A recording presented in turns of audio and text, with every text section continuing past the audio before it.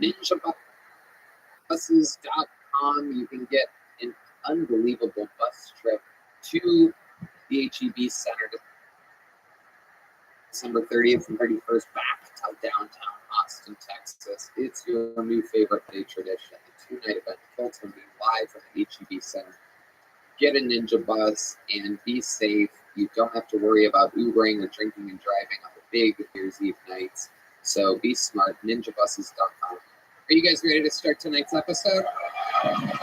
Every single week, I have two of the funny things I love about this month. This is new guest month here on Tony, and these are two brand spanking new ones. One is a comedy veteran who just moved to Texas from beautiful New York City. The other is one of the most famous streamers in the world who came to visit the show last week. The whole staff fell in love with him, and we decided to have him here. And 1 week later, ladies and gentlemen, make some noise for tonight's guest. It's Dave Landau and Sketch. Oh boy! Oh my God! Dave Landau, Sketch. Get over here, Sketch. Everybody. Dave Landau. Dave Landau, Sketch. Oh my goodness. This episode is sponsored by Zippix. Dave Landau is on tour, DaveLandau.com. Sketch is one of the most famous streamers in the world. Never done stand-up comedy before in your life, am I correct? No, sir. First time in front of a live audience. Look at that. This guy's used to just fucking sitting there, no pants on, whatever's going on in the wild world of streamers. I don't know. I don't ever see any of it. I guess the kids love it. Hey, it's a little bit formal, but I'm ready to. I came here ready to fuck up. So I guess we're. Nailed it. How about a hand for Sketch's first live audience? You guys are it. That's pretty exciting. Dave Landau, a 20-year stand-up comedy veteran. Quite the opposite. Quite the mix of the welcome, Dave. Thanks for having me. We're going to have a lot of fun tonight. I'm looking forward to it. Very funny, man. I've seen a stand-up. Are you resident to Texas? I've been in Dallas for a while. Isn't that the truth? We're going to have a wild time tonight. Over 250 human beings signed up for this bucket. Oh, Jesus. Anything can happen. I've been doing a thing where I have an audience before seeing it. I kept Tony's shirt on. So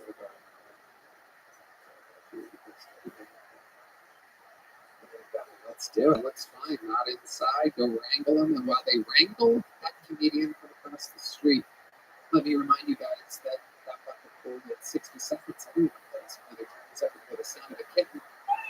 Means they have to wrap it up now. They bring up the biggest Hollywood banner, which interrupts them. And then I conduct an interview. We have fun with them. We figure out what else is interesting about them. What else could they joke about? Is that how their set always goes? Anything can happen. It's always wild. The whole thing's improvised. You guys ready to start tonight's episode? Let's start it with a very special time, everybody. This young lady was made the most recent Golden Ticket winner just 2 or 3 weeks ago. And this is her first scheduled brand new minute on the show. We're all very excited.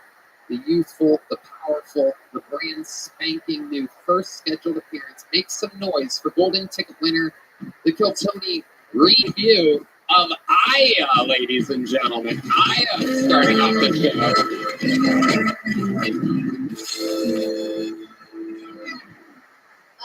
I'm in college. College is cool. I like it because it's a time where you can learn things about yourself. Like I recently found out that I'm asexual. I'm asexual, so I'll sleep with any of my professors for a good grade. Except if they're women. I'm a straight A student.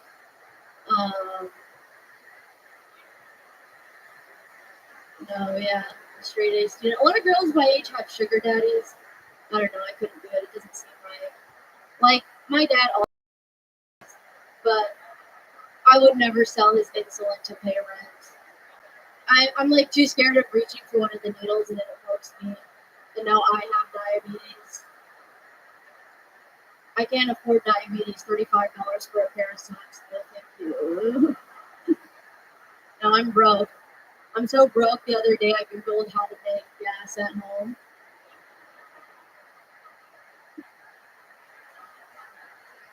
Step one is to control the gas stand. So, okay, thank you guys. The newest golden ticket winner with a brand new minute. Where are you going to college?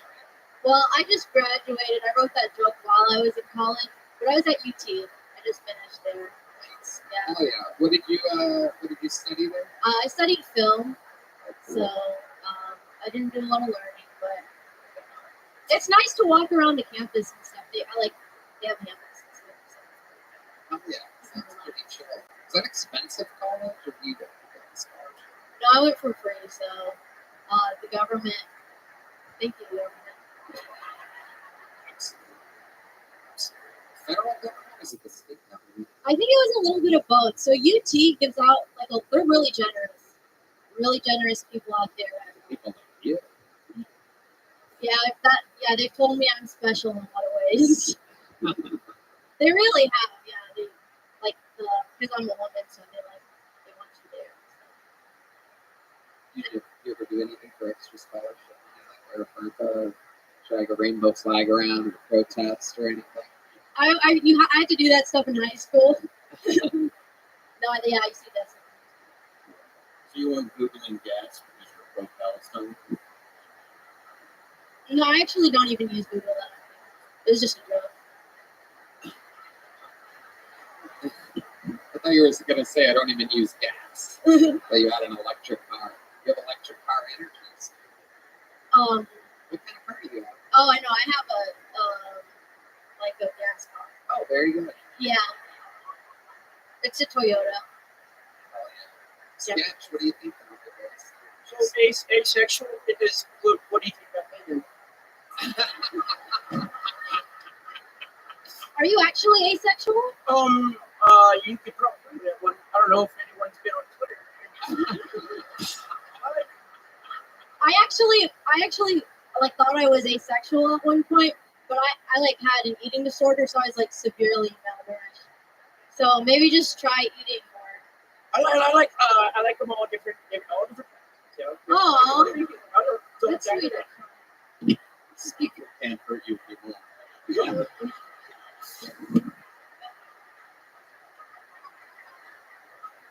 Speaking of all different types, does your dad really have diabetes? Yeah, he does. Type 2.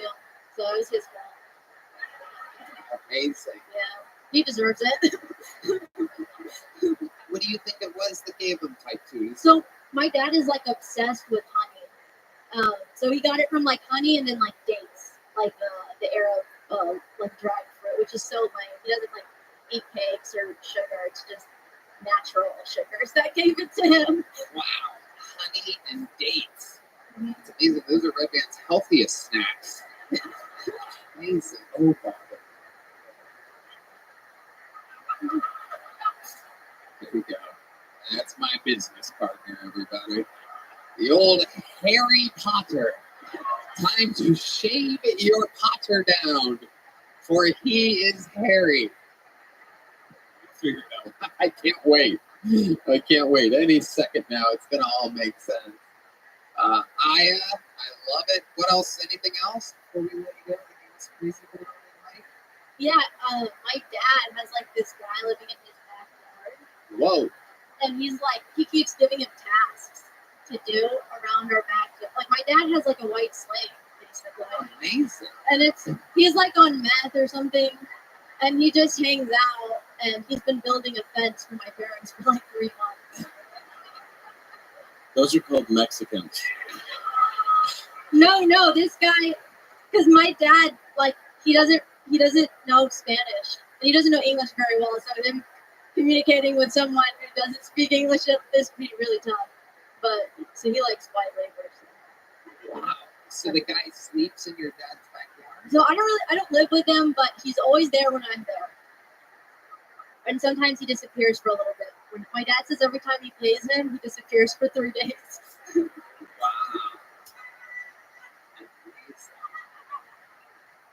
That's called a drug addict.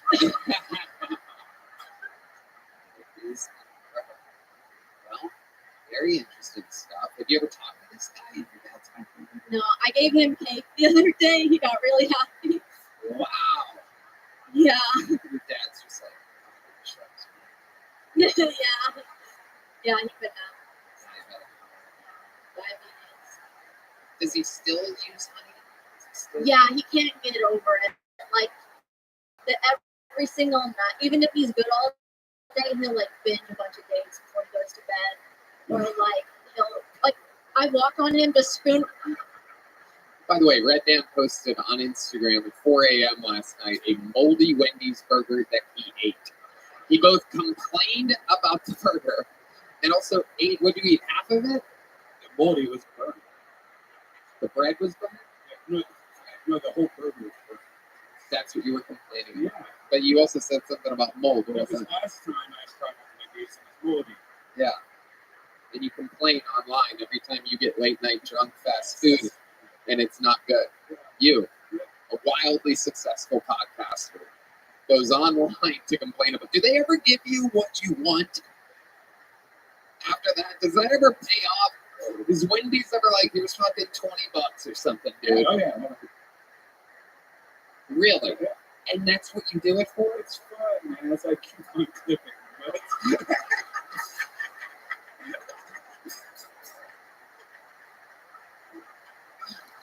Oh my god. Do you ever clip coupons? No. I used to keep my clothes on. It's my honey voice. Okay. Way to get the show started. Amazing stuff. I love it. We're going to all watch her grow together. A star is born here on Kiltony. The Kiltony first ever scheduled set by Aya, everybody. Oh, snap. Heidi has arrived, everybody. Make some noise for Heidi. And we make the big switch to the bucket, everybody. This is where shit gets wild. Sometimes we're meeting somebody that we've never seen before. Sometimes it's the return of somebody that's been on years ago, maybe months ago, maybe a couple weeks ago. Anything can happen. Your first bucket full of the night, 60 seconds uninterrupted, goes to Matt Walker, everybody. Matt Walker. Oh, shit, it's Matt Walker. Oh, my God. Make some noise for Matt, everybody. Hey, how's it going, everybody? So I recently got kicked out of the hair club for men because I recently shaved my head. But it's okay because I've been asked to join some other clubs. I think because of my algorithm, I've been asked to join pool leagues like cue balls and stuff like that. But I reached out to Make-A-Wish because it looks like I'm now suffering from cancer. And I won't be able to make my next minute because I'll be going to Disney World with Joe Rogan. So, but yeah, things been changing for me. I used to have a crazy home over. So it's been just opening my eyes to new things. I was just on last week, so my episode hasn't came out yet. So I had a joke that was kind of relevant to that, but I was kind of going with it. There's something that needed to be brought to my attention, that I need to shave my head. At first, I thought Tony might have been a little mean and insensitive, but sometimes it takes to take a good hard look in the mirror that nobody close to you will tell you that, maybe it's time for Puerto Rico to shave their fucking head.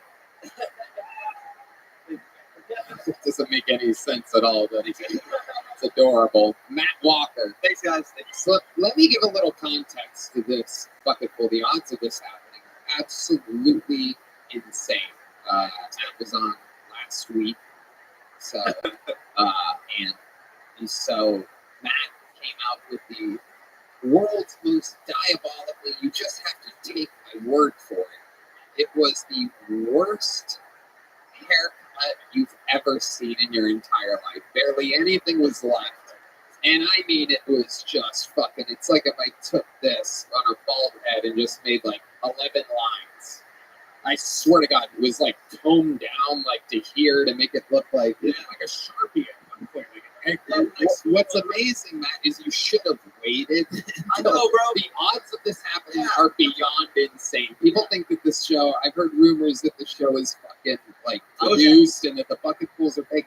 If it was, this wouldn't be happening right now. Not to cut you off, I actually told Red Ben that last week because the guy with the beard and the cowboy hat, he comes on, he's been on multiple times and stuff. You told Red Ben what? It doesn't seem so random. That maybe like it's not all like bucket pools or whatever, but clearly is. If Yeah, you it would is. have waited I should have. another couple weeks, you would be a star.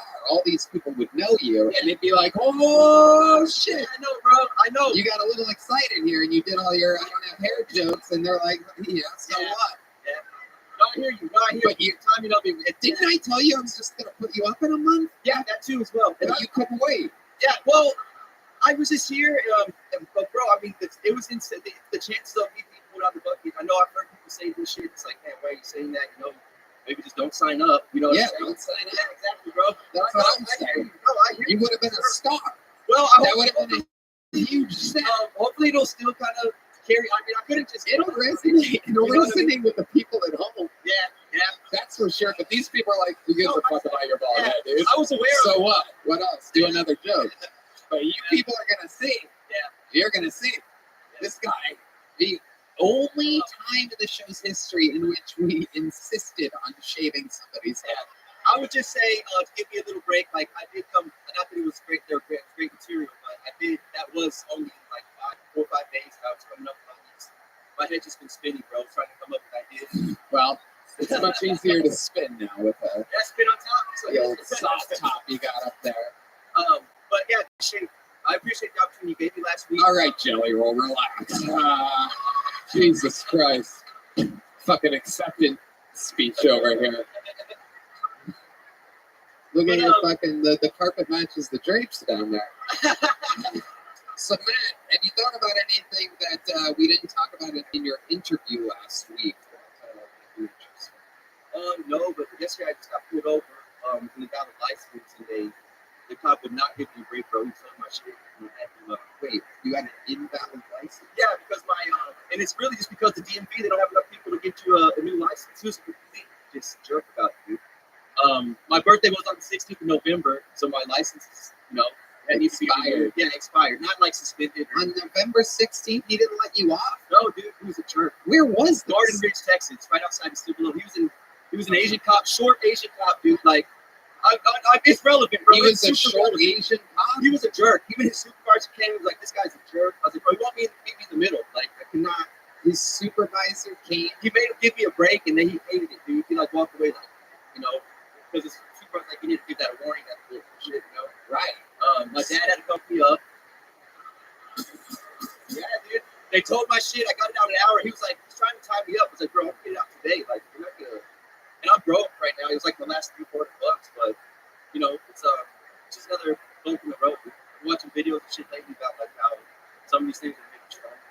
Silver. You know what I'm saying? It's all jelly roll, bro. It I is, think jelly roll was one of them on the video. it's pretty Jelly Roll. Not to be confused with Egg Roll that wanted to rescue yesterday. So, your car got towed and you had to get it out? Yeah, I got it out. I called. It was a Sunday, bro. He was trying to get me tied up. What does that mean, Ty? Like, just trying to hinder. I guess he was just trying to make my life hard, bro. This is like a small Texas town. Yes, sir. Yeah. And I actually do work for a lady that lives in Garden Ridge, and she's probably like, I did it when she got Florida, shit, bitch ass lady. What do you do for this thing? It does kind of have a little vibe to it, She's an older lady, but What do you do with this lady? dude, she has me do she's like a Martha Stewart type, bro. She has me do bring down all her Christmas decorations down in the garage, like from her. Have you been building a fence for some guy? I think we're figuring this out slowly. Building fences for diabetic brown people out there. All right, Matt Walker. Well, we met you last week. You already have a joke book. You have a new outlook on life. I was going to give you a spot in a few weeks, but you just fucking did it. Come on, you still do that one, right? Okay, well, stop signing up. You're a lucky fuck, so stop signing up, all right? The universe wants it, bro. Jelly roll. Okay, get out of here. There goes Matt Walker. Jesus Christ. Wait till you guys know what happened. Yeah, you're not going to believe it. It's literally... It's proof that the show's not set up, I do believe. Hello there. This podcast is sponsored by Game Time. Guys, you know I love live events. When I go to live events, I'm sure to use the best ticketing site in the industry. Game Time. Game Time has a new feature called Game Time that makes getting tickets for your favorite live events even easier. Game Time Picks filters out the fluff to show you only incredible deals on great seats so you don't have to waste time searching through thousands of tickets. Red Band. Tony, Game Time the best. They're the best ticketing game in town. I just found a super deal with Game Time Picks for Goose. You know Goose? They're great. At the movie center, it's so easy to pick your seats, add them to your cart, and check out. I personally love the seat views before you buy, in addition to the lowest price guarantee. With Game Time Picks, curation makes it easier to save more on sports, concerts, comedy, and theater. Plus, they're all-in pricing that shows the total up front with no surprise fees at checkout. Game Time also has the best ticket coverage. Your purchase is covered with the most flexible customer service policy in the ticketing industry. So take the guesswork out of buying concert tickets with Game Time. Download the Game Time app, create an account, and use code KILLTONY for $20 off your first purchase. Terms apply. Again, create an account, redeem code KILLTONY. $20 off, that's why. Download Game Time today. What time is it? Game Time. All right, your next bucket full, ladies and gentlemen, goes by the name of Danny B. Danny B is next on Kill Tony. Here we go.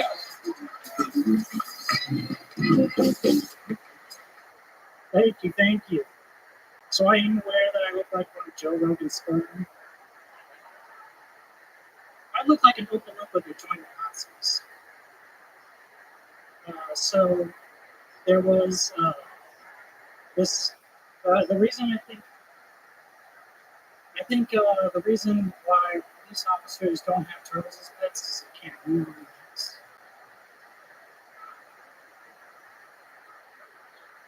I saw this homeless guy with a sign that said "hot, hungry, and homeless." It's like that's pretty self-absorbed. If you think of that sex, you just have some sex and get out of the oven. I mean, if Kamala Harris did it, why can't you? I think the only reason why black guys date black women is to show that the kids that do have bigger dicks than them. So that's my time. All right, Danny B. This is your first time on the show, Danny? On the show, yes. Welcome. How long have you been doing stand-up? About a year. Vegas. Well, Las Vegas. What do you do for a living, Danny? Sorry, what was that? What do you do for a living? For a living, I just moved to Austin, so right now I've been doing DoorDash. Okay. Do you eat food? No, I'm a good DoorDash. Good DoorDash. Did they give you guys ratings? Yes, they do. Okay. You ever deliver late night ratings to Me and Rabbi have a straight up line. He just texts me. Wow, you even knew what I was talking about. So, Danny, you've been doing it a year. What made you come here today? I mean, the show, how many opportunities?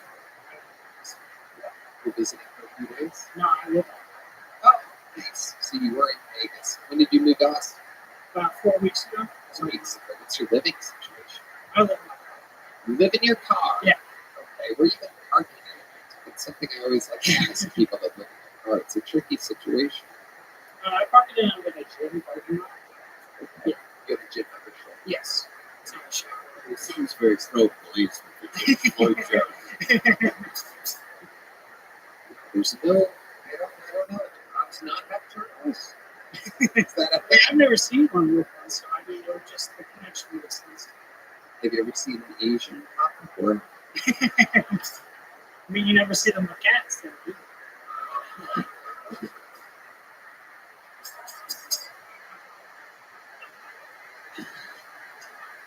What do you do for fun, Danny B? So just like a lot of outdoor stuff, like bikes, shit like this. And what kind of car is it? It's a 2015 Honda Accent. Okay. So were you born and raised in Vegas? What are your parents? I always wondered. So my mom is a recovering addict, alcoholic, and my dad, my real dad, is was in prison. He's been in prison since I was 3 years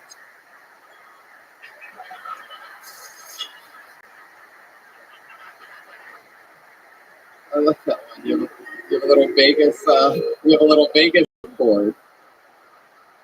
Yeah. I love it.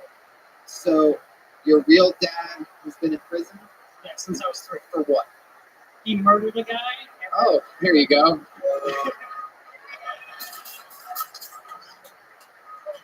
Wow. Do you know the context of the murder? Can you describe what yeah. happened? So, both my parents were using pretty heavily. And then one day he came home and broke my mom's nose.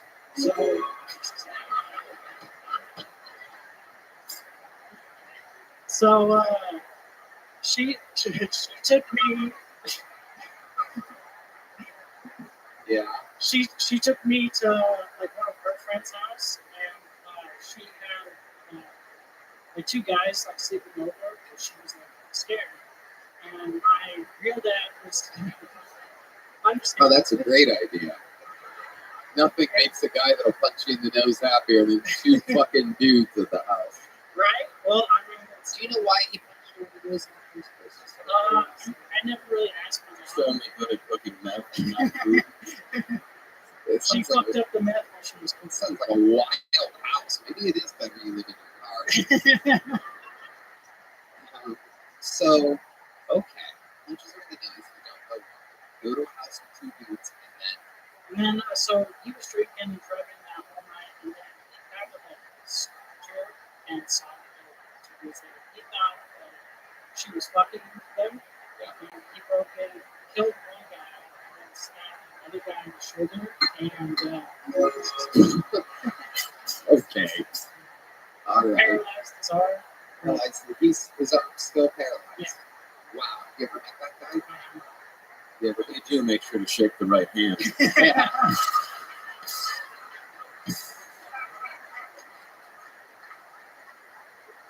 I'll just play with the other one. What did he do to the other guy? Stab it in the heart? How did the one guy get off with just a shot? So I like after like the one guy, like he was just dead, and I think he like stabbed him a couple times, and Stops the heart from beating and pumping blood easier to clean up the mess. it was pretty messy. It was pretty messy. Yeah. But yeah, so like after he stabbed like, the second guy, like, the house woke up and he did. And he just went to a bar after and just like drank until the next. Wow. I love the people who badly got woken up. Yeah, just when things couldn't get any worse. I'm just trying to get some goddamn sleep around here. Stop the kitchen stabbings. Is that where it was? Was it in the kitchen? I feel like No, he stabbed him in different times. were any of them sleeping with No. That is fucked up. Red Band with a wise observation over here. That's fucked up. Yes, that is fucked up. Unbelievable. So he was in prison for 3. You go visit him sometimes? I visited him once when I was like 12, and Does he have anything fun in Vegas prison? I mean, even at their they had airport section? sections we could buy like mini pizzas like right there. Did you have a pizza there? I did have a pizza. Fuck I yeah. did. Amazing. And it was good? It was decent, you know, it was like a right there. Did your dad ever ask you for money or anything? No, I haven't talked to him in like 10 years. He has a life sentence, right?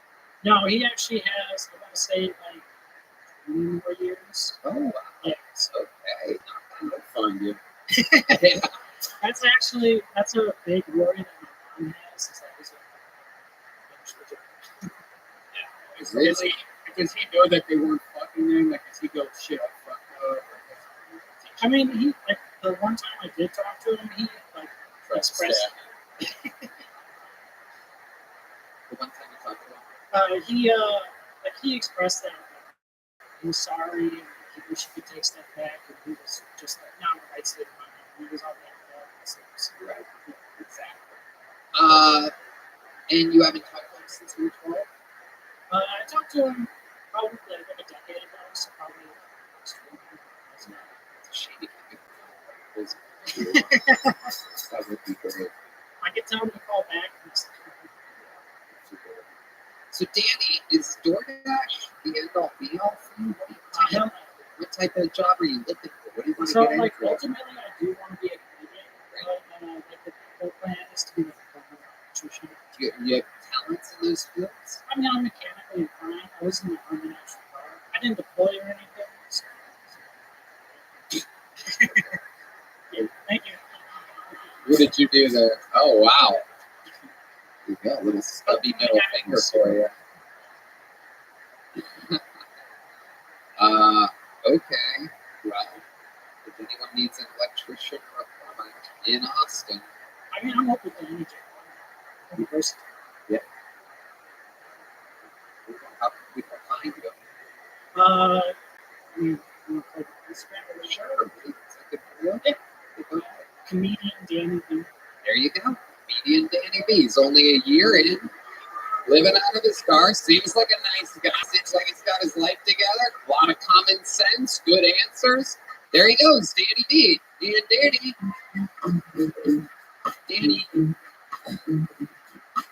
Danny, even though the performance was just okay, you got a lot of work to do. So here's a big joke book.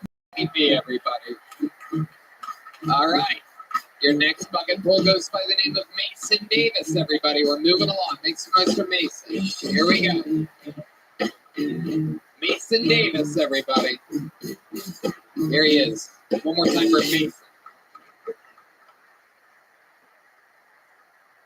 Used to live with a couple guys, super into like Star Wars and Marvels. Don't get me wrong, great movies. But do you guys know how hard it is to get laid in romance as all Jedi culture?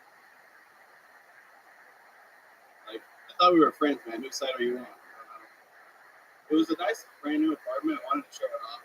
It was just decorated like it was the set of the 40-year-old group. It was really unfortunate. Do you guys know that pussy I was living with him? Turns out it was actually just my apartment. I recently found out that my neighbor is a black, beautiful woman. And I'm not the smoothest with the ladies, but I finally worked up the courage to go and introduce myself. I went up and talked to her, said my name, she said her name.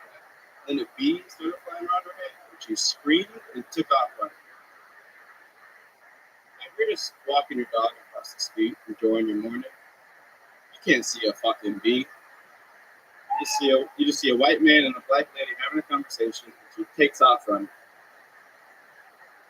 I don't know. We did finally look up recently, though, but I let her peg me, but it was only like reparations. All right, Mason Davis. There it is. Okay. Let's talk about it. Is any of that true? Is it a black, really? You have a black, beautiful queen? I do. That part is true. I didn't let her peg me. We didn't hook up, I should say. Okay. How long have you been doing stand-up? About a year and a half. All of it here in Austin. No, I just moved here. From where? Oregon. Okay. Portland or out in the middle of nowhere? Out in the middle of nowhere. I was looking about an hour and a half south. It's been a very heavy episode so far. Everyone has had some almost direct correlation with methods. Some might have either migrants or offenses or something. You were close to a lot of meth there in the middle of Portland. Am I correct? I didn't live there, but yes, driving through, you'd see a bunch of people On the road. You would see a lot of methy type of characters. Oh, what do you do for work, Mason? Right now, I work at boot barn. Okay. How did you get into boot barn? I went there with my dad for the first 2 years. Like, this would be a pretty good job. So, and they're like, you have no experience with boots, but you're white. Perfect for the job. There you go. All right, guys, what do we think about Mason? Oh, so the black queen is supposed to be. Yeah, good question. I'm just wondering the joke, and I'm not so just wondering what the fuck. Yeah, no, I agree with Dave on this. I noticed that he laughed and I laughed both at your setup. Yeah, A combined 38 years of stand-up experience between me and Dave, and you both had us giggling at the setup, and then it kind of went nowhere. You look like somebody who would marry a black woman, and people are like, "Why the fuck are they together?" Like, have you ever met those people? Yeah. And then you have one of those weird white, blondie, friendly fucking crepes. I mean, that no one wants. Did you try with her? Did you try with her? Yeah, try my friend. Yeah. I mean, I'm just, like I said, I'm not that good with talking to girls. So just introducing myself, a big step. Can you look straight out there and say exactly what you said to her? Yo, what up, bitch?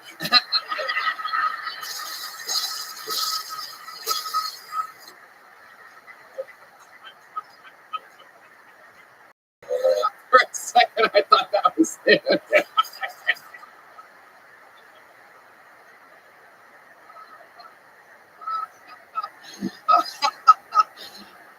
Okay, look out there and give us an example of what you said to this beautiful guy. My name is Mason. I'm just moved here. What's your name? Hell no. What the fuck? Creepy ass motherfucker. Looking like all the characters of Friends mashed together. My rent's gonna go up. Have you ever been with a black woman before? I have not. You've been with a white woman? When's the last time you were with a white woman? Like 3 or 4 years ago. Not that hurt. I think you gotta get rid of that Jedi fucking format. That's why I moved. That's why I moved. Yeah. That is amazing. So now you live here, and do you have roommates still? You live by yourself? Yep. No. No, I got my bar. How are you able to afford that? Boot barn, and I saved a good amount. I used to be a welder, so I saved up a couple of bucks. How much did you back now? It's so interesting when people tell me they save money. This isn't a unorthodox show. It's not normally a common thing to ask somebody how much money they save. But this is that type of show. Just out of my own curiosity, can I guess? Yeah. I'm gonna say you saved $8,500. I wish. It was about 5,000. Damn. I appreciate the, I guess. Working at a Texas boot barn, like, what's your most common question? Usually it's not food. Oh, it's for fence plant. No. It's usually just like a bunch of this depends on the people that come in. Because some people have grown boots before, so there's certain things that I've never before. What do you think? I was made being you, nice. What do you think made you want to be a stand-up comedian, Mason? I used to made all my friends laugh, and I really enjoyed that. And I just, Do you have any childhood trauma? no, Parents are happy all together? not, Nothing at all. Just made your friends in Oregon. yeah, and getting good, and I was getting better at stand-up. I wasn't doing it much. I was Doing a lot of spots here in Austin. trying. What do you mean by trying? What is I'm that? hitting a lot of openings. Right. Do you use that working? Yeah, getting better right now. What else do you do for fun, Mason? I'm just trying to figure out the city. I moved here pretty recently. It's my first time living in a big city. It's a little overwhelming at first, but I've been fun. Figure out where the cool little spots are. No dealers. Yeah, What part was overwhelming? Give me an example. Overwhelming. like in Albany, where I'm from, there's not a street that shuts down. There's maybe one bar, 1 or 2 bars. So when I came down to that the first time, I was like, this is degeneracy. And it was awesome. I loved it. Yeah, it is lovely. I love it too. Well, Mason. Very good. Fun times. Anything else we should know about it before I get to that? Crashed a motorcycle, my brother's motorcycle. How did that? I was driving at night, and I didn't know what I was doing. I just went straight Oh, shit. into a field, but we're doing good now. So Did you get hurt? I split my knee open, like kneecap, like volcanoed out. You could like see my kneecap. Oh, but didn't break anything, so lucky. Was the motorcycle total? Yeah, it wasn't even. So how did you pay your fine? I just It's with that much design. it was like 16 or 17. The jigsaw.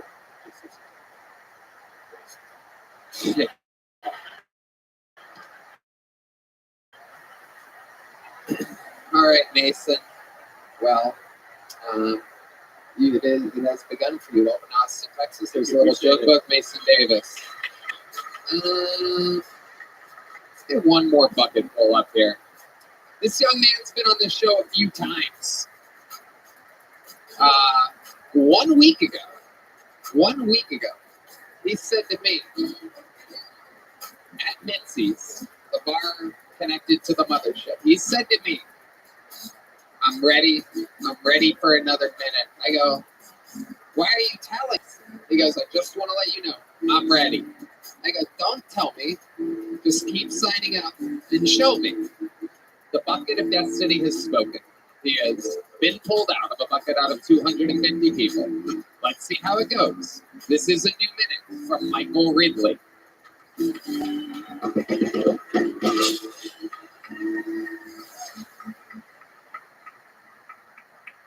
I've been going to the gym recently. It's like a new thing for me.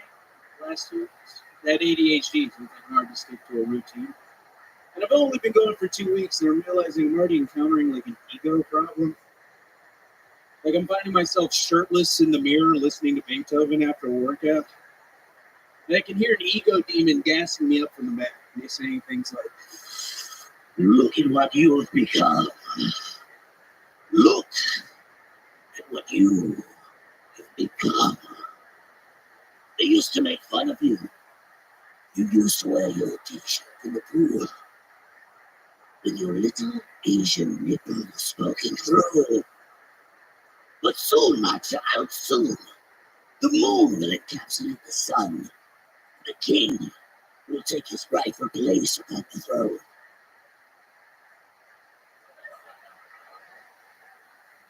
Really?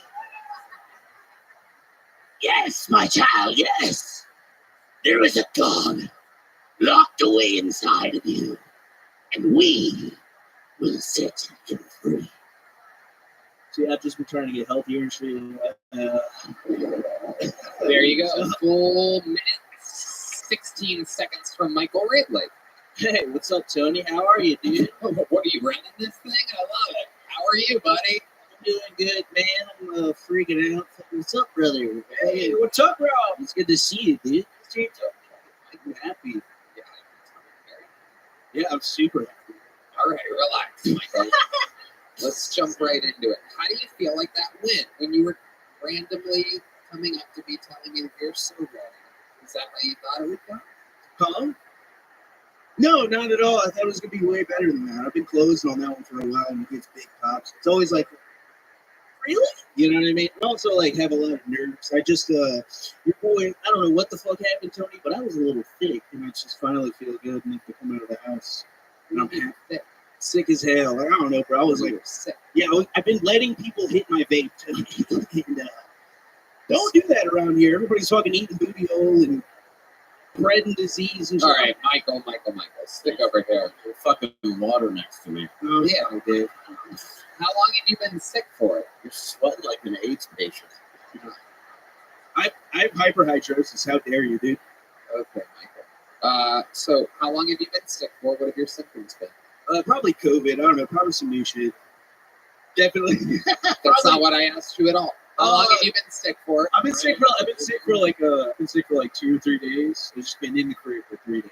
And then you decided to come out tonight in public around a bunch of people who can't get sick. No, I'm good. You don't look I always look kind of sick. Like ever since COVID, you can't be a Asian guy in public. Like, you just always look. that is true. I've always been sweaty. I've always been a sweaty guy. So you feel great today. I feel so good. But I'm being serious. No symptoms. No, I'm good. Okay. I've just been in the house. I'm happy to be out of the house. We've been locked up in the crib sick, and now you're like, I want to be social. You say a lot of stuff in between questions. Do you really have little Asian nipples? You said that during your sleep. Is that true? Nah, they're big and brown, dude. Fucking- Are they? yeah, I got some brown areolas. I got some fat boy nipples, dude. Really?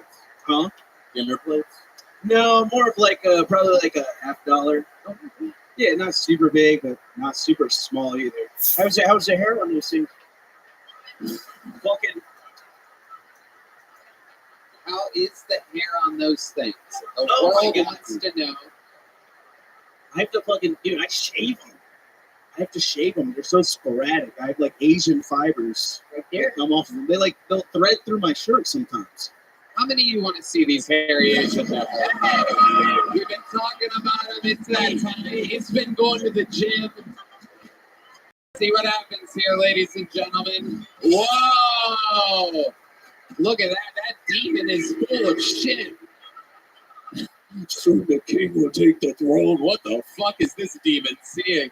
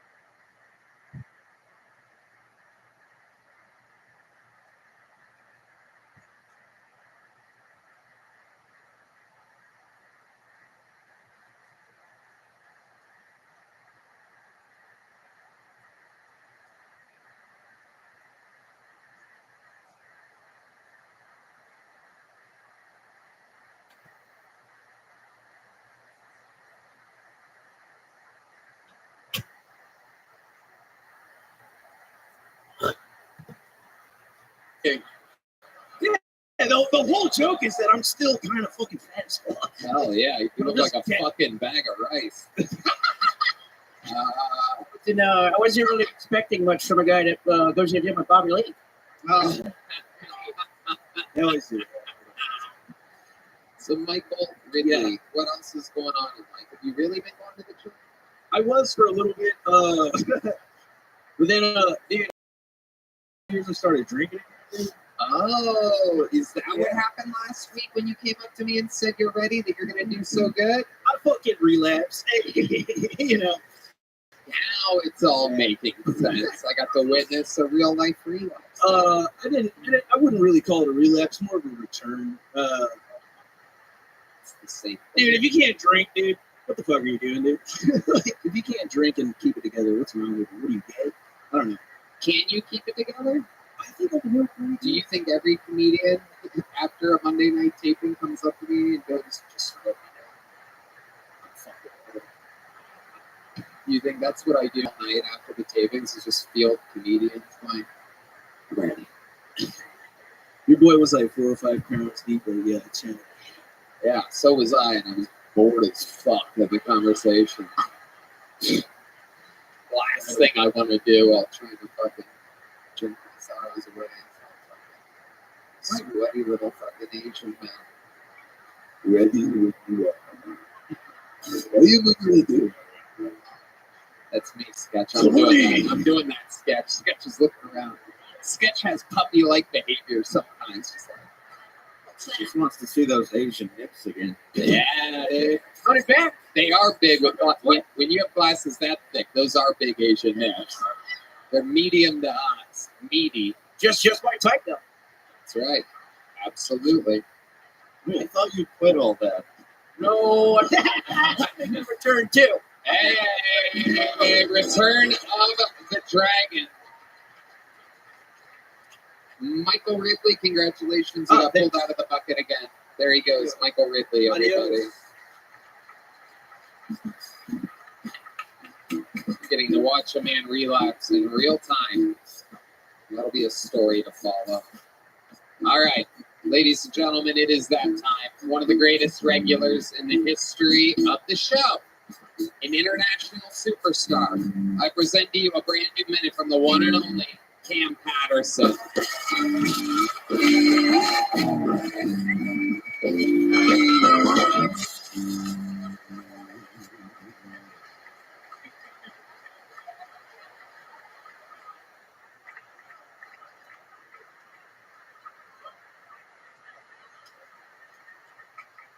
I'm glad y'all like that little gag, because I am not ready. I'll tell you that much.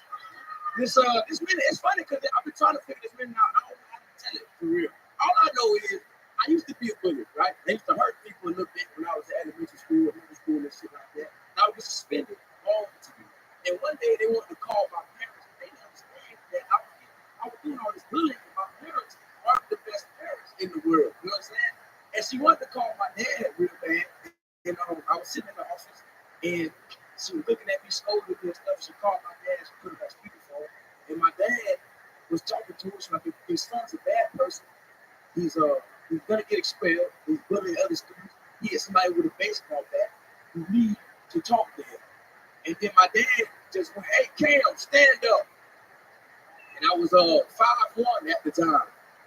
And then he just went, "Who the fuck is he bullying, bitch, midgets?" And hung up the phone. That's my time. Thank you so much. Cam Patterson. Cam's dad, I say it all the time. Such a character. Such a vat of hilarity to draw from. That really happened, bro. I believe I it. swear to God. I know your dad. I know him. Very, very funny. Hell yeah. Look at that word. That's been bombing all day. Nigga. I've been running around. I was supposed to be earlier. I've been running around the whole bunch of soldiers. That shit was eating dicks all day. Well, going up after. Oh, here he is, his dad, everybody. Nigga, we back. Who put that hat on him, man? Why you put that fucking hat on him? If you can't see it, That is a great. That's a gay ass hat, man. Yes, that is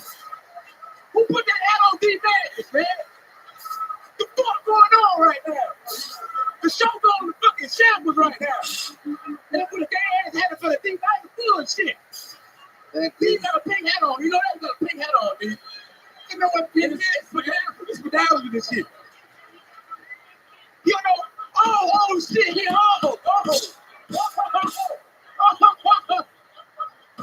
the man don't know colors. Oh, fuck. I ain't know that. Oh, I forgot he was blind. Oh, man.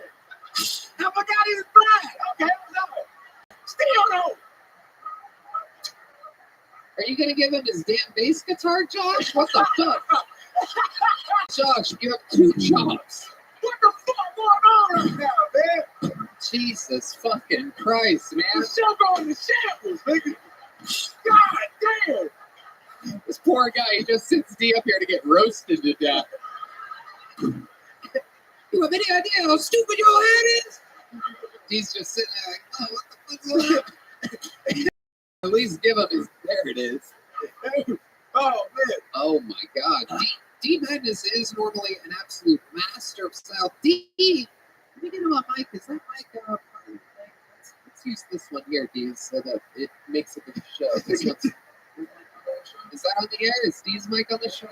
Yeah, use that one. D Madness. Yeah, Matt, shut the hell up. I'm kidding. We're all fucking friends here. D Madness, we don't often get to talk to you, deep and personal. I like a moment like this where it's a little bit offbeat. Normally, for those of you that might not know, or maybe it's your first episode, D Madness is a master of style. I don't know how you pull it off. I don't know what kind of advisors you have or what exactly goes on. Why are you giving him a different mic? Why are you fucking with this poor guy? So, D, can you take us through what is it like getting ready for, like, I mean, how do you know what that hat looks like? Oh, geez, come on. Don't give him the auto-tune mic from the musical performance. Give him a real mic, please. Come on. All right, very good. Very good. God damn, man. This show comes with shambles and shit. Well, I do.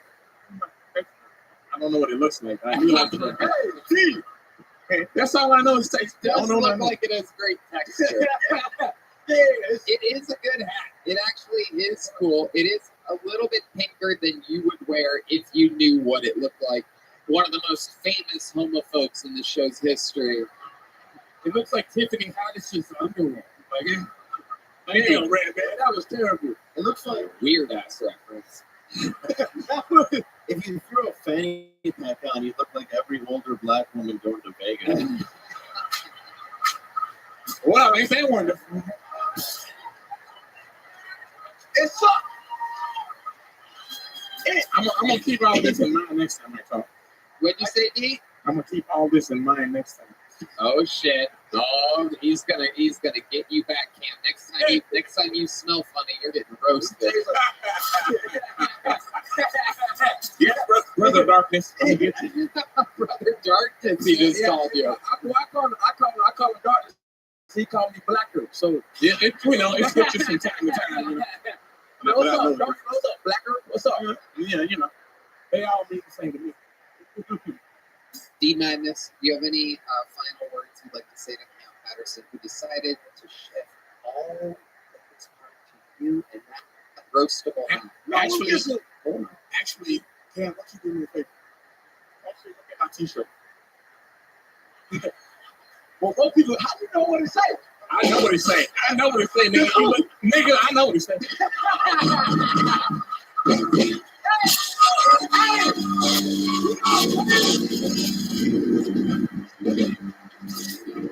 Real shit. I've been beefing with the blind my whole life, nigga. It's kind of crazy. It's a when I first started on stage, it was a blind lady. She was in a wheelchair, and they would always bring her on stage and shit. And I was hosting the show one time. All right, nigga, hold on, wait a minute. I'm telling my story now.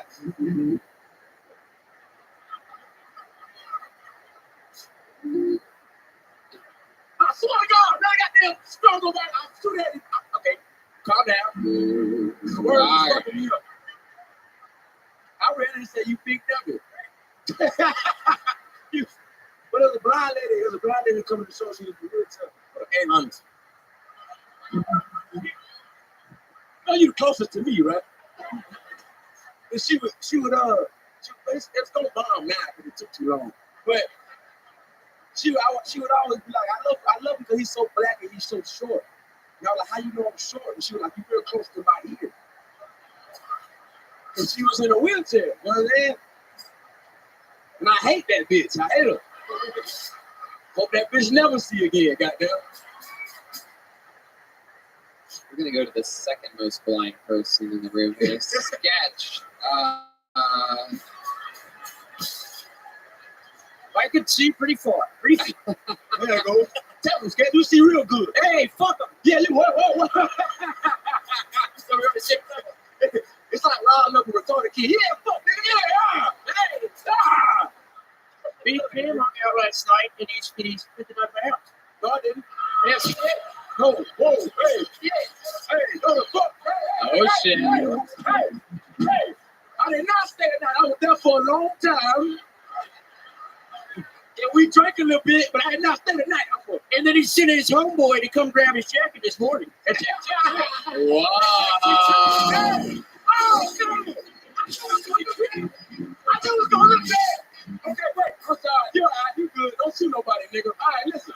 Understand something. Wait. Understand something. Listen. I'm glad about this. It's a good story. It's a funny story. So, Sketch, we did the stream last night, and Sketch gave me a lot of, like, gifts and shit. So I wanted to give him something back in return, right? So I gave him my jacket, my back, right? What do you mean when you say it like that? So I gave my jacket off my back, right? It's my favorite jacket. So I got back in the car with my homeboy, my girlfriend, right? I got back in the car. Had to clarify that. Got back with my homeboy and my girlfriend. So I got in the car and I was drunk. I was like, man, it was such a good time, man. But I gave my favorite jacket.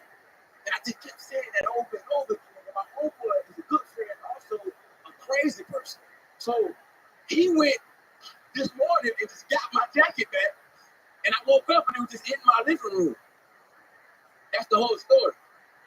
The other story. Sometimes it always gotta have a punch.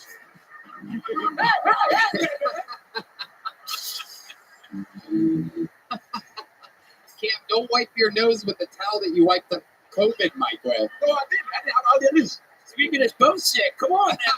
Hey!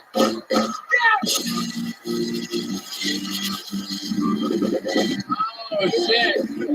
Sketch is crushing live. That was good. Oh, my God. Cam, you're so gay. We're going to give you D. Madness's hat as a gift.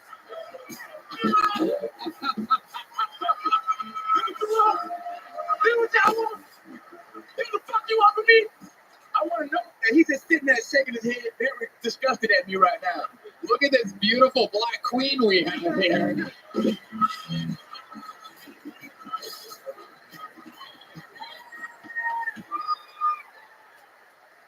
Oh, we're having fun here tonight.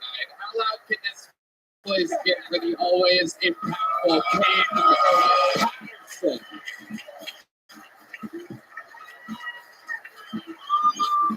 One more time for Cam, everybody.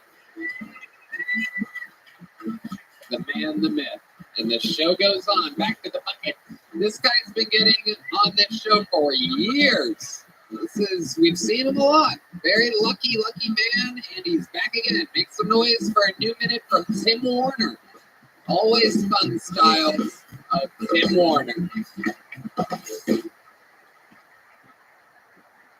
So, Trump was elected president, right? And yet Biden is still in the White House. Like, I think this is really awkward. Like, you ever been in a relationship that ends before the lease does? One of you's on the couch, the other's in the bedroom. Every time you come out, we're just like, all right, listen. Come on. The guy you're with is garbage. Yeah. Just hear me out. I've been out earlier going celibate to protest Trump's election, which I just think is crazy, you know? Just when you thought they couldn't get any worse at driving. Oh. Recently saw a sticker for a Zen competition. How the hell does this work? I'm at peace. I'm at more peace than you. That's all. Okay, Tim Horner. All right. Okay. Hi, Tim. How's it been going? All right. How are you? Good. Remind us all. How long have you been studying? 14 years now. 14 years. Okay. Right. I was gonna say normally it goes better than that. That was something we're on there, Tim. 14 years ago. Jesus. A lot of takes, dude. Yeah. Oh, being sober hasn't helped. Dealing with a lot of shame without like getting fucked up and escaping reality and just accepting things. That's been a bitch. How long have you been sober? We are on 2 years and 1 month. We remember when you 25 went months, sober. yeah. A lot of those initial sober performances were good, rock solid. Yeah. What do you think's going on with you? You've been going to meetings and stuff? What's happening? Yeah, I'm doing everything. I don't know. I've had a difficult 4 months. Like I said, it's dealing with shame. You're like part of it with the clarity. It's like all these new memories of just not being great, not being a good human, and I don't know. It's like in a movie at the end of it when you have the big reveal, and it's just like, oh, I thought I was a decent person. It's just like, no, you're kind of a piece of shit your whole life, and taking it all on at once, like all of the moments, it's just pretty heavy, and it's very tough for me to forgive myself, for the past. It's just tough,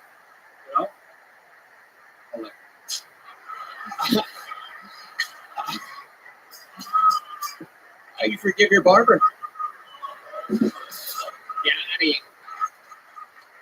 why would a woman being celibate make her worst driver? Did I miss something there? Did I miss like a part of the setup? I just think they're really, like, at least here, I think a lot of them are aggressive. So I figured not fucking would make them more aggressive. And that would just be double aggressiveness. There's a woman shaking her head yes out there. As though to say that if she wasn't sexually active, she would be able to describe her. I find it to be an interesting take. I was kind of waiting for something there. Zed? Is that what you said? Zen. I heard Zed. That makes more sense. I think, yes. Yeah. Yes. A lot of people didn't really. What's up, I liked the premise of Biden still being in the White House, but Trump's maybe inevitable president. That was kind of like you have to like have roommates to get that.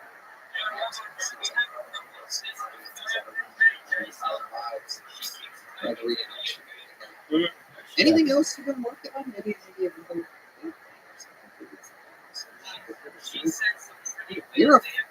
You're funnier than that minute. Every time you've been on the show, it's been funnier. Yeah. You've been gone for a while, right? Like 4 or 5 months. I haven't seen you on social media. On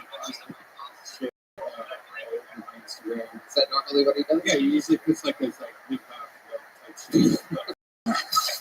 It's like I'm sober now. He's like doing all this message.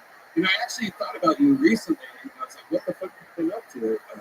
Is there something else that has happened recently? Are you not sober? Are you trying to? Well, I guess I don't know. Have you been living laughing? Actually, yes, but yeah, it's been a struggle. I've been by myself, basically. All right, the shame thing. I've never thought I'm good at it. I don't think I'm good enough, right? So I did the film. Thank you. Yeah. So I did the stupid the competition in Austin thing. Fucking worse than this. Completely bombed. Didn't make it to the next round, whatever else. So What do you think went wrong there? Oh, And let's go back to your next. first of all, no one should have moved on. That was such. They began the show. The first one on the show brought like everybody. So the first person up brought everybody. Went over their time. They're completely eliminated. there's 13 people after that no one cared about. But I was last, and I didn't give a shit. I came up with a shit. For those of you that don't know, which I'd imagine is 99.7% of our listeners, there is a famous old competition here in Austin called Austin's Funniest Comic, which was a thing that mattered before this invasion of real comedians coming from LA and New York, more experienced people from a more tougher club, which has better performers, so you have to be better to be able to be on the lineup and stand out. So this Austin's Funniest Comic thing is still a thing that people try to win and try to get on, but it is voted on by the audience, so people invite an audience to come. So the more people you know, the better your odds are of winning. And Tim, by the sounds of your lonely diatribe, I'm guessing you got about nobody to go there, right? So Well, I didn't advertise it like that. I don't want to stack the audience. I like to win based on like maybe the trust me, I get it. I did that once when I first started. There was a competition at the Ice House. I got some place over the side of things. I wore a shirt and tie for that. I thought I would be a shirt and tie comedian. That was my first few weeks, literally, of doing stand-up in May 2007. Someone just pulled a joke on their own head in memory of my side of fries. Anyway, this shit's gone off. It's fucking. Can we get Cam back up here to talk shit to D Madness? No, I'm kidding. Tim, so your competition goes awry, and then what happens? We went way off base. no, it's just I don't know. I started questioning a lot of things about myself. I don't know. Just searching, and now I've come out of it. And I don't know. I shot fucking 2 for 14 today. Did a woman drag you to this competition? Thanks, buddy. With that, Okay. What was your drug of choice? I've been 15 years old. you ever I mean, I just drank, which just led, like all the time, which just led to adventures, bars and fight clubs and coke. And I turned down heroin. Thank you. But yeah, it's mostly, I was in New York. A lot of people just go and see like sites. Well, I saw the sites that aren't on a map. Let's put it that way. Tim, I've tried with this interview to dig us out of this deep hole that I take full responsibility for putting us in. I don't think it's you. I think it's me. But you know what I think? I think you need something to look forward to in life. I think you need something that can fire you up, tell you that things are going to be okay. So, how would you like to open up? Yeah. Would you like to do better at the secret show Thursday? You got a real spot on Thursday. Look at that smile. That's a real smile there. Does that sound like fun, Tim? Yeah. Michael, relax. Jesus Christ. Yes. What the fuck? Are you just going to beat the fucking drum forever? We believe you. Short circuit? We believe in you. We know something's not right. We believe in you, Tim. So, I would love to see you do better Thursday. Okay. There you go, Tim Warner, everybody. It's the first time we're up. This was going to be up. You want to open up the secret show? I don't know why. We're having fun. How about a hand for Heidi, everybody? Like a piece of ginger in between rotten sushi bites, she cleanses us with her spirit. Live, laugh, love. Isn't she living? All right, we got another bucket full. This looks like a new name. I hope it is. We've got a lot of old characters here tonight. Make some noise for Eliezer Guzman. Eliezer Guzman. Hey, everybody. My name's Elazar.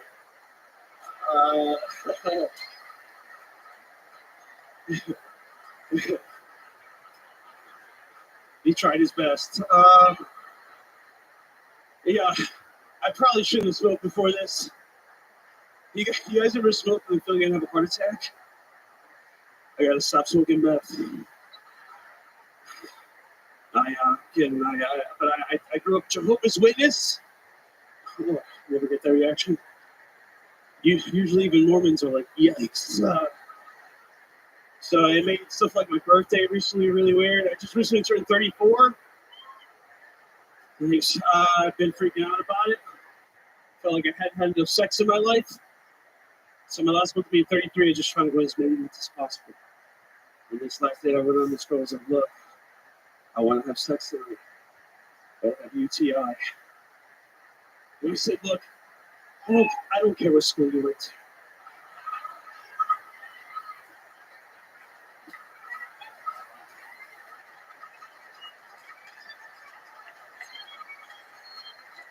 A laser. There's, Am I saying that right? it's Elazar. Elazar. Yeah. Elazar. There's a second E in there. Silent. Yeah. It looks like Eleazar Yeah. or Eliezer. Yeah, it's People how my mom say that a said it. lot Yeah, people say that. when they read it. Yeah, you About 100% of people read it. yeah. Just making sure. You try to make me look like a fool. I know. Elazar, obviously. How long you been doing stand-up? 11 years. 11 years? Awesome. Where at? New York City, New Jersey. Fantastic. You live in Austin? I live in Austin. Yeah. That's 8 months. 8 months. What do you do for work? I work at ABC Burger. Oh. NADC? Not a damn chance. That is one of the best burgers in the entire city, owned by our very good friends. You have fun working there? I love it. A lot of pride. It's a great place. Amazing. You get high. Oh yeah. So addictive. I'm broke as fuck, so I eat a burger every day. Amazing. You getting a lot of spots around town? Not really. I just kind of make my own shows. I've been producing for a while, so You put on a good show and put everything on it eventually. You'll pick up Steve to the weekly show. yeah, I have 3. Very smart. This is what I think more people should do and try, especially if you're more experienced people. Because how long were you doing it in New York? Pretty much the whole time except for the Mexican. Who was the part where you said? So I did like some tours through like Tennessee and like New Orleans, Texas, then just like bar shows, Arizona. What were you doing? You were working with those people from Notre Dame, right? No. Yeah, it seems like they would. In liaison. What were you doing for work in New York City? Just introduced myself.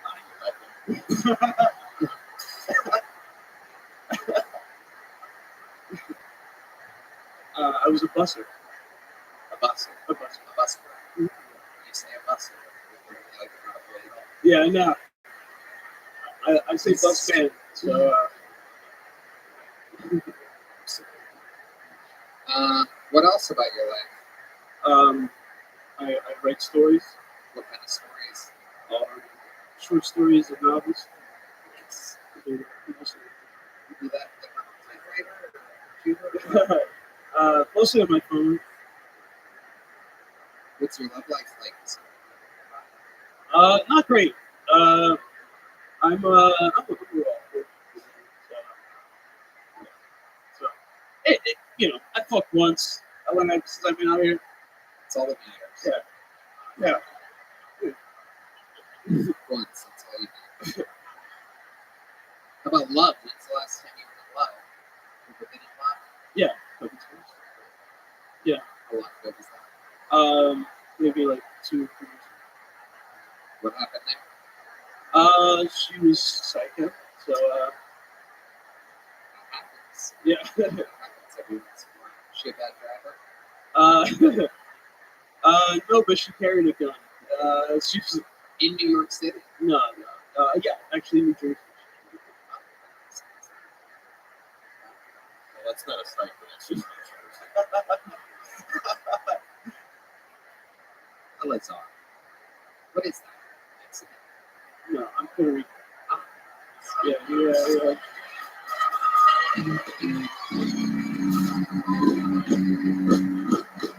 My favorite. I hear they're garbage. No, nobody heard that. Nobody said anything. I haven't seen that at all anywhere at any point. No one's ever said such a thing. Have you been to Puerto Rico? I have.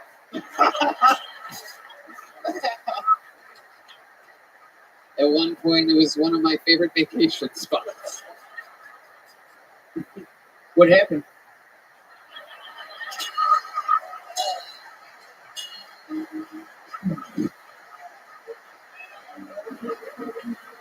Had to get a president elected real quick. No big deal. Just had to do my due diligence. Shut up. Shut up. You're welcome, Mr. President. You're welcome. Anytime for you. So, are your parents obviously both Puerto Rican? No, my mother is Puerto Rican and my stepfather. Did you talk to your mom about any of the incidences that happened a few weeks ago With no, with my thing? she kind of stopped giving a shit about the political stuff about it. She didn't, but Puerto Rico was. She's been Puerto Rico. I've been avoiding saying anything about it, honestly. Perfect. Yeah, it's a lose-lose situation. Yeah. Little does she know that I just gave you the biggest opportunity of your life. It all comes full circle, just like an island. All right. Fun times. Nice to meet you. Welcome to the show. Here's a brand new Bonsai leather, real Texas leather joke book. And that is the Kill Tony debut of Elazar Guzman, the only Elazar spelled Eleazar, Eleazar. Another bucket pull. This looks like a fun name. It's a 3-word name with pretty silly handwriting. So this is a good sign. Make some noise for what I believe is the Kill Tony debut of Eric Ray Stone. Everybody, Eric Ray Stone.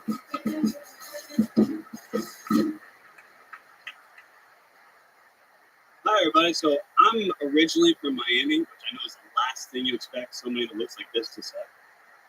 I fit in a lot better since I moved to Austin. But most people that are born and raised in Miami feel like any place is better than Miami. Most places. But then I moved to Baltimore in the middle of the winter, and you know what's not better than Miami? Fucking Baltimore in the middle of the winter. Yeah, right. Even the bridge was like, fuck this, I can't take it anymore. Like, let's be honest, Baltimore is just Detroit that got crabs, that's it. When I moved to town, I only knew one person in town, which was an old ex-girlfriend. So about a week before I moved there, she goes, listen, I gotta tell you something. I've been working as a stripper. I know. You told me you were a bartender and got a concussion. That shit don't happen. But also, I've been working as an escort. I said, okay, great. She said, but I don't like people calling me an escort or a sex worker. I think of myself as a service provider. He's like, nah, bitch, AT&T is a service provider. You a hoe. Let's keep it real. All right, thank you. That's been my time.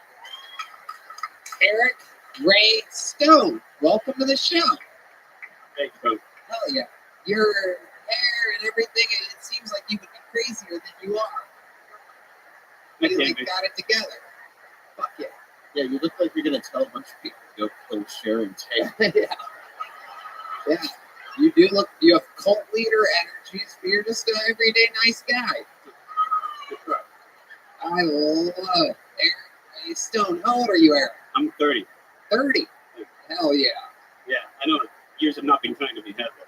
What's been going on? You have a cane? For those of you listening to the podcast, like D Madness is, he has a cane. I have Ehlers-Danlos syndrome. What is that? Ehlers-Danlos syndrome, EDS.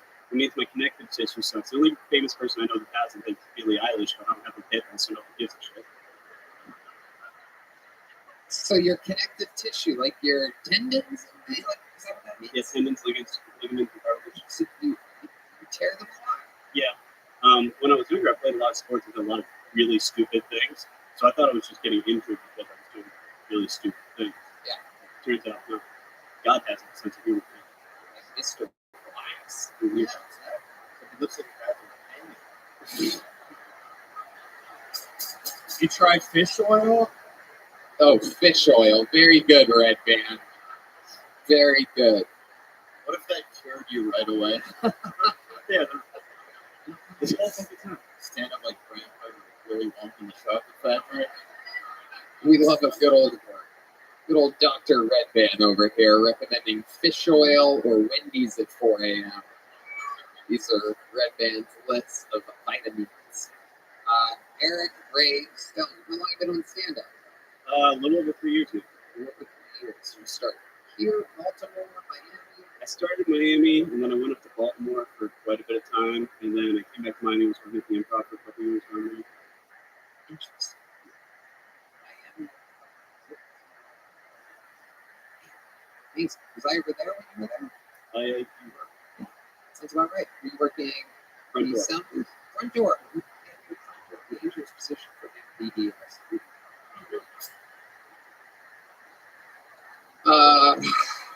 Did you look like that when you were in Miami?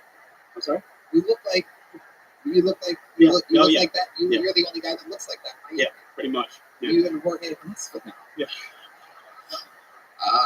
Okay. Eric, The other ones were canes and pimping his rope. amazing. How long have you rocked the game? Ever since I had a hip reconstruction, it's been exactly. Well, I was supposed to heal from the surgery. Yeah. Did you try fishing? You did. Oh my God. Yeah, ironically, they actually make you stop fish oil before you go into surgery. Like, that's one of the things I was really specific about. I was like, that's odd, but okay. Interesting. No explanation for why they make you stop fishing? No, there was an explanation. I smoked a lot of weed, so I don't remember exactly what it was. That makes sense. Do you live in Austin? I do. They just moved to town by midday. How do you like it so far? I've been loving every minute. What's a guy like you for fun? Everybody else like hikes and they're messing in the woods.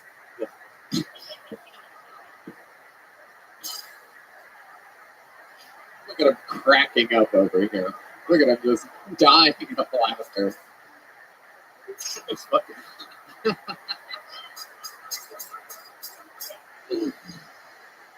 What do you do for fun in Austin, Texas? Well, every day since I've been here, I've actually been here since I started.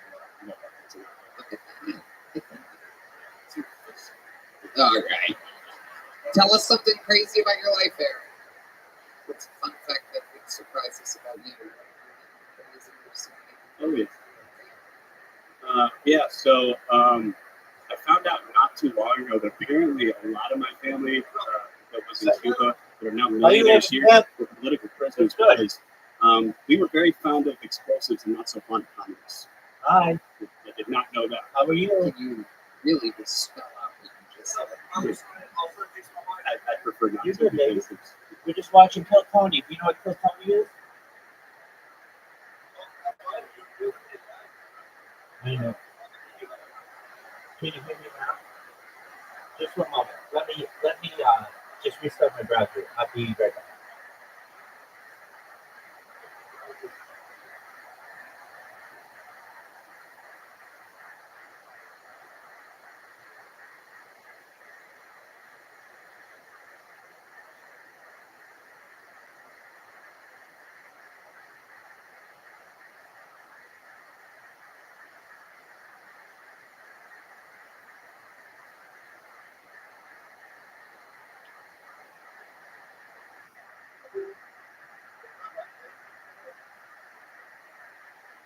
Yes, I am. Can you hear me? Just one moment. Just one moment.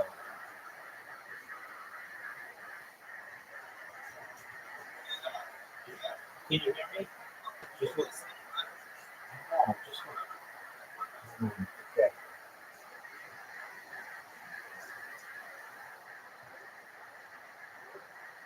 All right, can you hear me now? No, you can't. Just one moment. Huh. I think you're right. Just one moment.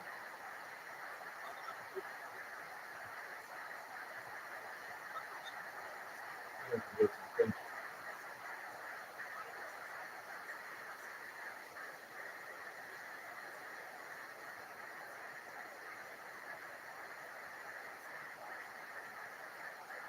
For the time being, just for a moment, you should be able to hear me out of it. Yes, no, I know. Just one moment. I'm going to reset my Chromebook here. I can talk to you from the other one. It'll take 2 minutes. Um, how's your day going?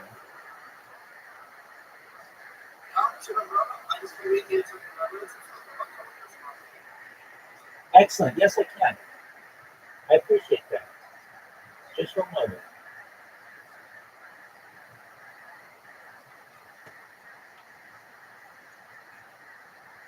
Yes, I can teach you. Firstly, thank you for being so respectful.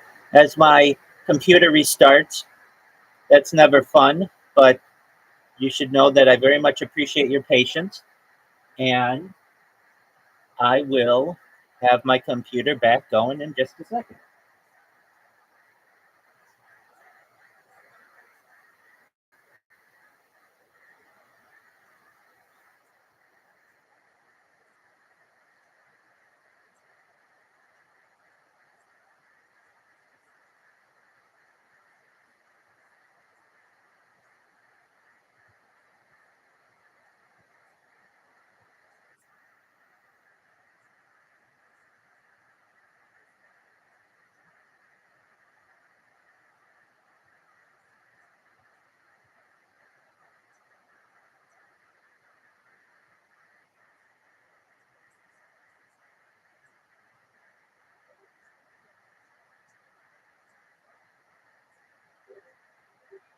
All right, good. Let's try this again. Can you hear me now?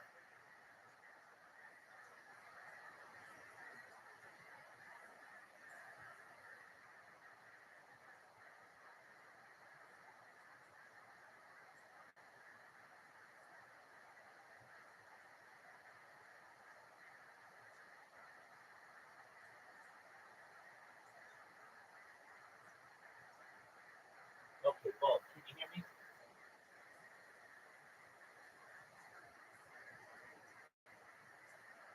Bob, can you hear me? Wow, no way.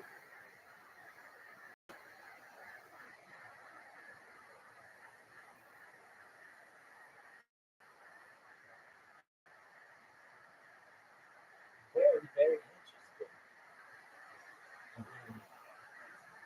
Turn off my mic, turn on my mic.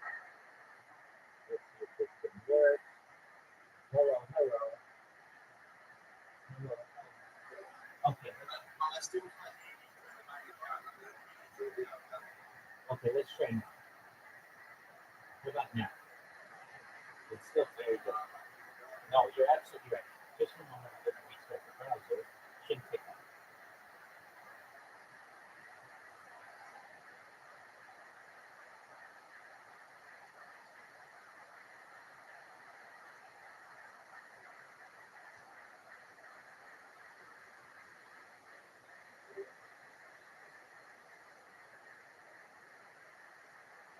Okay, how about now? Yes, I can. Beautiful. Thank you so much for your patience. How are you, Bob? Oh, very well. All right, so your friend told you about me a little bit. If you don't mind, can I tell you a little bit about myself? Excellent. I'm Rabbi Rothschild. I stream my life 24 hours a day, 7 days a week, 365 days a year for world peace. I don't want war. This stream goes back to the pandemic. We've seen the death of a queen, the birth of an eye, the coronation of a king, and everything in between. Essentially, Bill Gates coined the phrase in the 1990s, content is king, and I'm making it true today. In 2018, The Economist magazine stated that data was Earth's #1 resource, more valuable than food, water, gold, air, petroleum, platinum, everything. And I have more data archived on the internet than any person ever. So perhaps one day I may be able to monetize it, be very wealthy, and spread the love to all the people who helped me along the way, including you all. Some of the things that we talk about on this stream that aren't normally discussed in society in general are things like anti-gravity, antimatter, faster than light travel. We talk about things like alien disclosure. We talk about things like de-extinction. I don't know if you were aware, but in 2003, the world's first successful de-extinction took place with the Pyrenean ibex, which was like a goat in northern Spain, southern France. Fast forward to the year 2021, a company out of Dallas, Texas, is founded called Colossal Bioscientific. They had made it their goal by the year 2028, so within 3 years or so, to de-extinct the woolly mammoth, essentially impregnating African elephants, create a hybrid, and then reintroduce them into the Arctic Circle. After the woolly mammoth, they want to bring back the Tasmanian tiger and then the dodo bird. So these are some really exciting things that we may be able to see within the next decade or so. Additional things that we talk about on this stream that are very exciting are things like life extension technology, things like human growth hormone, things like stem cells, things like cryogenics, cryonics, things like nootropics, things like ambrosia therapy, where the platelets of younger people are used for the benefit of older people. You name it, we talk about it. And then, like when you were born, Bob, I don't know, just free-balling here, but when you were born, the average life expectancy is probably about age 80. Well, that's cool. But with some of this life extension technology, we may be able to get to the age 100, 120, maybe even older than that. But eventually your body's going to break down. And then you're going to say, Rabbi, what do I do now? Well, that's when the next type of technology comes into play. Well, has anybody ever told you that they don't think you're going to die? Okay, excellent. Well, then it's my privilege to be able to tell you that I, in my heart, don't think you're going to die. You're like, Rabbi, what do you mean by that? Well, essentially, the next type of technology is known as mind-uploading technology, where we scan your brain into a computer for later download, like a CAT scan or an MRI, where we know where every single atom is in your central nervous system, your peripheral nervous system, and you download it into an android, an avatar, a cyborg, a cybernetic being, a clone of yourself, a robot, an ethereal being, whatever you want to do. But essentially, what I'm telling you is that I think there's an opportunity for you to have immortality, which is really cool.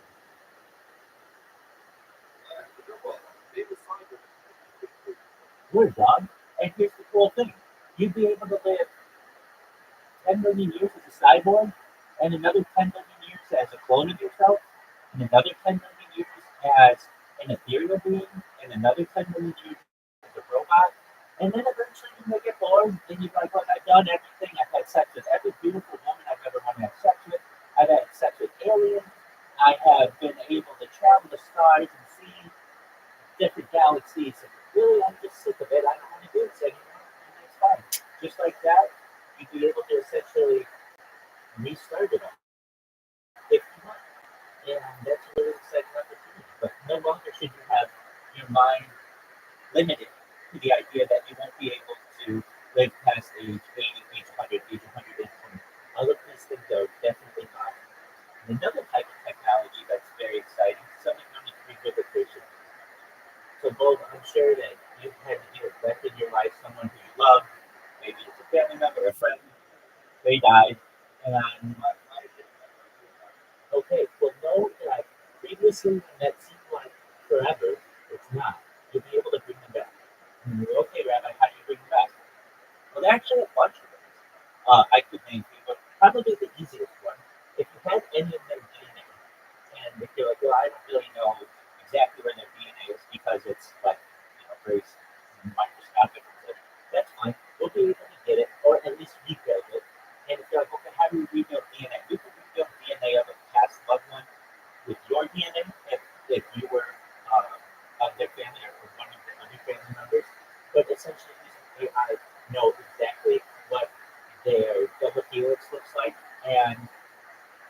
essentially create a clone of them. Now, that does not mean that they have all the memories of them. We'll get there. We'll get there. There's a way to do that.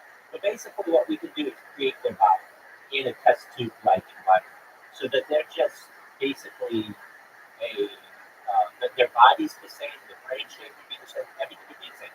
Now, how do we get the memories in there? How do they know who they were for that? You can tell them, like, hey, you died and we brought you up. The way to do this is not all that complicated. Basically, you have a picture of someone, that's enough to be able to bring back all of their memories, all of their thoughts, all of their emotions, their entire personality. Okay, Rabbi, how's that? Basically, right now, when we take a picture of someone, we just see it as a two-dimensional picture. And it's a representation of where the person is.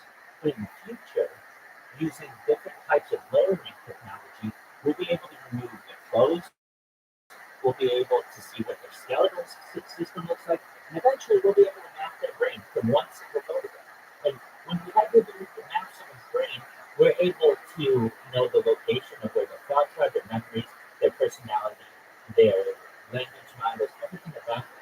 So we take that data and insert it in that clone that we created, and eventually, really not that far away, within the next 100 years or so, they would be in some kind of test tube. It opens up, they awake, and they are exactly the way they were on the day that that picture was taken. Now, you may have to explain to them, hey, you died, and the best we can do is basically have the memories that we had from this one picture of you.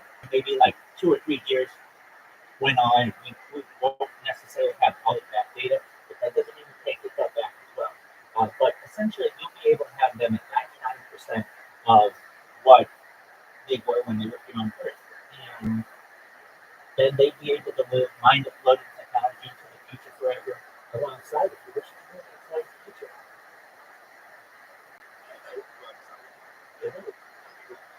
I get people in here a lot of times who say, hey, I lost my mom when I was 7 years old, I lost my dad when I was 12 years old, and they think that they're gone forever. And when we talk with them, we really go through the science of it, and that they understand that there's an opportunity for them to not be gone. That's very exciting for people. And there may be people who say, look, I don't want to bring that person back. Okay, then you don't have to. But some people may say, I want to be able to interact with them in a virtual environment like I would. And that's quite easy. Basically, using virtual reality, we'd be able to create the personality so that you can have the same kind of conversations with them. And so, like, let's say somebody who's like, for whatever reason, I lost my grandparents. I don't necessarily want to bring them back, but I'd like to be able to interact with a version of them. Using virtual reality, we'd be able to essentially map their characteristics, map their personalities into a virtual reality system, and you could at least have a digital reproduction of what your interactions would be with them. With that being said, these are just things that aren't normally discussed in society, and I discuss them every single day. And I also have more data than any person on Earth, which is really exciting. Have you ever seen the movie The Truman Show? That's okay. It stars Jim Carrey from the 1990s. A quick synopsis of the film. It's about a man who has every minute of every day of his life live streamed. He just doesn't know. And the entire world falls in love with him because he's basically always on television. And he lives his life as a child and then into adolescence, eventually into an adult, and eventually finds out about it. And without giving away the film entirely, essentially that's what I'm doing, except we have my consent to do this. But I have created the world's largest time capsule. You can go back to the pandemic and see what life was like during the pandemic. I have, right at going 24 hours a day, a radio that always keeping people up to date on what's going on in world affairs and world news.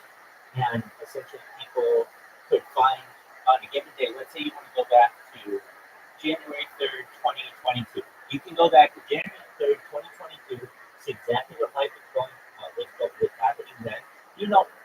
I have like almost 3.5 years worth of data. So you multiple Olympics. You watch the 2021 Olympics, the 2022 Olympics. If you don't recall, the 2021 Olympics actually should have taken place in 2020, but due to the pandemic, they were delayed.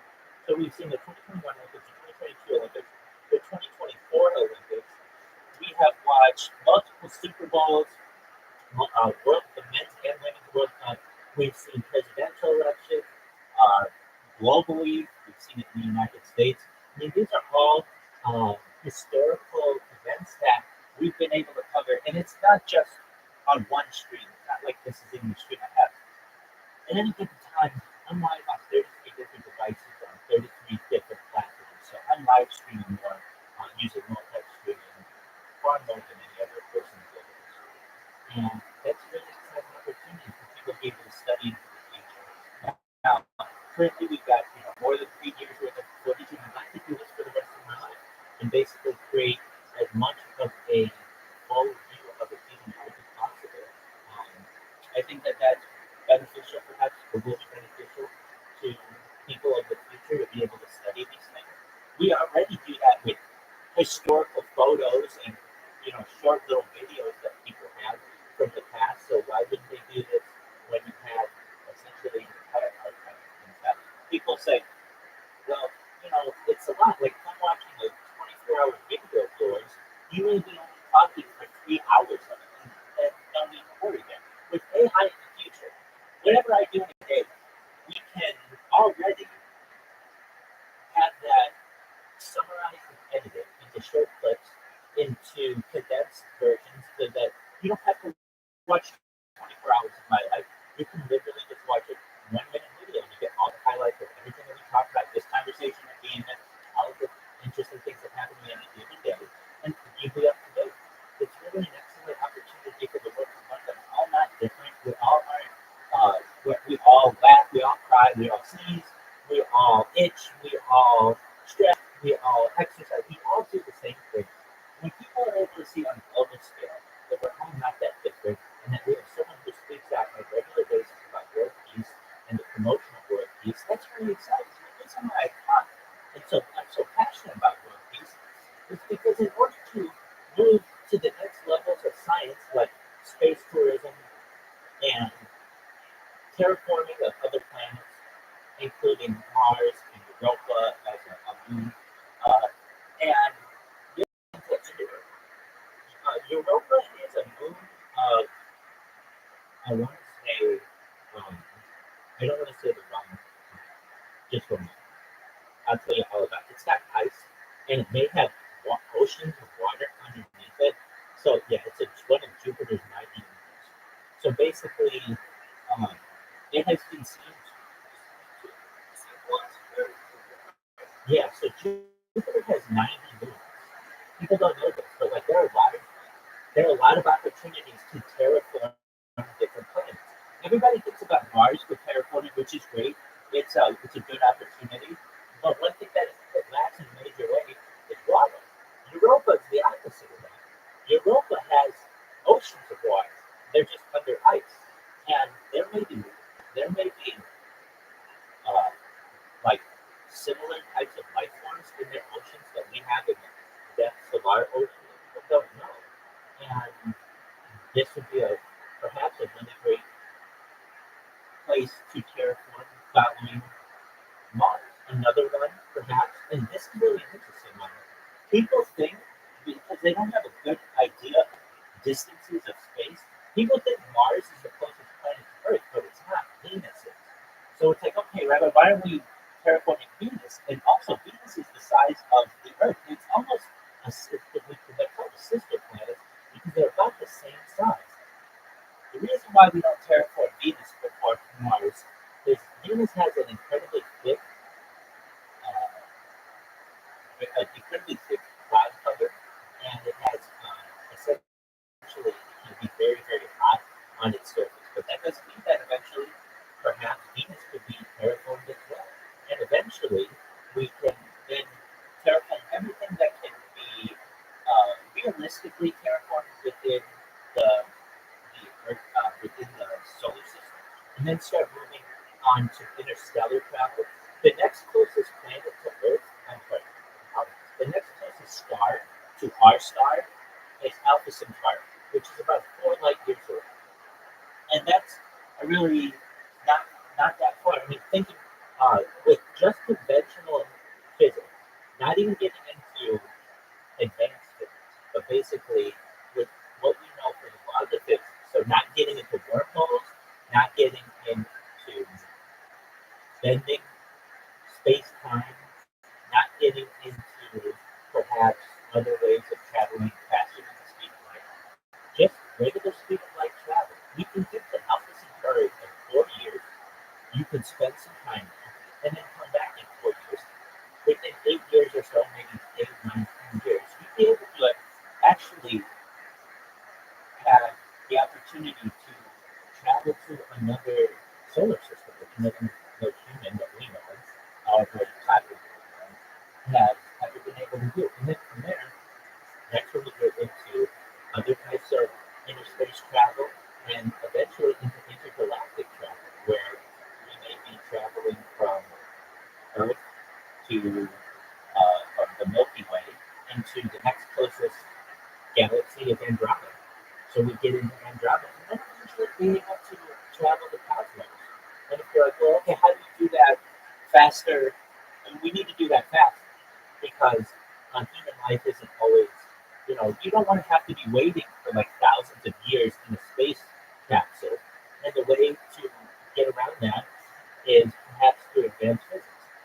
The way that we study aliens, when I say we, I mean ufologists, I'm a ufologist, the way that we have learned that perhaps UFOs travel, so I'm talking about disks, is they use an element called element 115. Both, are you familiar with who Bob Lazar is? Absolutely fine. So Bob Lazar was an American, he is an American physicist who was hired first at some laboratories in New Mexico and eventually at Area 51, specifically Area S4 of Area 51, which is where many of the crashed UFOs that the United States government had, and his job was to help to reverse engineer these types of craft in order to figure out how they work. And what he learned, and he became the major whistleblower of Area 51.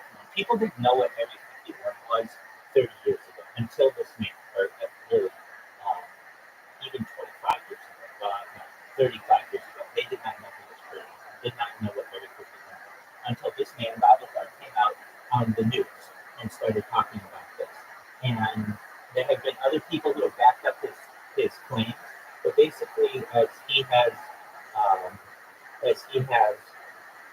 stated, and multiple times he's been on the Joe Rogan Experience. Do you know what Joe Rogan is? Well, excellent. So Joe Rogan is the biggest podcaster in the world. Basically, he's been fascinated by the subject as a guy for 35 years or so, and he has been able to have this man about this island and tell his story. And basically, the story has remained consistent for the last 35 years. And what it comes down to is that these crafts, these flying discs, are powered by what's known as element 115. So when you think of the periodic table of elements, you've got like hydrogen is the most abundant element in the entire universe. It's number one. Helium is number two, etc., etc. Well, what people don't study, you probably didn't study in your chemistry class, is when you get down to the way advanced types of elements. So element 115. It is known as pentium, and it's also known as mesothelin. But essentially, this is a highly reactive element that can be harnessed essentially to create incredible amounts of energy. And the thought is that aliens or extraterrestrials have used this type of element to be able to power their craft. And so the way that a UFO travels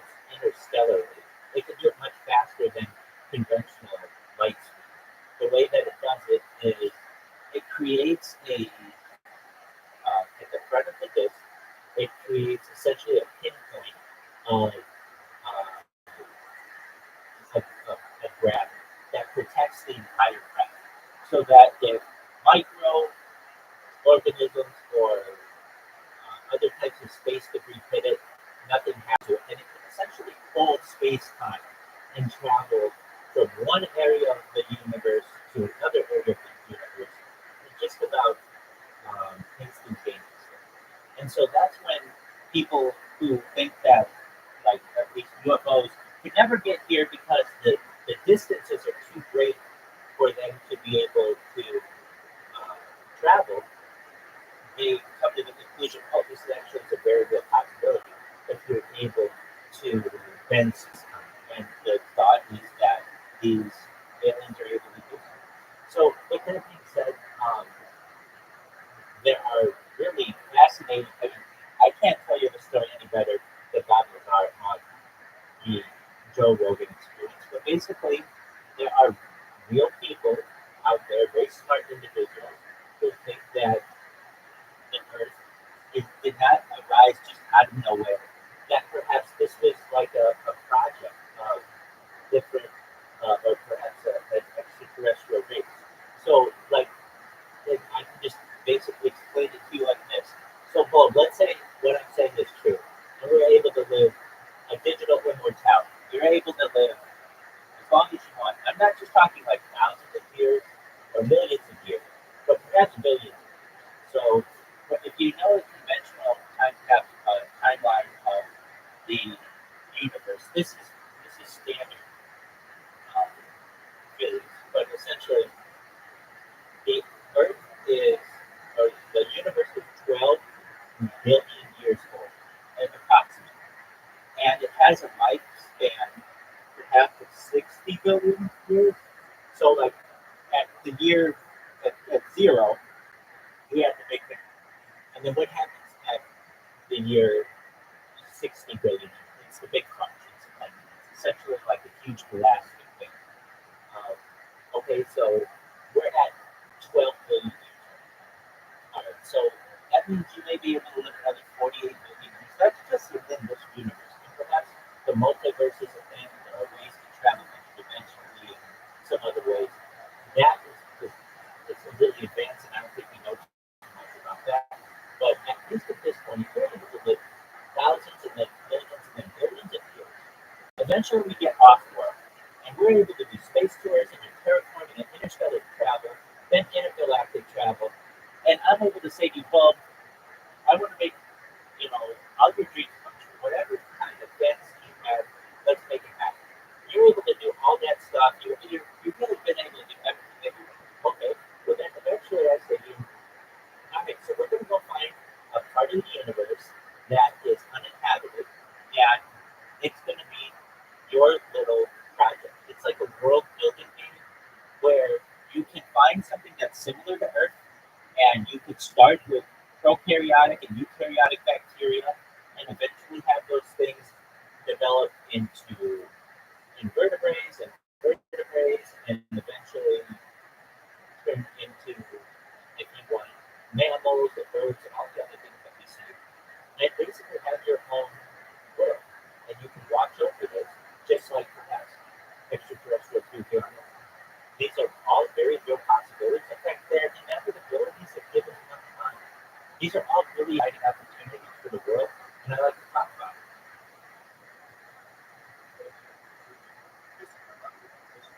Go for it.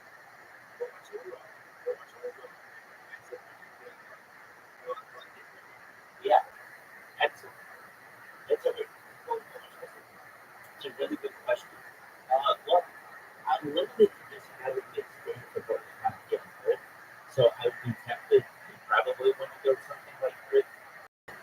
Truthfully, I would want it maybe to have a world that no other being on Earth has to take the life of another being.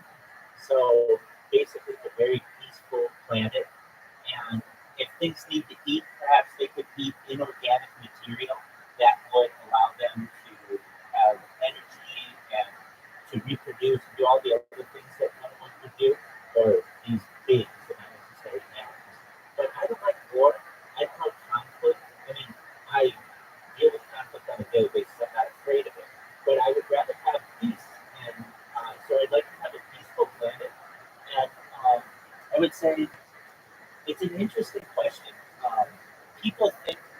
Okay, a lot of world building has to do with the energy source that is essentially close to whatever planet we're referencing. So, like, we have the sun, okay, and then we have Earth. Great. If we were to make the sun twice as big, it would not necessarily mean that we would have life on Earth twice as quickly. In fact, if we make the sun twice as big, there's pardon me?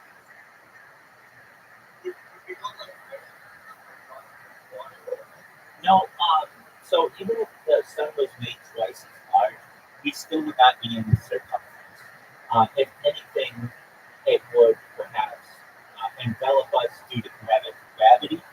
But let's say we were able to put the Earth far enough away from the sun that it was in the safe zone, like as it's called the Goldilocks zone, not too hot, not too cold, just right. Okay, so if we were able to do that, the thing is that if you create a sun that has twice the size of the current sun, that means it goes through its energy twice as quickly. So that means that Earth may never have life on it at any point because the star system that is providing energy would be extinguished too quickly.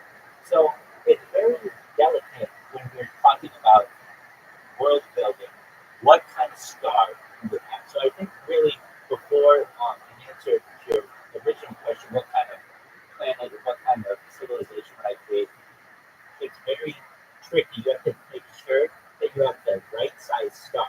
Now, there's a question that may arise: is there any way to have an energy system that would be able to make um, the, the the the fake Earth that we're making, this world building Earth, so that it has twice the amount of energy? When you have twice the amount of energy, that means generally that your plants will grow faster.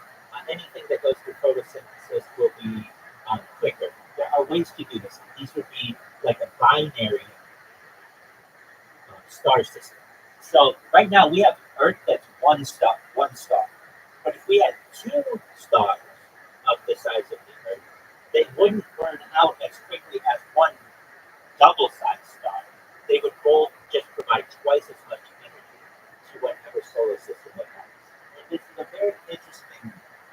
uh, very interesting discussion when it gets into what created Earth, what created, like, what are these extraterrestrial alien rays that we see and all these other types of aliens? From where do they come? And the interesting thing is they come from. But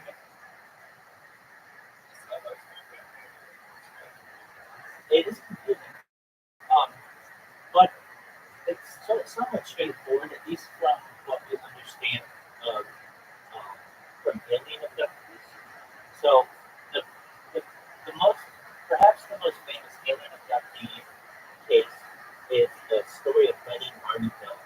They were a couple in New Hampshire that was driving in the early 1960s, driving a car, and they went through a period of missing time. If you ever have had any type of um, interaction with alien abductees, the major similarity of them all is they have missing time. And what happens is what happened was with Betty and Marty Hill, they were driving in their car normally, and all of a sudden, like 8 hours went by, and they couldn't discern exactly what happened. And they eventually had reverse, or they had hypnosis done, and they were able to tell what happened. And now, this isn't just one case. Okay? This happens throughout any area of abductee. If they have hypnosis done, many of them are able to talk about what happened.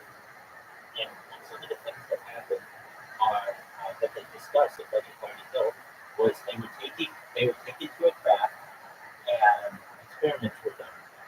Uh, and like many alien abductees discuss, some of the things that happen to them and happen to other alien abductees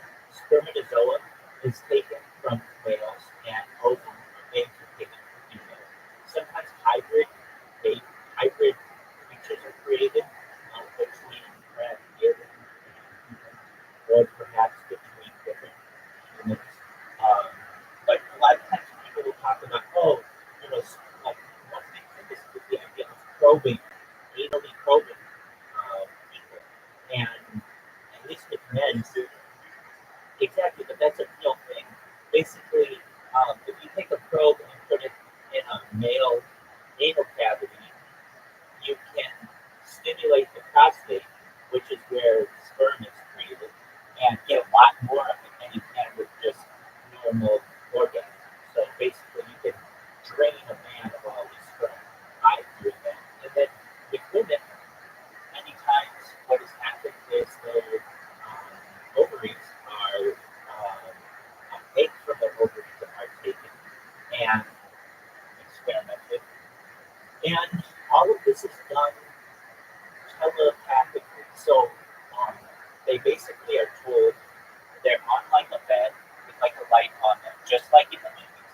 And they're basically told to just remain calm, that everything is fine, and to just allow this to happen. Now, it can be very, very scary because this is the most advanced thing that humans have ever, you know, that humans have ever experienced. And they don't have a very good way to be able to discuss this with any other. What eventually happens, hours go by as they have these events that happen to them.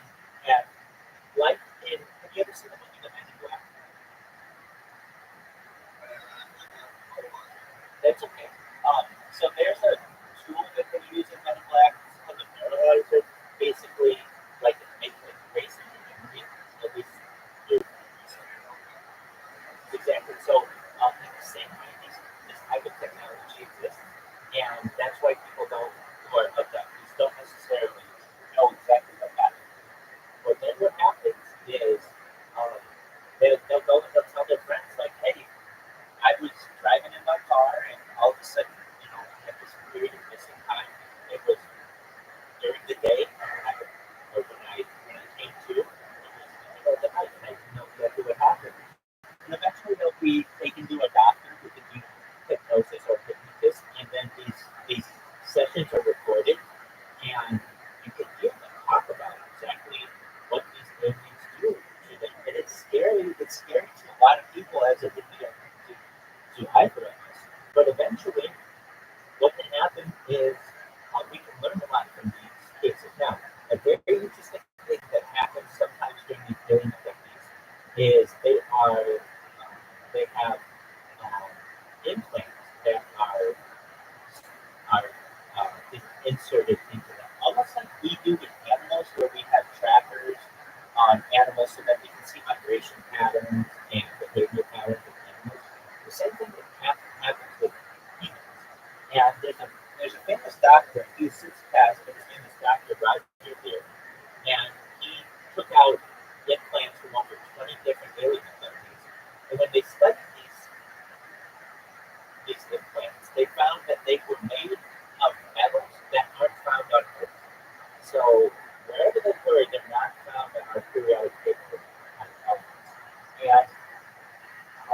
And they look like little Tic Tacs. And sometimes they even move independently. So I've seen them remove these from people's hands. Usually these are, or other places too. Usually they're in a few different places though. They're like at the back of the neck. Sometimes they're in the leg. Sometimes they're in the hand. And these are removed surgically by human doctors. And then they'll put them on the surgery table, and you'll see them move. Like you'll see them actually like move independently. And it's just a fascinating thing that perhaps these little, you know what a Tic Tac candy is? Or mint? It's like a, yeah, so that's what they look like. And then they're sent to be studied.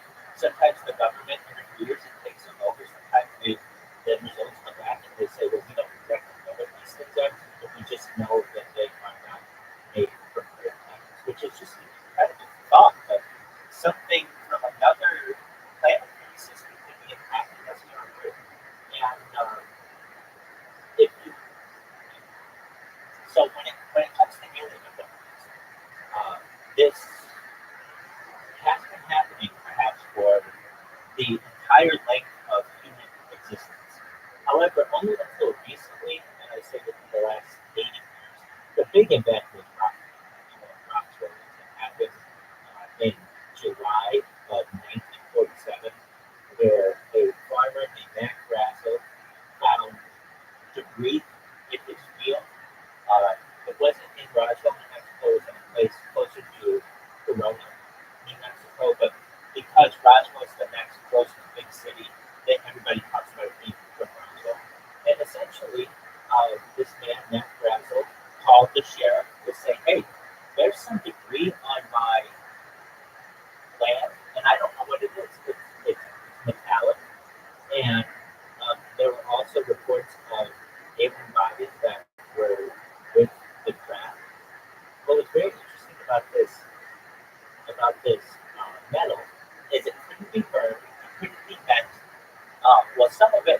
could be bent, and then it would come back exactly to the type of shape that it was originally.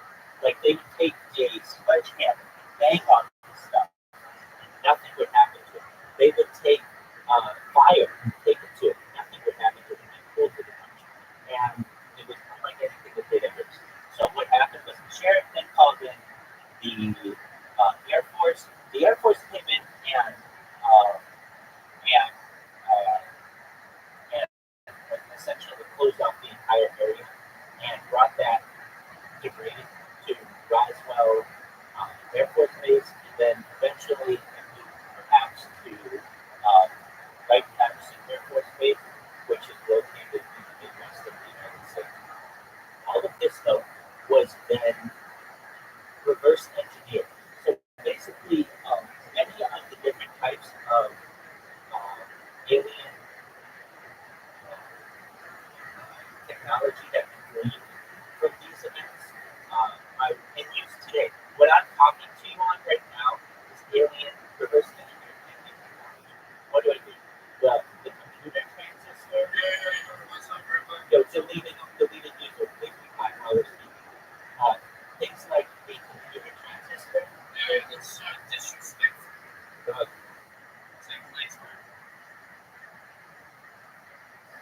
You're just getting muted while I'm talking.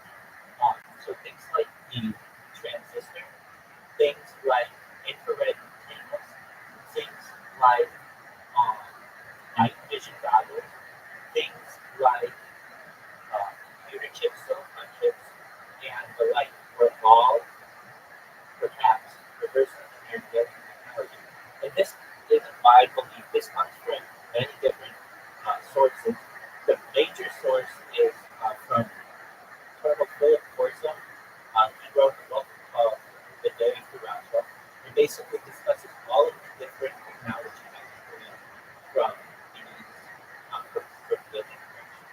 And then that gets into the 1980s and Bob Lazar, the guy I was talking about earlier, and his developments on with different types of advanced propulsion. Basically, what the government does is it has perhaps alien technology, and what it does is it says, hey, we don't necessarily know how any of this stuff works, so they go to major corporations, like companies like British Aerospace and EG&G and Lockheed Martin and Boeing and Raytheon, and they say,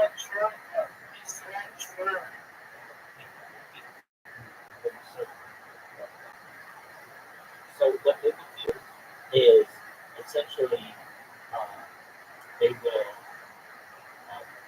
tell these companies that if you reverse engineer these things to figure out how they work and share the information with us, well, you don't understand.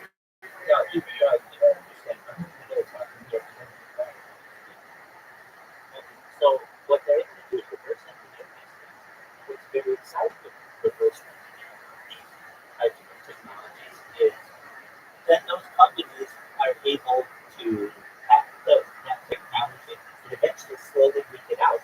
So that's how we've seen such an advancement in technology from, say, the last 100 years, where we have computers and helicopters and all kinds of advanced weaponry, and that really the internet, all of this, there are arguments to be made, can all be gleaned from essentially the crash of Roswell.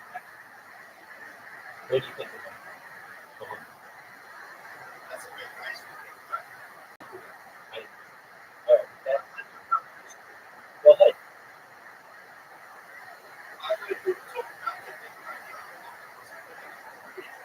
Yeah, that's an argument to be made. First, we have to define what is an alien. The issue that I heard about octopi being aliens, directly unheard, and we see them reproducing. What I've heard is that they may be very highly intelligent, and they are. I mean, we see octopi able to open jars and able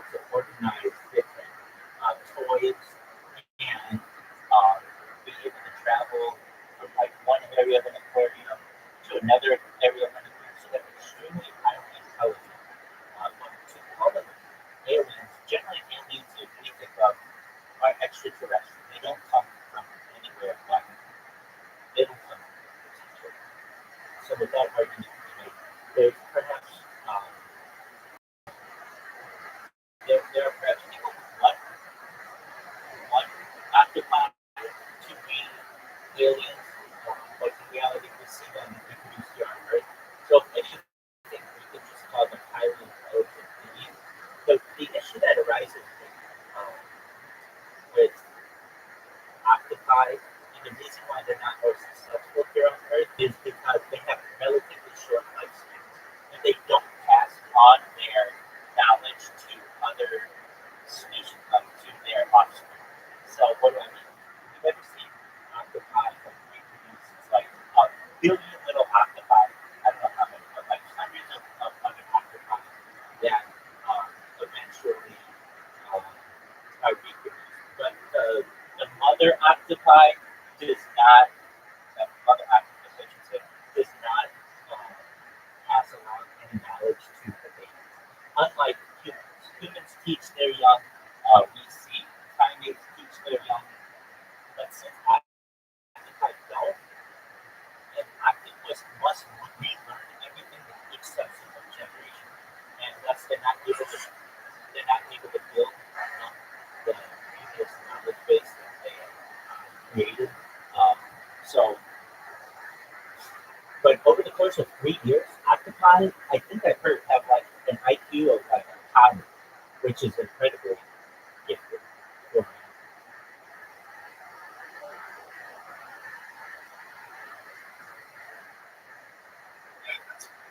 I agree. That makes sense. So you can have positive information.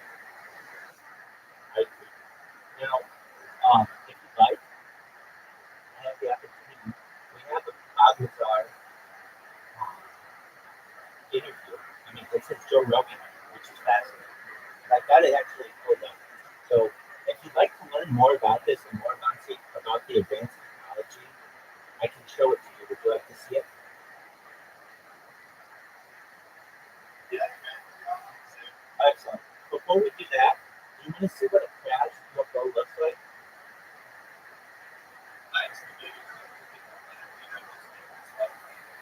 Absolutely.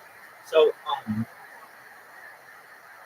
I can tell you that this is probably the best footage that we've ever had of a crashed alien disc. It comes from the Soviet Union, from perhaps like the 1960s, and it has multiple cameras, which is very good as well.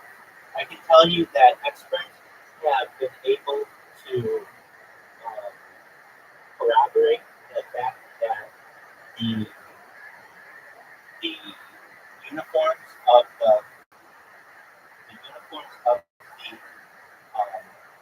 KGB officers and soldiers is all accurate. So it's not like it's just filmed in a Hollywood or anything like that. And yeah, I mean, here's what one looks like.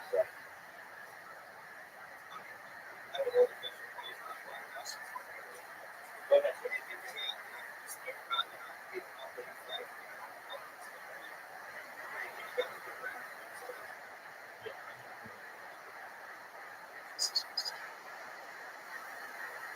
Yeah,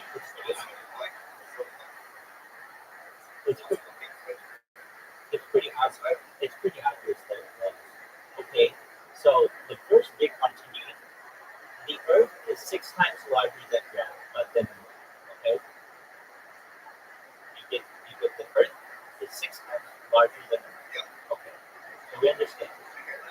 Earth is 6 times bigger than the Moon. That means that the gravity on the Moon is 1/6 the gravity on Earth. Okay? Means there's a lot less gravity. That means when you jump 1 foot on Earth, you'll jump 6 feet in the air on the Moon. Does that make sense? And if you've ever seen a moon landing, the guys never get more than a foot on it. Now, the argument is made they're wearing suits and all kinds of weight. Okay, that's fine. Let's talk about some other things. There are micro meteorites that are hitting the moon at any given time that will pierce through any kind of armor that we can make here on Earth. At any given time. The reason why is because the moon doesn't have an atmosphere to be able to protect itself. It has a very, very, very, very thin to be able to protect itself. That's why the moon has so many craters, because stuff just hits it. And it would have been an incredible risk to the to anyone traveling through space to be able to do it. Now, the big reason why it wasn't done, believe what you want, but it's because of something called the Van Allen radiation. The Van Allen radiation belt is basically this large amount of radiation that surrounds the Earth. It's about 25,000 miles thick. And when we were first trying to experiment in space, there was a man, his name is Dr. Van Allen, who built something called a raccoon. What is a raccoon? It was a rocket that would go up into space that had a Geiger counter. A Geiger counter measures radiation. And he'd shoot these things up into space, and they would go into Earth orbit, which is like within 100 miles of the Earth's surface. And then eventually these things would go, with radiation would get really, really high, really, really high, really, really high, and then it would just break the Geiger counter. And so very quickly did the people who basically, not just NASA, but there are other groups involved, including the United States CIA and others, that realize that, hey, if we're going to get into space, this is going to be much more difficult than we thought. And the other thing is that this highly deadly radiation is invisible to the human eye unless you're at near the poles of the Earth. And that's what we see. Have you ever seen the Aurora Borealis, the northern lights, essentially, in the northern hemisphere? I believe it's the Australia Borealis in the summer, something close to that. You know what I'm referencing? Like, but exactly. So basically, the thing that creates that color in the sky is radiation. And so, with that being said, so what do I think happened? They performed space flight into low Earth orbit. What is low Earth orbit? It's within like 1,000 miles of Earth's from Earth's crust, essentially, or the surface of the Earth. What people don't know is to get to the moon is 250,000 miles. So basically, you've got the Earth here, and then only 1,000 miles off, which is like if the Earth were a basketball, the humans have never gotten more than an inch off of the basketball, except for the Apollo program that happened in the late 1960s and early 1970s, and that never happened, which is very, very curious. With any other type of technology, once something is completed, very quickly, other people are able to replicate, except in this case. So, for instance, the first man to run the 4-minute mile is a man named Roger Bannister. When he did it, like no one was able to run the 4-minute mile until he did it. And then once he did it, hundreds of people did it. And now tens of thousands of people have done it. I've lived with people who have run 4-minute miles. Okay, so basically there's something like in the consciousness of humanity that knows, once you're able to do something, then it's very easy to do it. Look at Lindbergh and crossing of the Atlantic. So no one had crossed the Atlantic with a plane. Once Lindbergh did it, the next guy did it within a few weeks. Basically, and then all kinds of people did it, and then we started having intercontinental air travel. It's the only time this has not happened is with the Apollo program, and it's very there's more evidence that this was not true. And it really comes to there's leaked footage of the Apollo program. And we can get into Apollo if you like. I mean, let me just ask you, in what are you more it's absolutely. And what are you more well, you could just I mean I'll just show you the best interview or the best documentary on the Apollo program that you can find. And this man, the man who made this documentary, was also interviewed on the Joe Rogan Experience, and he talks about these things. But basically, you'll be able to see the leaked footage. So the question arises before we get into it: well, how are these guys, the Apollo astronauts, how are they floating in the air? And are like people in the ISS, the International Space Station, how do they eat Jello and like floats around or like water and things like that? The thing is, they're only within 1,000 miles, even less than that. They're within a few miles of the Earth's surface, which means that they're basically weightless. But it doesn't mean that they've gotten all the way to the moon. Think about this: if I had a basketball, the basketball, if that was the Earth, we've never gotten more than an inch off of the surface of the basketball from a space perspective, except for the Apollo missions. Now, the moon is approximately 100 basketballs away. It's very, very far away. That's not exact, but it's pretty close.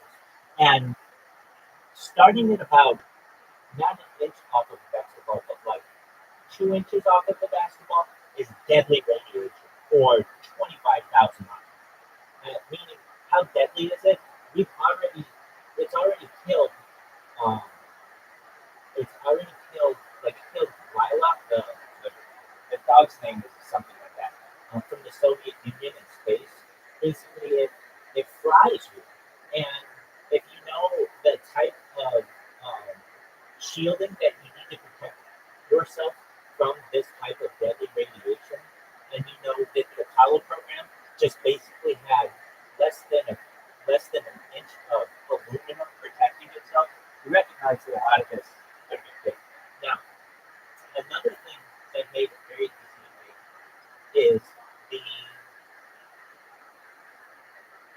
general public has never seen something in slow motion. They only ever see movies in normal speed. They've never seen anything in slow motion. Instant replay did not happen in sports in the 1960s. It was not even something that humans had, or that at least Americans were aware of. So, just for a moment, I mean, it's not that long of a document. It's less than an hour. And it'll teach you everything that you need to know, including leaked footage. When I say leaked footage, you will see the Apollo astronauts in low Earth orbit. Basically, they are making it seem like they're much farther away from the Earth than they are.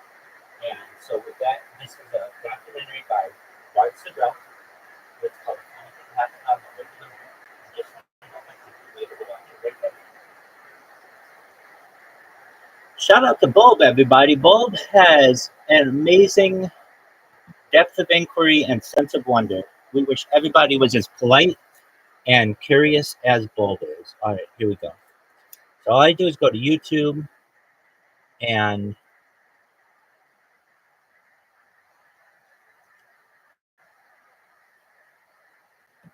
type in a funny thing happened on the way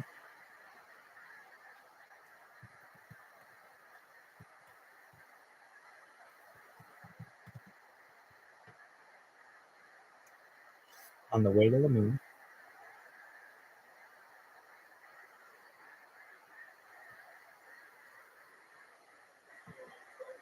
Oh yeah, definitely. It's very good. I mean, it was originally not public. Like they didn't have YouTube when this thing was published. You would buy a VHS of this. but it's absolutely phenomenal.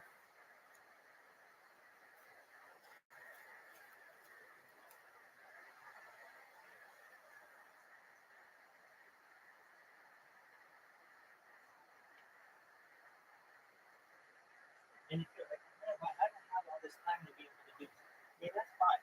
But it's literally like you got to spend 40 minutes and watch this, and you'll know everything about it. You'll know everything as much about it as I basically do. So just one moment, and you see it's absolutely fascinating.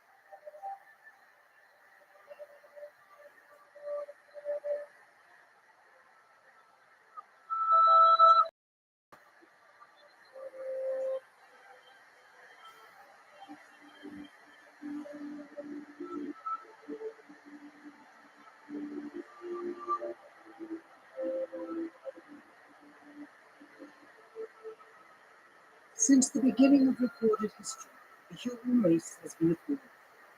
First with members of their own family, then their fellow countrymen, and finally nations at large.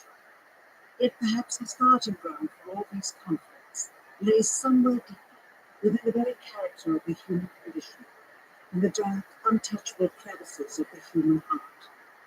It is said that the first iniquity of free will began even before the maiden pilgrimage from the embryo, preceding the very creation of the earth itself, in the forelife of souls in the heavenly realms. The dawn of warfare, some believe, was initiated by a fallen angel, whose trespass against God was pride. In ancient Babylonia, in an age so long ago that the exact millennium remains in question, the Tower of Babel began construction. It was to be the single greatest achievement of the human race. A tower so tall that its summit would reach the heavens, and by it prove to the world that their race was superior. Please do. And come back once you watch it. Go ahead.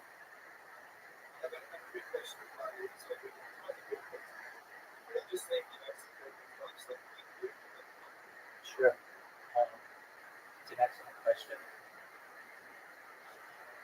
Some people think that some people think that I think that those people have there's some credibility. I don't want to say that aliens built them because they didn't. To my knowledge, they were built by humans, but their orientation, their shape is pretty fascinating. Let me just show you. If I pull up pyramids, people don't know that the pyramids in Giza are just some of the pyramids that we have on Earth, but we have them in Mexico, and they're in China, and they're all the same exact formation, and I shouldn't say formation, the same exact footprint, and that also reflects Orion's belt, the constellation. And remember I was talking earlier about Zeta Reticuli, where this alien abductee said, maybe I didn't mention it, but that's where perhaps the gray aliens are from. That's where Betty Barney Hill, she said that they were from, she was able to build a model of the stars that could only be um, um, confirmed later on in history as telescopes got bigger or got better. So basically, this woman was like, "Hey, I was abducted. I'm going to show you from where these people came with these aliens." And she says it's in Zeta Reticuli. And also, the interesting thing, the Zeta Reticuli is one of these biastral star systems. Basically, they have two suns, so that they would have advanced much faster than perhaps we did here on Earth. And pyramids. Here we go.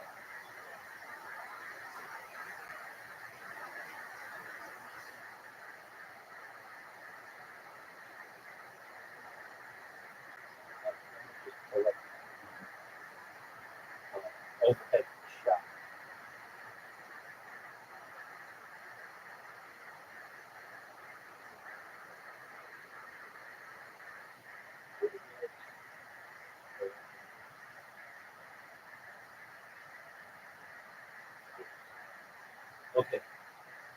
And the World Trade Center was built like this as well, the new one, but it's just to reflect it. So Orion's belt is basically, this is going to help see, but basically it's 3 stars in the sun, in the sky, just like that. And the pyramids of Giza are the same way, and the pyramids of Mexico and China are all the same way. So in a very similar way that we have Betty and Barney Hill, who had this missing time and stealing abduction, that could have very easily happened thousands of years ago, and somebody would be like, yeah, they're in this shape, just like the stars up there. And so this would be humankind's like basic best opportunity to be able to reflect what was going on in the sky and what they saw. Like basically, let's think about it like this: if we were just on an island, like North Sentinel Island, it doesn't you know about the tribes that are there. They don't make any contact with the outside world. Okay, and then eventually somebody comes from a helicopter and lands. We're going to do everything we can, and then let's say the helicopter leaves. We're going to do everything that we can to basically make some kind of symbol that shows them that we recognize them. Now, the question that arises is, well, why aren't these all pyramids? Well, they didn't always have to be pyramids. But the thing is, over the course of some of the lengths of time that structures have had to last, pyramids are the most stable of the structures. A tower will eventually fall. A wall will eventually break and crumble. But a pyramid is supported essentially equally from every point. And because of that, these are the things that have been able to last here. Statues will fall. And on top of that, these were so large that conquering peoples could not just get rid of them. Like a lot of times what happens, or what would happen when somebody would invade another place, they would say, take down all of their idols, take down all of their statues, we're taking over. That's fine. And so that's why you see many Greek and Roman sculptures with noses cut off and arms cut off, and they've been smashed to the ground, and their pillars have been crushed. That happens because it's very easy for an army to go through and destroy something, but it's very difficult for you to destroy something so large as a pyramid.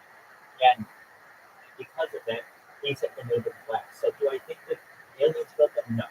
Do I think that they are alien related? Yes. Basically, I think that the people of, let's just say, the pharaohs, perhaps, had people within their civilization who were alien abductees. And they would tell these stories, hey, these guys came from Orion's belt. And if you know what's in Orion's belt, it's Zeta Reticuli. This is where this binary star system is. And in order to basically do their best to reflect what was happening in the sky, they built these things around it in the exact same formation as what we see. I mean, now some people may say, well, Rabbi, isn't that just like 3 things in a line? Not necessarily. It's kind of off just a little bit. So it's not exactly a straight line, just like the pyramids of Giza are not exactly a straight line. I hope that answers your question. That's it. That's just another question. How do you that real quick? It's like, I told you guys something else being so that's So those people who say that don't know how early construction was perhaps developed that well. There are a few ways. So let's talk about some of the limestone that was used to build these things. Some of them, it is said, was from like 500 miles away, very, very far distance. And the way that this can be brought into reality is let's talk about the distances first, and then we'll talk about the buildings. All right. So what people don't necessarily know is the Sahara Desert 10 years ago was pretty lush. It had trees and it had rivers, and it's only been within the last years that first what you do is you cut down trees and you put them in a line. So like we cut down the tree and we lay it down. We cut down another tree and lay it down. We cut down another tree and lay it down. We cut down another tree and lay it down. And trees generally are cylindrical. So they roll just like you can roll things over them like wheels, even heavy weights. So basically what can happen, for whatever reason, I don't know why they chose some of the lines that were chosen. And not all of the stone from the pyramids was taken from these, but some of it perhaps was. And this stone, so basically what you do is you go to the limestone generally, you cut it into a block.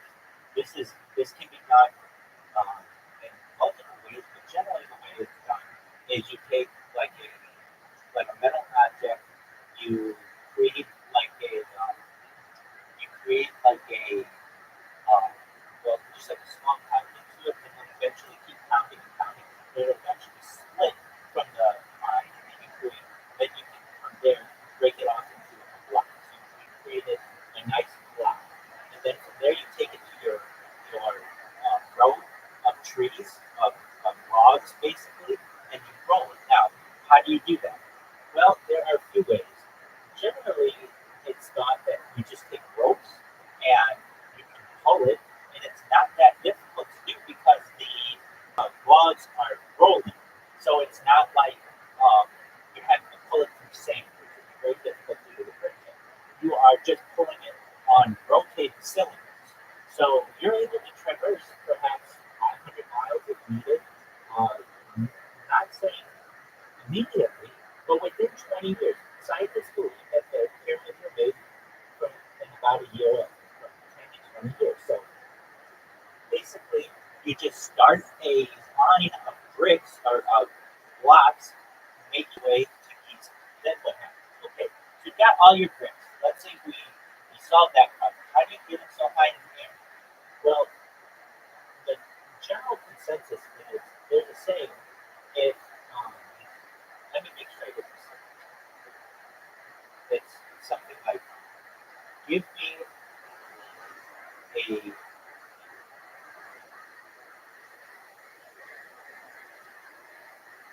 what is the phrase? Give me a proper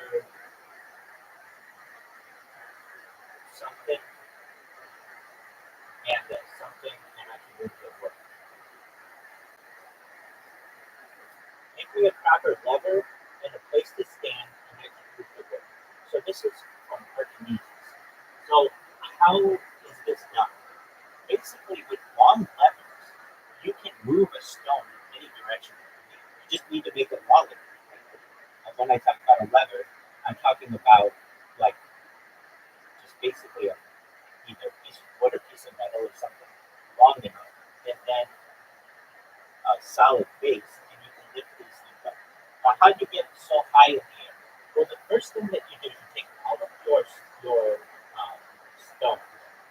and the first stone is your foundation stone. So it's the one where all of the other stones will be oriented to, and you build one complete square of these blocks. So it's like if we were using Legos, you would take we start with just flat land. You take one layer of Legos and create a big square, but it's only one Lego high. Okay, then what?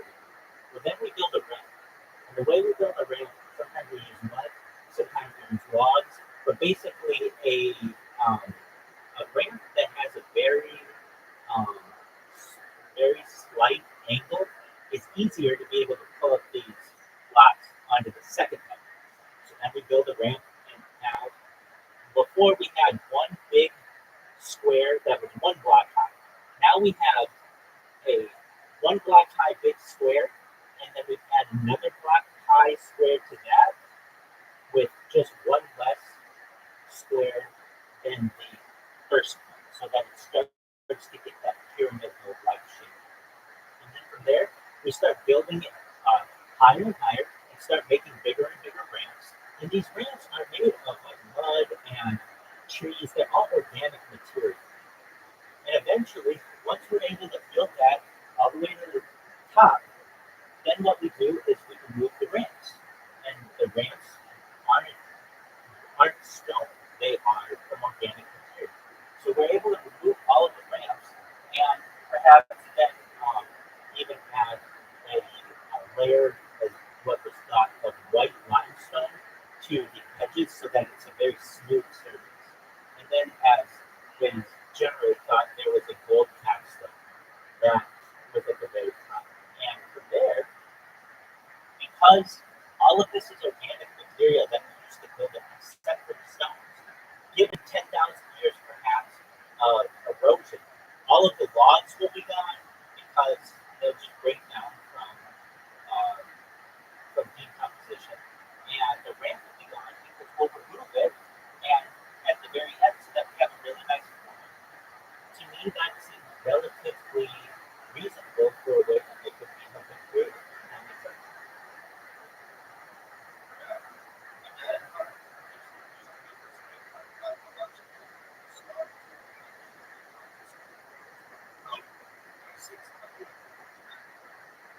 Okay, so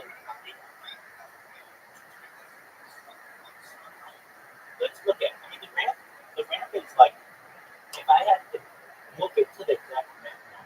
Let's say this is my field. Looks like this, okay? The ramp is going to be like way far out like this.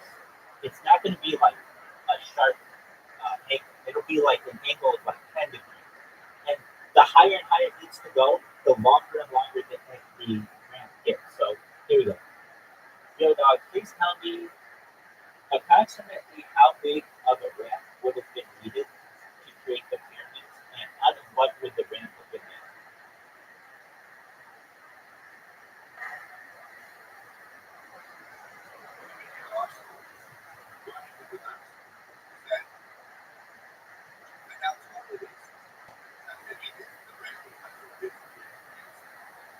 Okay, then that can be done. So the size of the ramp, there's also another aspect of this that you can build a ramp not just straight on, but you could build it around the pyramid as well. That means that it doesn't have to be as long. But this is all doable. You got to think that if you were a pharaoh, if you were a pharaoh, and you had nothing else to do, there's absolutely shit to do except wait for the flooding of the Nile. What are you going to do? And you have 100,000 people just sitting around doing nothing. Okay, well, we got the manpower perhaps. And there are theories that it were slaves who were forced to do this. There are also theories that these people were well paid um, and not being whipped and not being forced to do it. Either way, you got the manpower to do it. So basically, from what AI said, the ramp could have been up to 1,000 feet, about 300 meters long, possibly longer, depending on the type of ramp used. So there's a zigzag or a spiral or straight. The height, the ramp would need to rise gradually to a height of 450 feet, 137 meters, matching the pyramid's original height.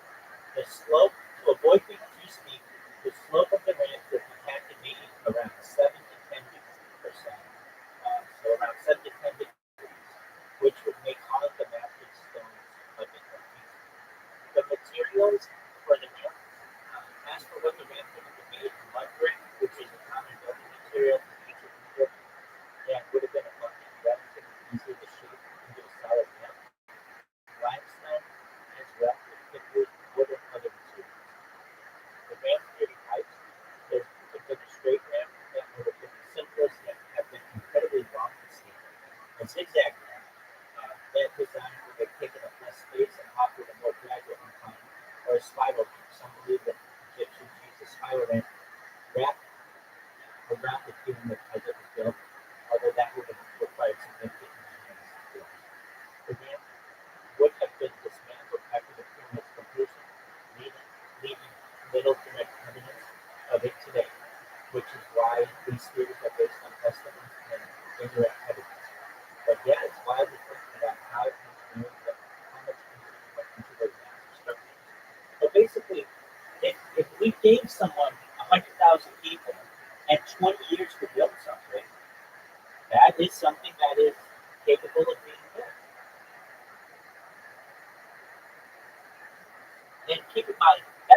one of the pyramids. So the other pyramids that are smaller, the largest then from there, they didn't take as much manpower, nor would they take as much stone, nor would they take as much as large of a ring.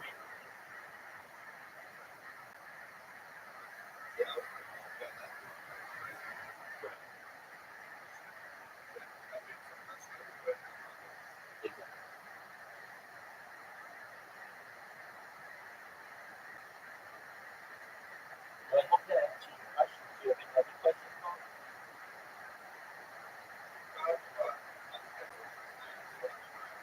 All right, well, you take care. Know that you're always welcome here. Please tell your friends, and we'd love to see more of you. Okay?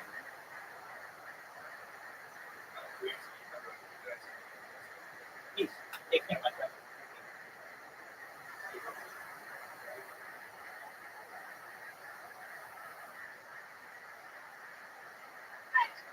Hello, how are you? I'm well. I'm refreshed. I had a good sleep. How are you?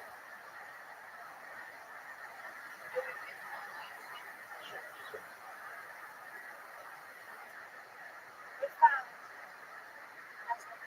Yes. Just one.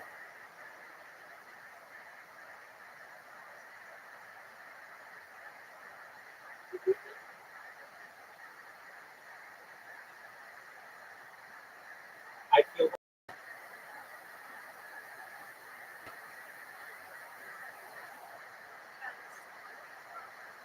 Yeah.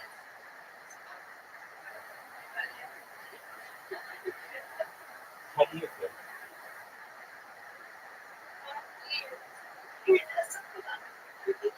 Okay. Why do you feel weird as well?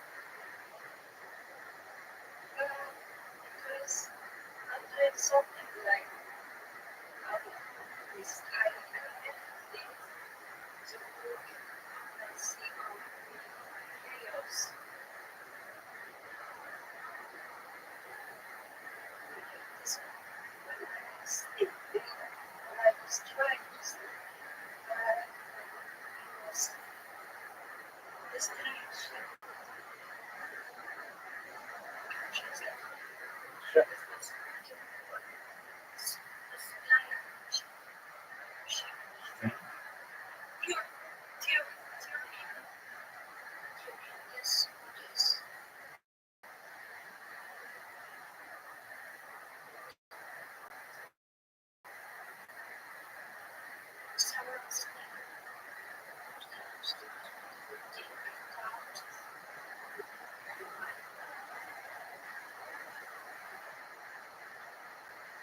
Can you take that?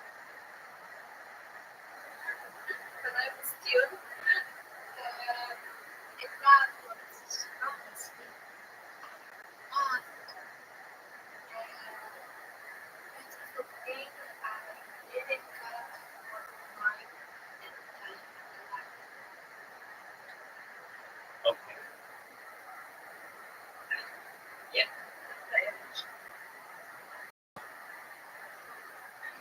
Very well. Did you see I sent you something in Discord?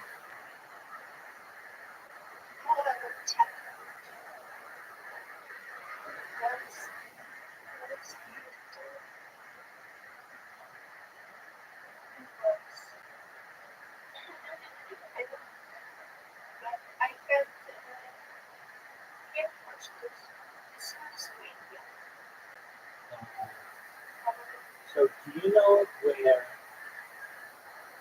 this one is?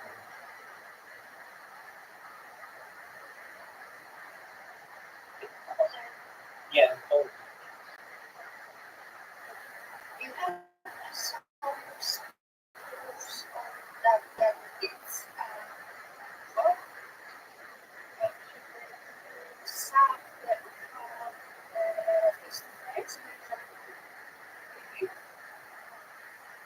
Where you have I seen one face to face?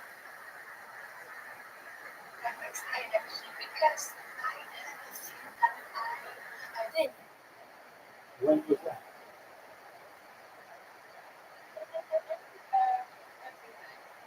Okay.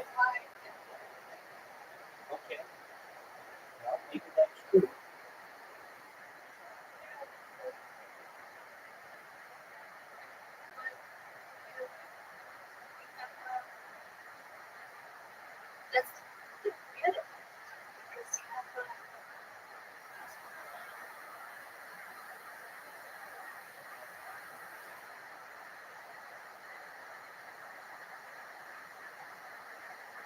way of understanding conjecture and conjecture or explosion.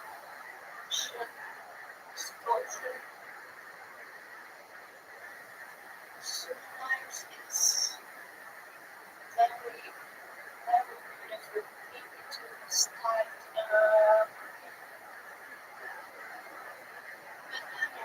tests of that. It is for it is and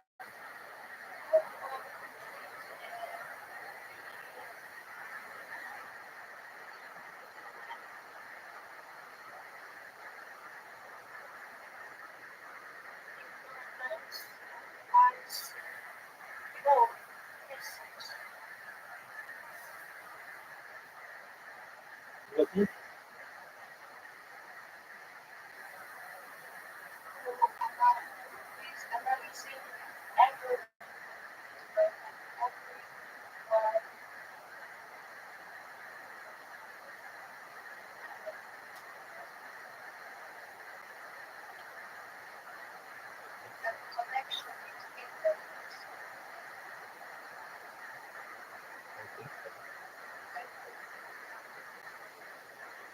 check that I am true. You have that things like that's why I'm here to watch and influence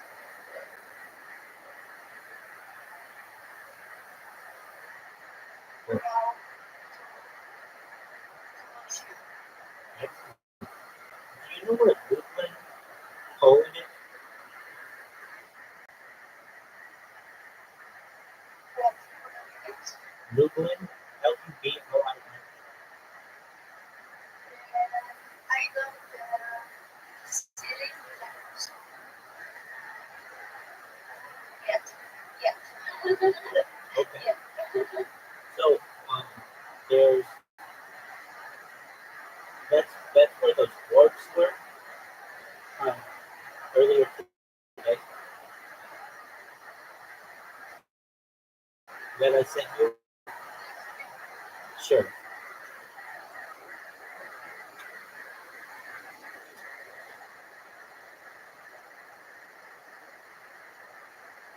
The dwarfs that I sent you were from Lublin, Poland. Które ci wysłały, pochodziły z Lublina w Polsce. Słuchamy cię. Okay.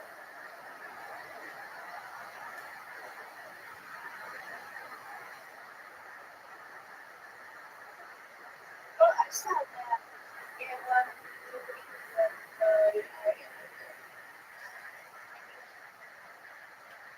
I guess. Okay, but these happened in the last 24 hours. Okej, ale to wydarzyło się w ciągu ostatnich 24 godzin.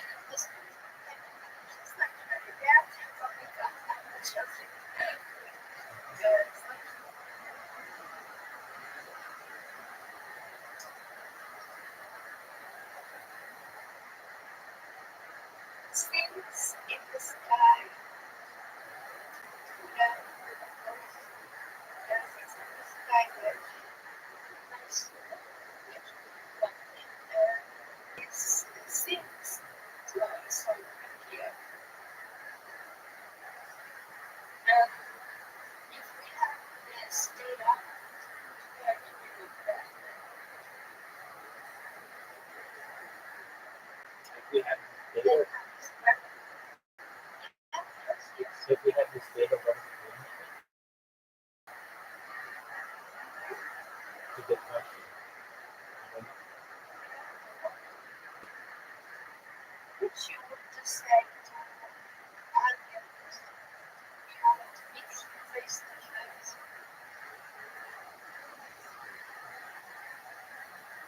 Next.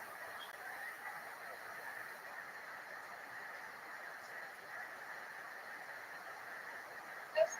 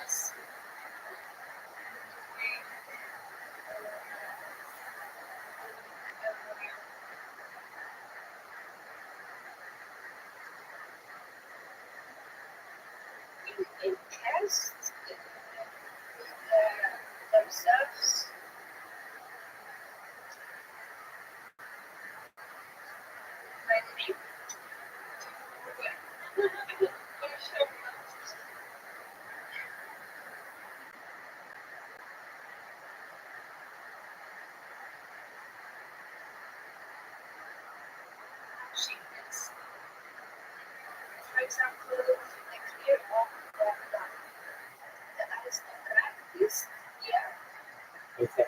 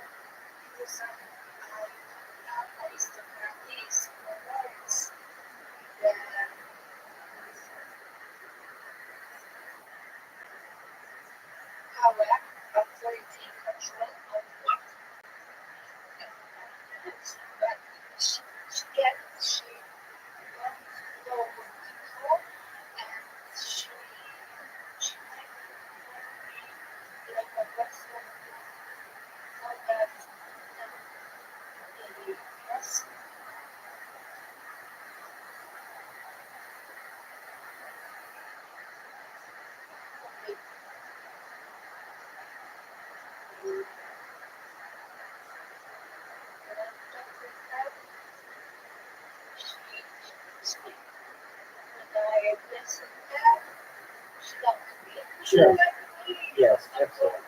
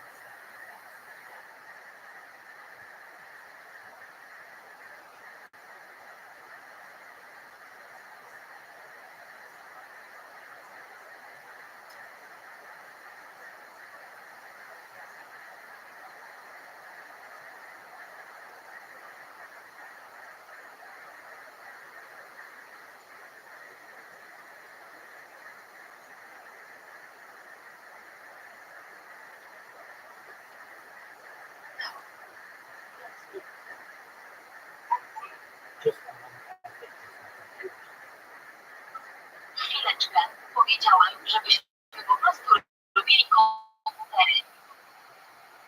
I'm still here. The consequence of that must be happy emotions in the abilities to control because it becomes, artificial intelligence is certainly thing. I mean, it is. Yes,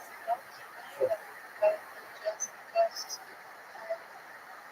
I think that somebody is like intelligence using intelligence only.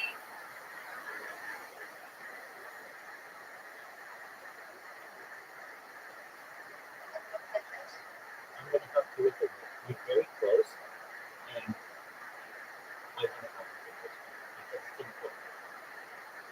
When you say artificial, not artificial, artificial. When you say artificial,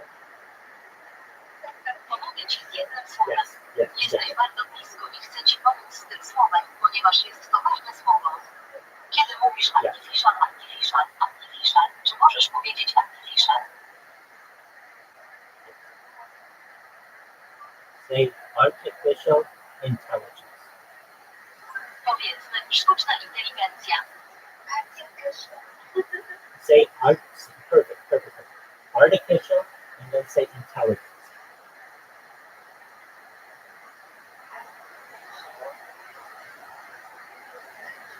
Perfect.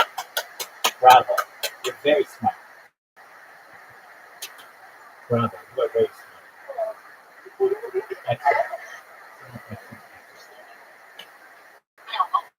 Jesteś bardzo mądry. Doskonale.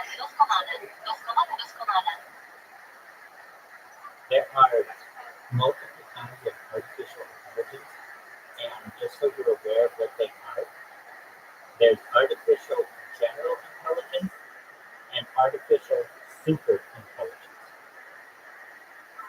Istnieje wiele rodzajów sztucznej inteligencji i tylko po to, żebyś wiedział, czym one są.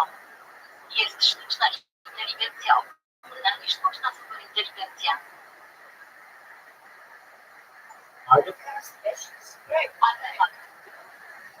Artificial general intelligence is at the level of intelligence of a human. Artificial superintelligence is many times smarter than a human. Sztuczna inteligencja ogólna jest na poziomie inteligencji ludzkiej sztucznej inteligencji. Superinteligencja jest wielokrotnie mądrzejsza od ludzkiej. Yes, created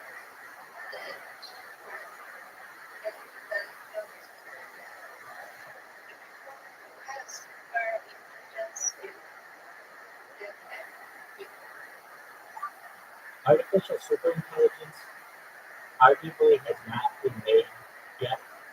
It is in the process of being made. First, we need to get to artificial general intelligence, which is where computers are as smart as humans, and then we move into artificial superintelligence. If you want to know the companies, they are Google, Amazon, OpenAI are just a few of them.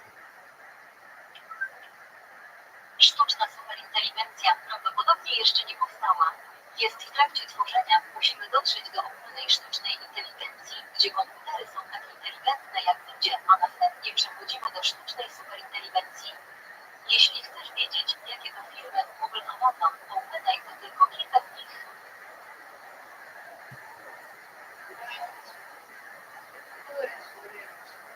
Yes. yes, it's weird because when he allows that there is this information from the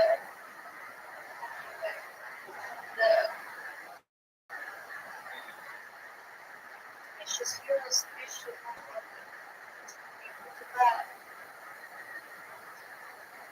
it's not educated and it's not educated and uses of that.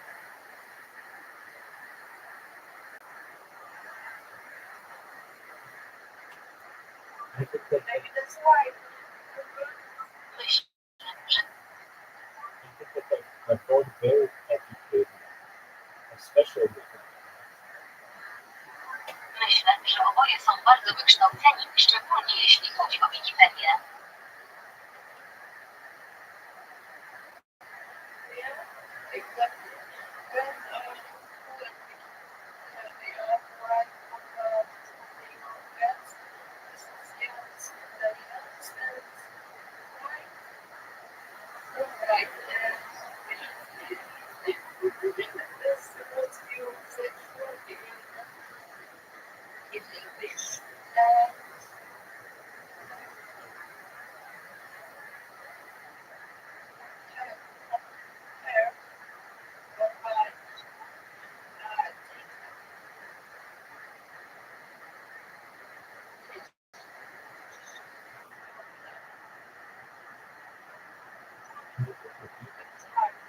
Czy możesz powtórzyć? Czy możesz powtórzyć?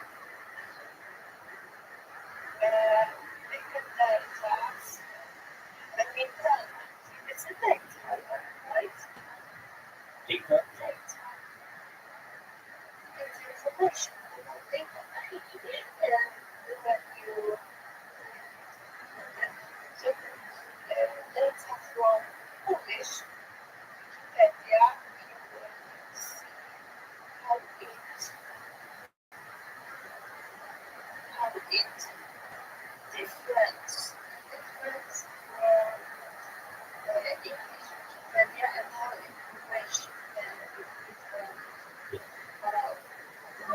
Many things get lost in translation.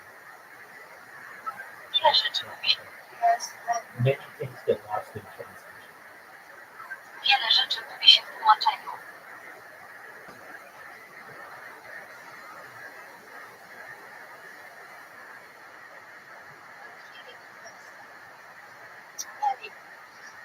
Wiele rzeczy mówi się w tłumaczeniu. Yes, I discovered it in talking from you, that I like to translate and trying to understand you translate. You do a good job of it. Yeah, thank you. Me too.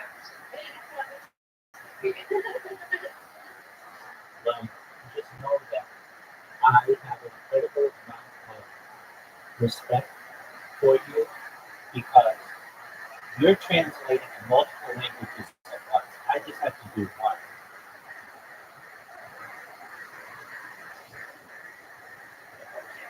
Sure. I have a great amount of respect for you because you are translating multiple languages at once, and I just have to translate them one. What you're doing is much more difficult than that. Mam dla ciebie wielki szacunek, ponieważ tłumaczysz w wielu językach naraz, a ja muszę tłumaczyć tylko w jednym. To, co robisz, jest o wiele trudniejsze i godne podziwu.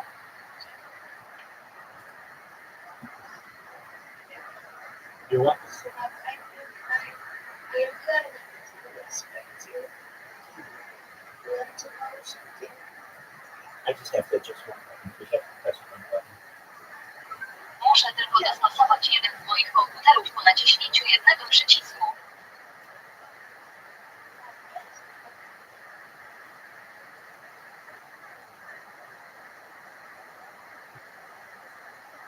There we go. If you don't mind, use the restroom. I'll be right back. Gramy, idziemy. Jeśli nie masz nic przeciwko, pójdę do toalety. Zaraz wrócę.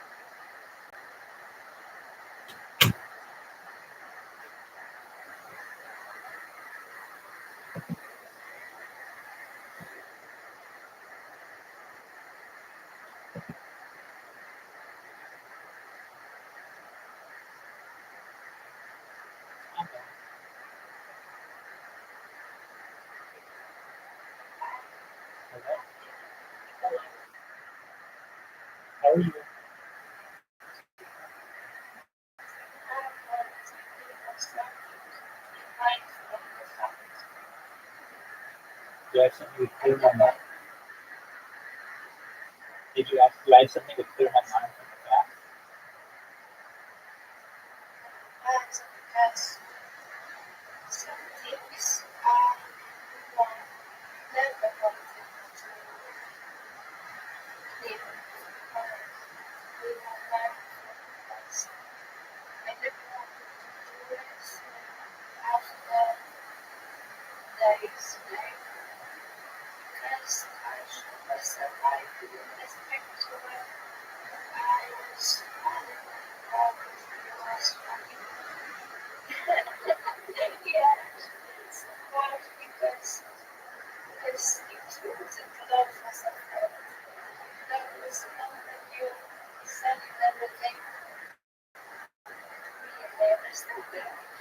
And I'm trying to understand why I am loved with your artist.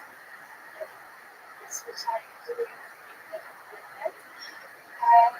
Even though I just not wanted you to choose somebody to be your body, just wanted to show you something about things. Just be myself, like someone.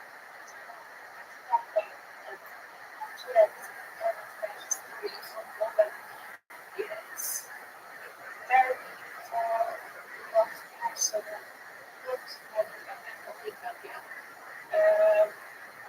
like the other religions. I think I don't know let's see how it works. Let's see how I just lost your respect for them and I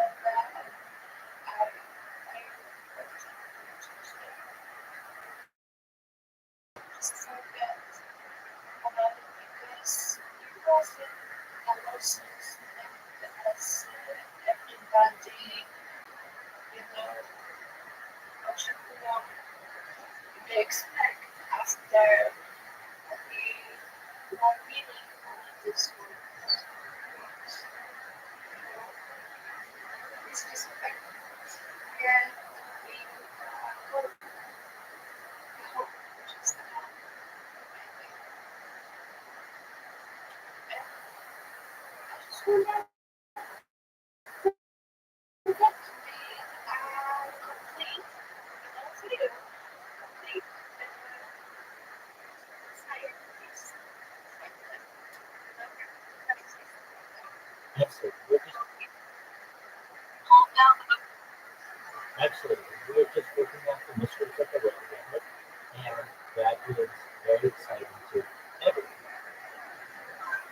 Absolutnie. Właśnie wspólnie odkrywamy tajemnice świata i to jest bardzo ekscytujące dla wszystkich.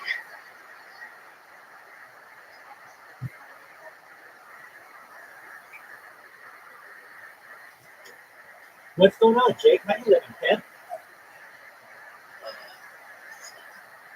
Fuck yeah. How was your day today?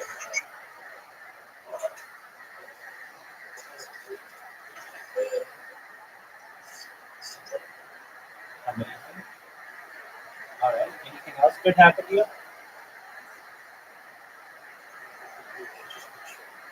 Excellent.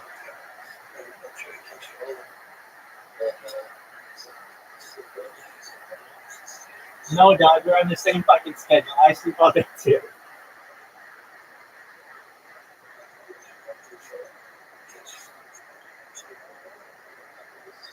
Yeah, absolutely.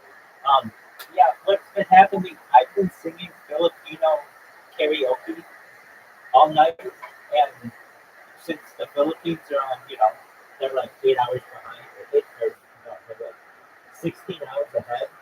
It's like, one of those things I got to be on their time. But they've been an amazing community, and I really appreciate them. And so they've made it worth staying up all night so that I can.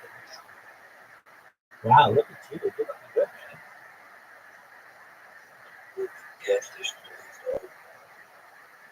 Those are sweet. What are those, pit vipers? Or knockoff pit vipers? That's cool as fuck. Hey, knockoff pit vipers are cooler than pit vipers.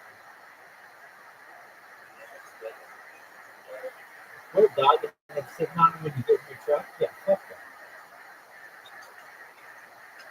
Good. Hey, do you know what Kill Tony is?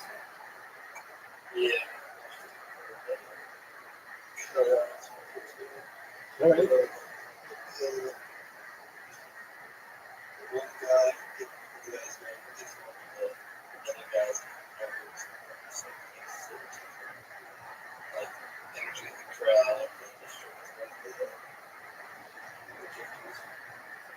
All right.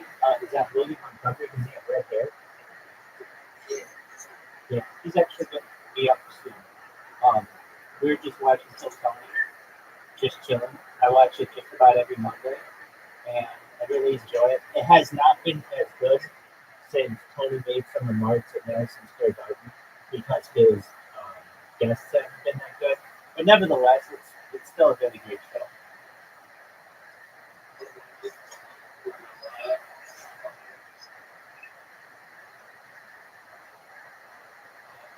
Excellent. Well, very well.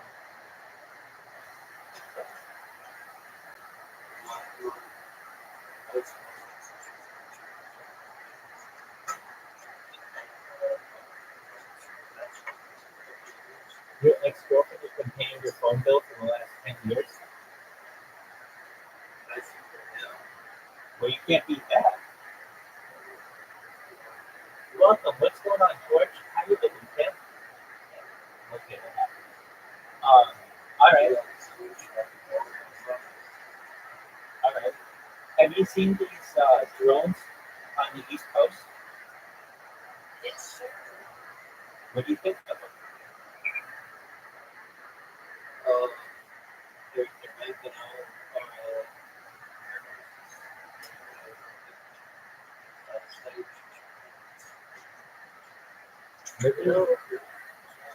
What's that? What's that? Yeah, isn't that interesting? Right.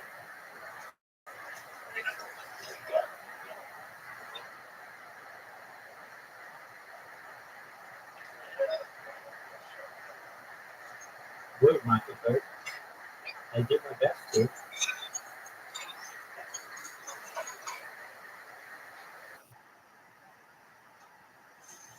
All right, guys.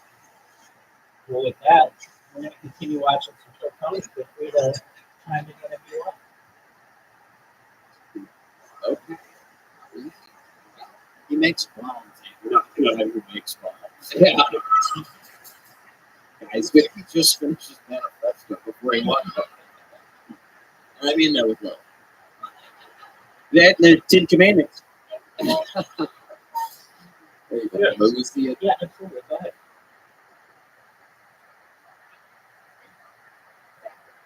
Yes. Yes. It was something. Your songs. Hello, at karaoke. When I was just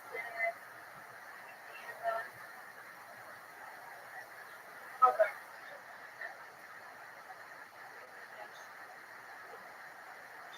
Just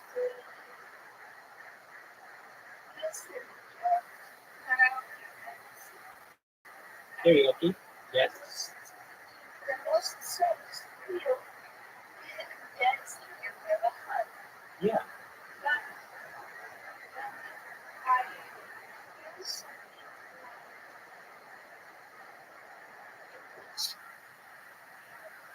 it was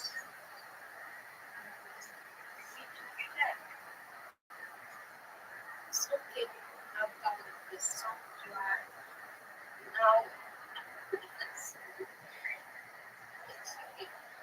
and past the of the song Wednesday.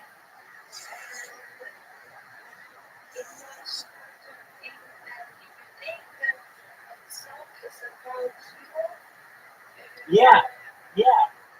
I know what song you're talking about. Yeah, that's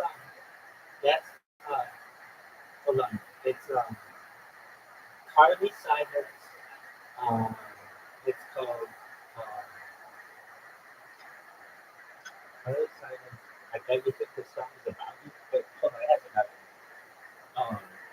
Yeah, just some Carly Simon. I love that song.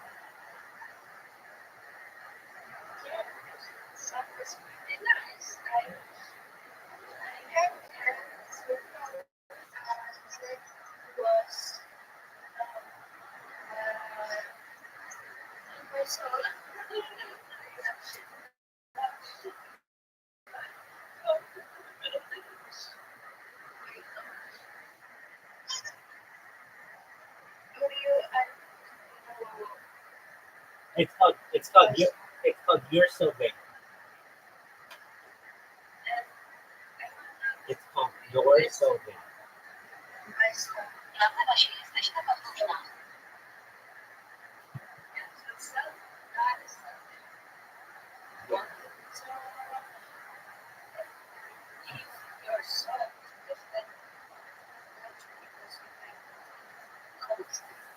Yes. Yes.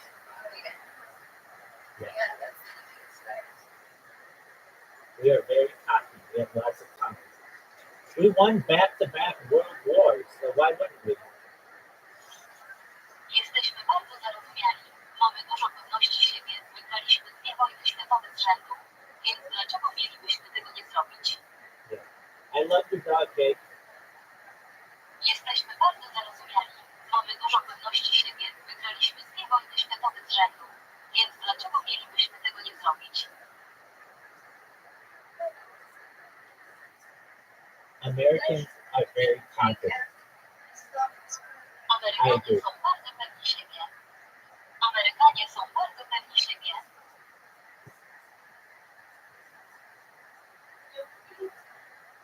Amerykanie są bardzo pewni siebie. Amerykanie są bardzo pewni siebie.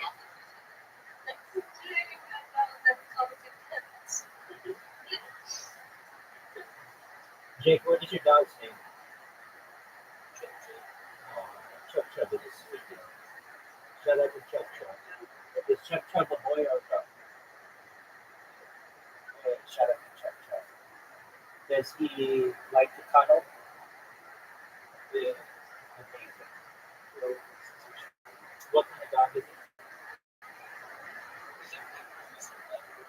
Very sweet.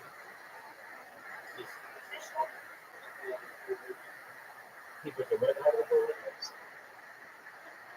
Oh, okay. Yeah, absolutely. Well, he seems to be quite healthy now.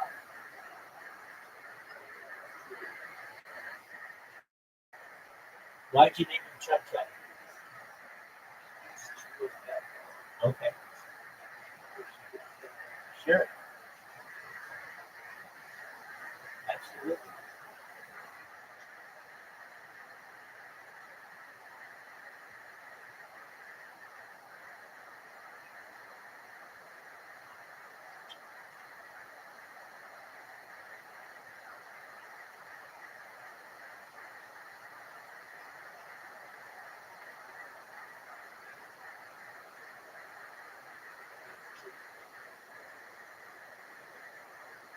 What's your people's name? So we got Chuck Chuck Baby. Chuck Chuck Baby and Molly. Shout out to Chuck Chuck Baby and Molly. I like the names of your animals. Well, I like the names that your mom chose.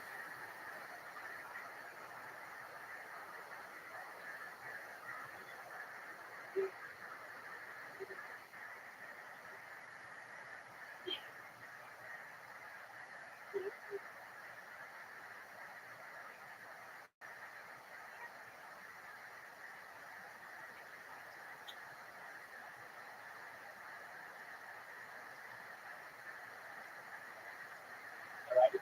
Well, your dudes.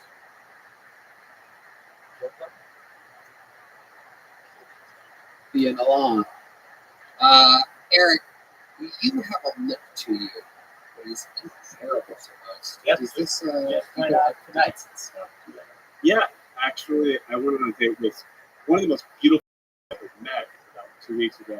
How'd it go? Great.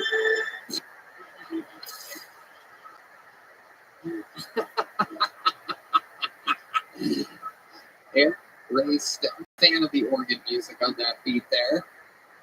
How'd it go? What'd you guys do? You went to We went out to a bar with her friends and I went dancing, which was not dancing for me. It was like, well, yeah. I should have taken the dance. We're gonna go dancing if you want to go. You're like, sure, let's fucking go. I like it.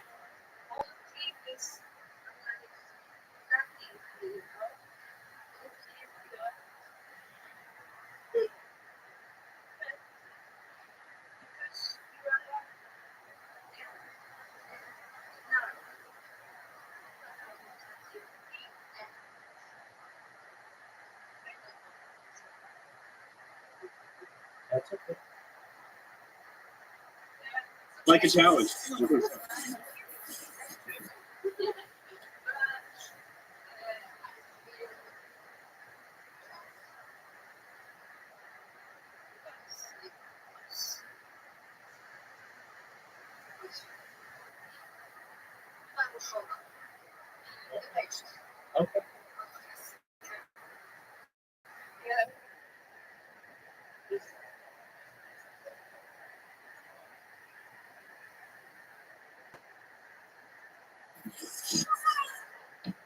What kind, We're gonna run a marathon. what kind of dancing was it? Was it like Latino music? Or, No, it was Texas two-step, and I have no idea how to do that. yeah, you can barely take one step. Yeah, I This is could. incredible. This is absolutely amazing. You didn't know how to do it, but did you learn? She show you? Tried. Did you get since then? That's gonna continue. Probably not. But I told her way too much about my family and this week, so yeah. You explained to her whatever you Yeah. said. Yep. Yeah. All right, that'll do. Yeah. Yeah, she had, what's funny is we then made out afterwards. So, like, cool. it didn't seem like a deal breaker, but then she blocked me the next day. Oh, well, there you go. That's what happens when you cane blast a girl. It's probably all from the fish oil. You probably have All horrible breath. right, the fish oil. Very good. The running fish oil joke that literally only you laughed at. All that. I love it. Let's do a big joke book for you, Eric Greystone. And there it is. And there he goes. On Thank to you. the next Thank one you. we go. You guys still having fun out there? Very interesting bucket pulls this episode. A lot of names we've seen before. This is a back-to-back 3-word name. Very interesting. A very rare treat. 3-word name. Back-to-back, 2 in a row. Make some noise for Jerry Debo Smith, everybody. Jerry Debo Smith.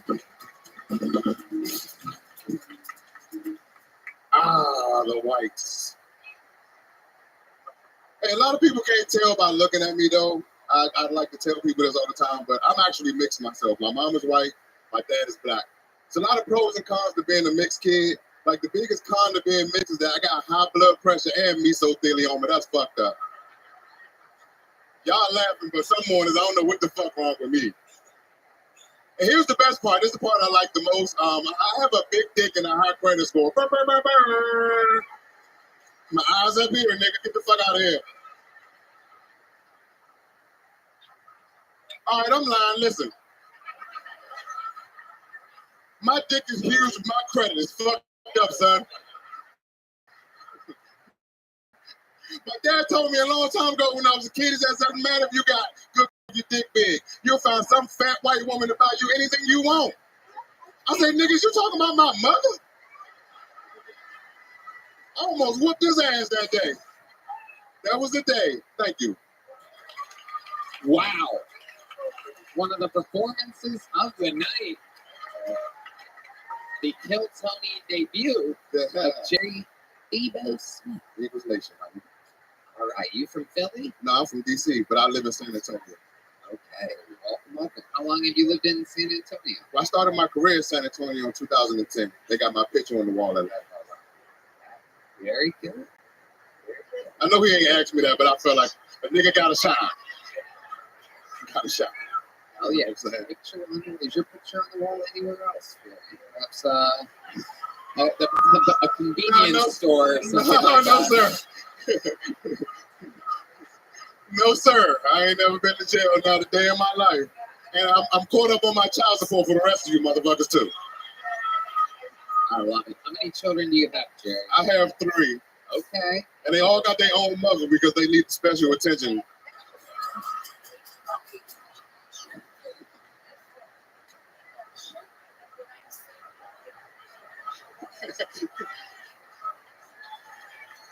If you're going to have them, that's how you have them. That is fucking funny. Yeah, thank you. I've never heard that twist on being a terrible father before.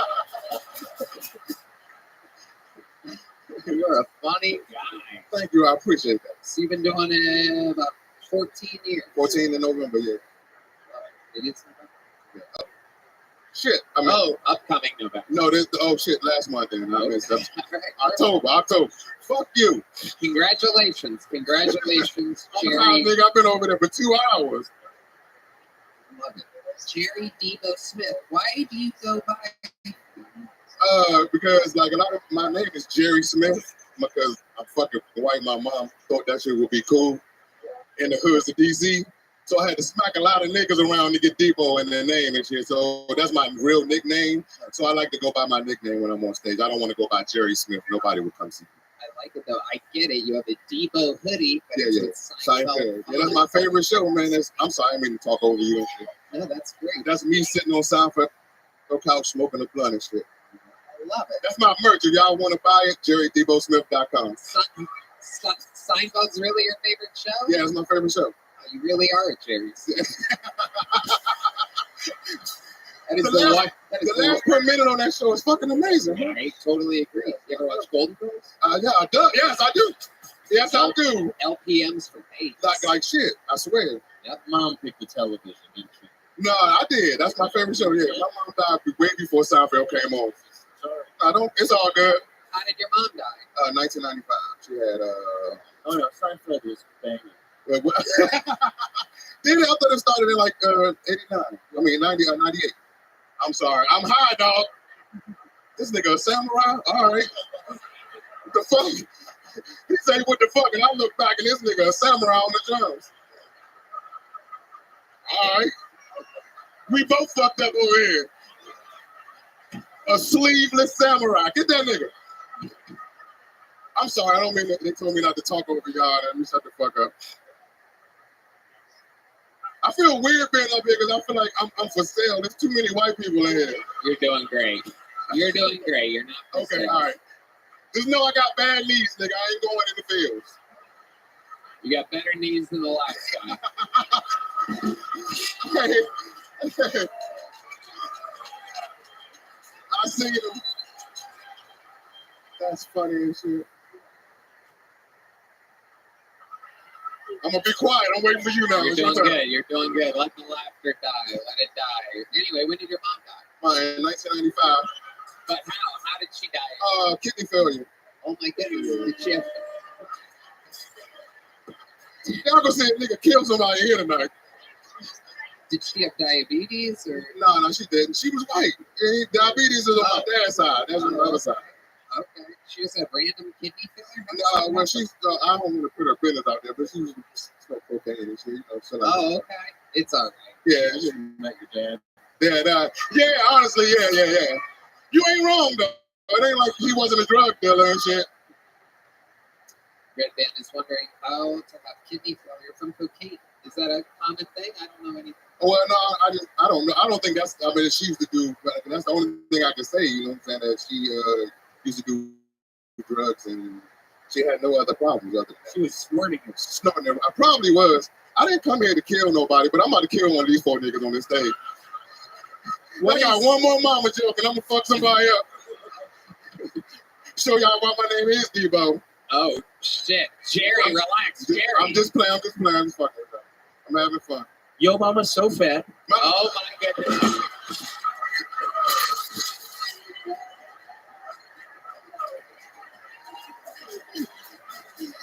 The nigga all the way in the corner talking shit. I wouldn't be able to look at the police. I wouldn't be able to get to you and shit. Hey, Debo. Yes, sir. You should take his chain. That shit fake. That's just, oh shit. It's shining like a motherfucker. It's fake and your eyes crossed a little bit. They got you, my nigga. It was close. It's a close call. Are all your kids in one city? Or? No. My oldest son is 13 and my daughter is 12 and they live in Virginia. And my son, I have a 7-year-old here. He's in Texas. Okay, that's right. I can't play that. It's not too cool. All right. So interesting, Jerry. So funny. Amazing stuff. First time you seen a comic from San Antonio would be funny, huh? We've had a couple. I watched the show and them motherfuckers like. Might be the best. I would love to have you on the Secret Show Thursday. That's what's up. And here's the big joke up. Sign up again. Come back. We need people like you. Jerry Devo Smith.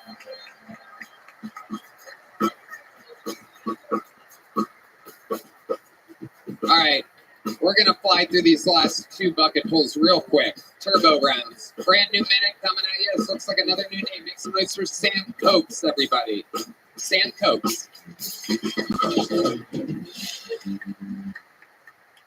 Do you ever see like a super cut homeless guy and just feel terrible about yourself? Fuck the gym. I'm gonna start fighting my demons on street corners. That's some high intensity interval training right there. I had a date recently. It was the first date. The topic of hobbies came up. Now, I like hunting, but what's worse is I can only really afford to hunt squirrels. So, I mentioned that, and there's nothing to gain by admitting you're a squirrel hunter on a first date. Yeah, that is a lose-lose situation, if you were wondering. Because they had to respond like this gal did, which was, oh my God, get this redneck asshole away from me. Or they can be into it, which I think is worse. Somehow, if they're like, oh my God, you kill rodents and skin them and eat their flesh. No, you're such a provider. It's so masculine. That could be dicey. I'm a quit for that, but that's my time, guys. Thank you. Sam Cokes. Hello, Sam. Hello. How are you? How long you been doing stand-up? Almost a year. Where at? Mostly in Austin. Where at? Oh, Shakespeare's. Where before Austin? Oh, a little in Detroit, but mostly here in Austin. Is that where you're originally? No, I'm from Ontario, Canada. A town called Sarnia. Yes. Is it Sarnia? Sarnia, yeah, like Narnia with an S. Yeah. Yeah. Got it. Mm-hmm. Yep. There you go. Yeah, what the hell, man? What the fuck? You do look a little Trudeau-esque, I will say that. You got the fucking I've got that creepy. before. Yeah. We're on some blackface, we'll know for sure. Yeah, right? We're going to find out if it's Trudeau, you know what I'm saying? What do you do for work? I do sales, Tony. What are you selling, Sam? I do the HVAC sales. We're going door to door selling. That's right. I know. I feel like I'm leaving a wake of like mildly annoyed people behind me the whole time. I haven't really reconciled that, but I enjoy it. Tell us the craziest thing about your life. Well, the craziest thing. I mean, I lived in a van in Australia for a year. Why? Yeah, so that was exciting. Why? I was planting trees there. I was planting trees in Australia. Why? Yeah, for money. You got paid. It's good coin. Yeah, a lot of people think it's volunteer work, but you actually get paid per tree. And once you get good at it, it's actually pretty good. So, you get paid. Well, I've never planted trees here, only Canada and Australia, but it's like maybe like 10 to 25 cents per tree. But you plant thousands a day, so it adds up. Even the Mexicans are like, "What the fuck?" See all of their faces, just like, "Dude, what?" Dude, that smells good. Gee, dude, get the fuck out of here, bro. What the fuck? You guys ever hear of something so crazy? White boys planting trees for a dime? Wow. I guess people do come here to do the white people job. Here's the thing, though. You plant thousands a day, Okay. so you can make pretty good money. It's hard work, but it's fun. You can live in the middle of nowhere, have crazy parties with a bunch of weird hippie people. It's cool. Very cool. Yeah. That's $100. Yeah. Yeah.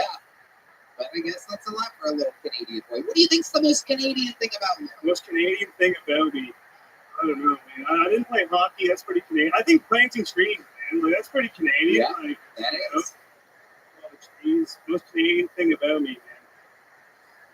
I don't know. That I hate you, though. I think that's pretty Canadian. That's a consensus these days. Like, that kind of sucks. Were there any black people where you were raised? No. No. Were there any Mexicans? No Mexicans either. No. That's heaven-like. Yeah, exactly. Amazing. This is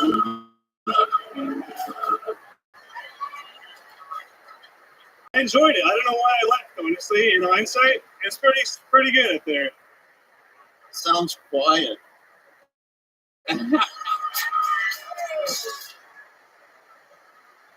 Sam, here's a little joke book. We're flying through the rest of this episode. There goes Sam Cokes, everybody. Got through a lot of bucket pulls tonight. This is our 10th and final bucket pull of the night. This young lady's been on this show before. It's been a long time. Make some noise for a brand new minute from Gina Hyena, everybody. Gina Hyena. Not that hot. No, it's he's great. He's great. He's awesome. I have no shit to talk about him. I can talk shit about dating down here all day. How long have you been with this lady? About 8 months now. And what's that like to see? He communicates. It's weird as fuck. Yeah, he like asks you about you Yeah. and just sits there and listens. He listens. Whoa. It's like Coco the gorilla. It just like communicates back. It's weird as fuck. It's wild. Yeah. That is wild. Yeah, I'm not used to it. Like the first time he ever asked me if I needed reassurance, I thought we were about to fight. Like I didn't know the fuck that was supposed to be like. Yeah, I was mused. It's Gina, you are very, very funny. Red Band, are you in town this week? I am. Love to have you back on the secret show. There you go. Thank you Another so one. much. Thank you guys. It's been a while since we've seen you. Do you have one of these? Gina, do you have one of these? There you go, Gina Hyena. Booyah. Follow her, eggs and hot sauce. The letter N, eggs and hot sauce. All right, this is it. We did it. 10 bucket pulls down. Absolutely fantastic episode of the show. There's only one way to put a ribbon on it. Ladies and gentlemen, I present to you Kill Tony Hall of Famer, record holder for all-time appearances on the show, all-time interviews. A man like no other in the show's history. Tens and tens, perhaps hundreds of hours of entertainment given to us by who some people call the Memphis Strangler, the Zipic Zorro, the Vicar of the Vape Pen, the Vanilla Gorilla, the Virgin of Virginia,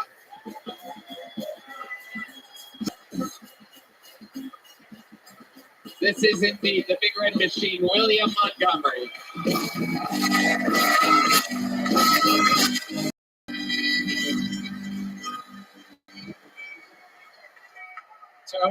Tony, first off, you know I'm not a virgin and you know I don't smoke a vape pen.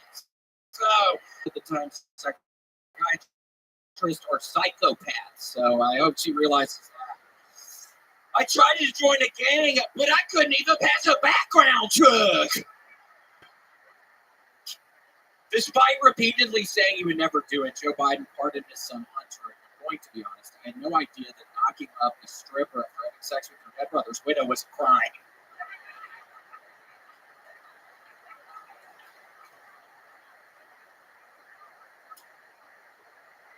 And also shouts out to Hagrid in the crowd tonight. It looks like we got Hagrid from Harry Potter out there. Okay.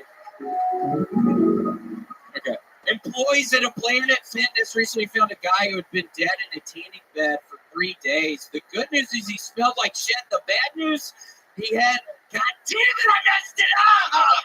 Red Band, why'd you play the song? Okay, he was dead in the tanning bed for 3 days. The bad news is he smelled like shit. The good news, his skin had a nice glow to it. Okay, thank you. He has done it again, ladies and gentlemen. The biggest, reddest machine of them all. William Lights Out Thunderfuck Montgomery. So nice to be here today. We love you, William. Tony, we had a wonderful Thanksgiving. Tony and I and Rabbi spent Thanksgiving together. We did a big, wonderful Thanksgiving together. We had a big family Thanksgiving, family style. It was wonderful. Tony actually brought some really good baked ham, and Rabbi brought a bowl of marshmallows. Like the little marshmallows. It was like the dumbest, it was like the stupidest thing. It's like what a little child would bring or something. It really was like the stupidest. But your ham, you did, Tony, was wonderful. And then I had a wonderful Native American Heritage Day after that. And Tony, that's where I actually got my hair done. I went to So I was able to, I told him to do it in Rasta colors, but yes, it was for Native American Heritage Day. I was able to get it on Friday. Wow. So you looked like both a Native American and a pilgrim at the same time.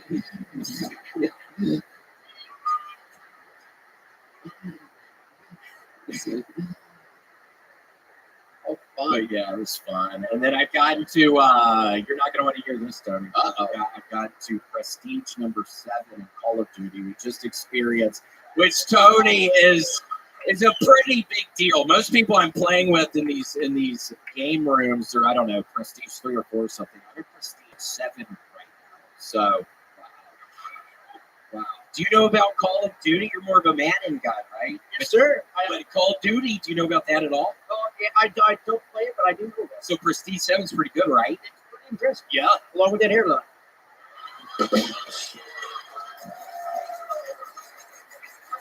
No, that was a nice thing. That was a nice thing. Sketch is ready. People are trying to start sketch chants out there in the crowd. His first time in front of a live audience. His bullets in the chamber, ready to go. Absolutely ready to Sketch, that was nice, so right? It was awesome. Yeah. What was nice? No, you were being nice thing there at the hairline. Like, it was like a nice thing, right? Oh, I like it. Thank a you. little Ben Frank.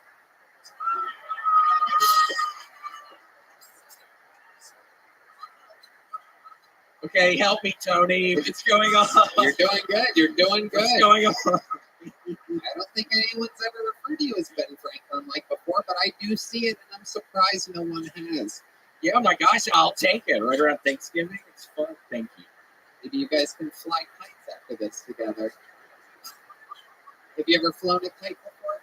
Yeah, once I was a test in Florida, Tony, and I was able to, they used to have those big spools that you get, big things of string for the kites that are river connected to it, those big spools to be on the and the kite got so high up in the air, the storm came up, and I was having to hold the spool down by the sand because it was shocking, Tony. It was up that high, so I got up really high one time. Did you look like that before? No, it was when I started losing my hair.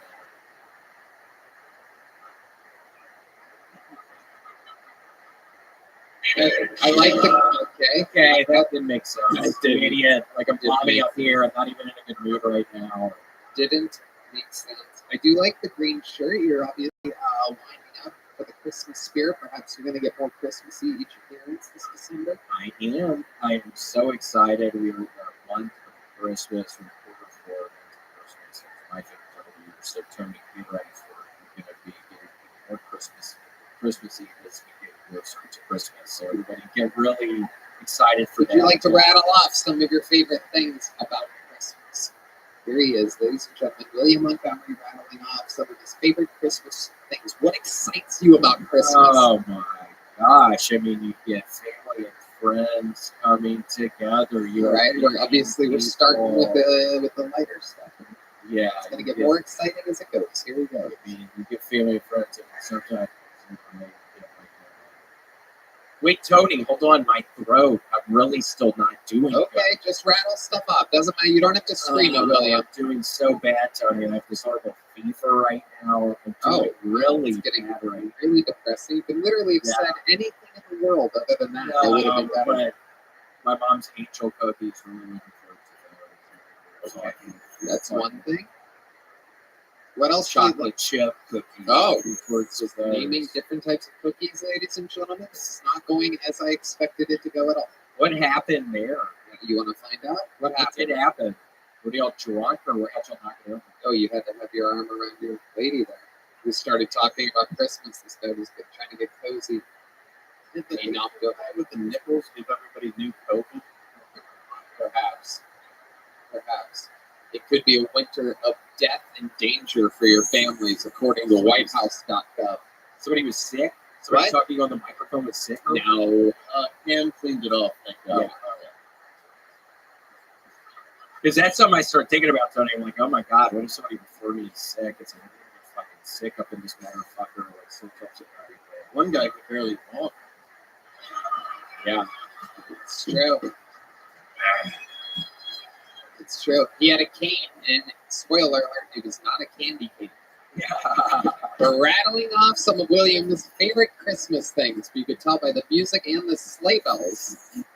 Here he is with some more Christmas things. Master improviser William Montgomery. Can say anything Christmas related. People are literally yelling out things. All you have to do is repeat them into the microphone for the millions of people watching at home. Here he goes. Christmas things with William Montgomery. You hear the sleigh bells? Here he goes. Perhaps the lighting is going to help him rattle off some Christmas things. To put a ribbon on this episode, candy canes and Snickers bars and Butterfingers and Snickers bars and candy canes on Christmas. Candy canes and Snickers bars and Snickers bars and candy canes and candy canes at Christmas. Christmas this year is going to be fun at my mama's house. We're going to get a doll for Christmas this year. That's what my dad says. Okay. Wow, amazing. William Montgomery. How loud can this place get for the great and powerful William Montgomery? We did it again. This episode is brought to you by Zippix, our amazing sponsor. Here's some cinnamon Zippix for the holiday season. Some sweet whiskey for this guy. Some Zippix. Ooh, peppermint watermelon. Is there perhaps a cool black guy? Nope. All right. It's going to a Latino. There you go. All right. El Mocha. All right. There you go. A little mocha. Thank you, Zippix. The drawing for Brian J. Heathfield is in. How loud can this place get for Sketch, ladies and gentlemen? His first time in front of a live audience. I mean, you probably already follow him on Twitch and YouTube. He's a global superstar, but if you don't follow him there, he streams DaveLandau.com. That's LANDAU.com. Hilarious tonight.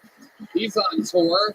Go to DaveLandau.com for tickets and check out Normal World on Blaze TV featuring Dave Landau. Let's see what Chris Rogers drew tonight over there. Oh, John Dees. Look at that. That's you, John. That's what you look like. It is. It's good, right? We are going to be auctioning that off after the show. We're going to also auction off the painting. What is that? Oh, no, you dang. Oh, shit. What is that? Nothing. John D's on keys. How about one more time for the best damn band in the land, everybody? We did it. Thank you all. Red Band. Check out the Sunset Strip, ATX.com. Love you guys. This is it. This is your last chance to get this stream for you have another week. Yeah, New Year's Eve. The stream is on sale. You're gonna want to see it live. December 30th and 31st, completely sold out. 2 events. We're doing it again here in Austin, Texas, the new comedy capital of the world. God bless you all, and God bless the United States of America. Thank you, everybody. Good night.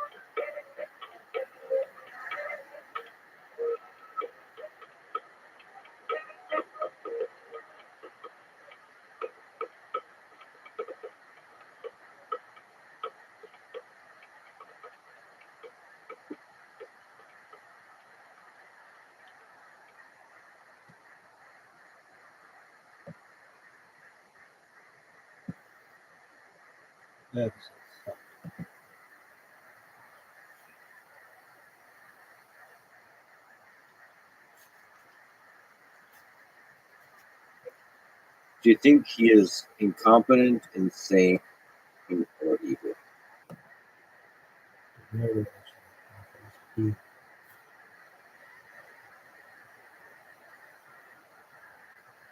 Right? It's the guy who ran the dissolving of Enron. So, I mean, I can't imagine someone better equipped to run a complicated corporate fraud like dissolution. But yeah, it's tough because everyone's going to get probably, I don't know, 10 cents on the dollar, maybe less.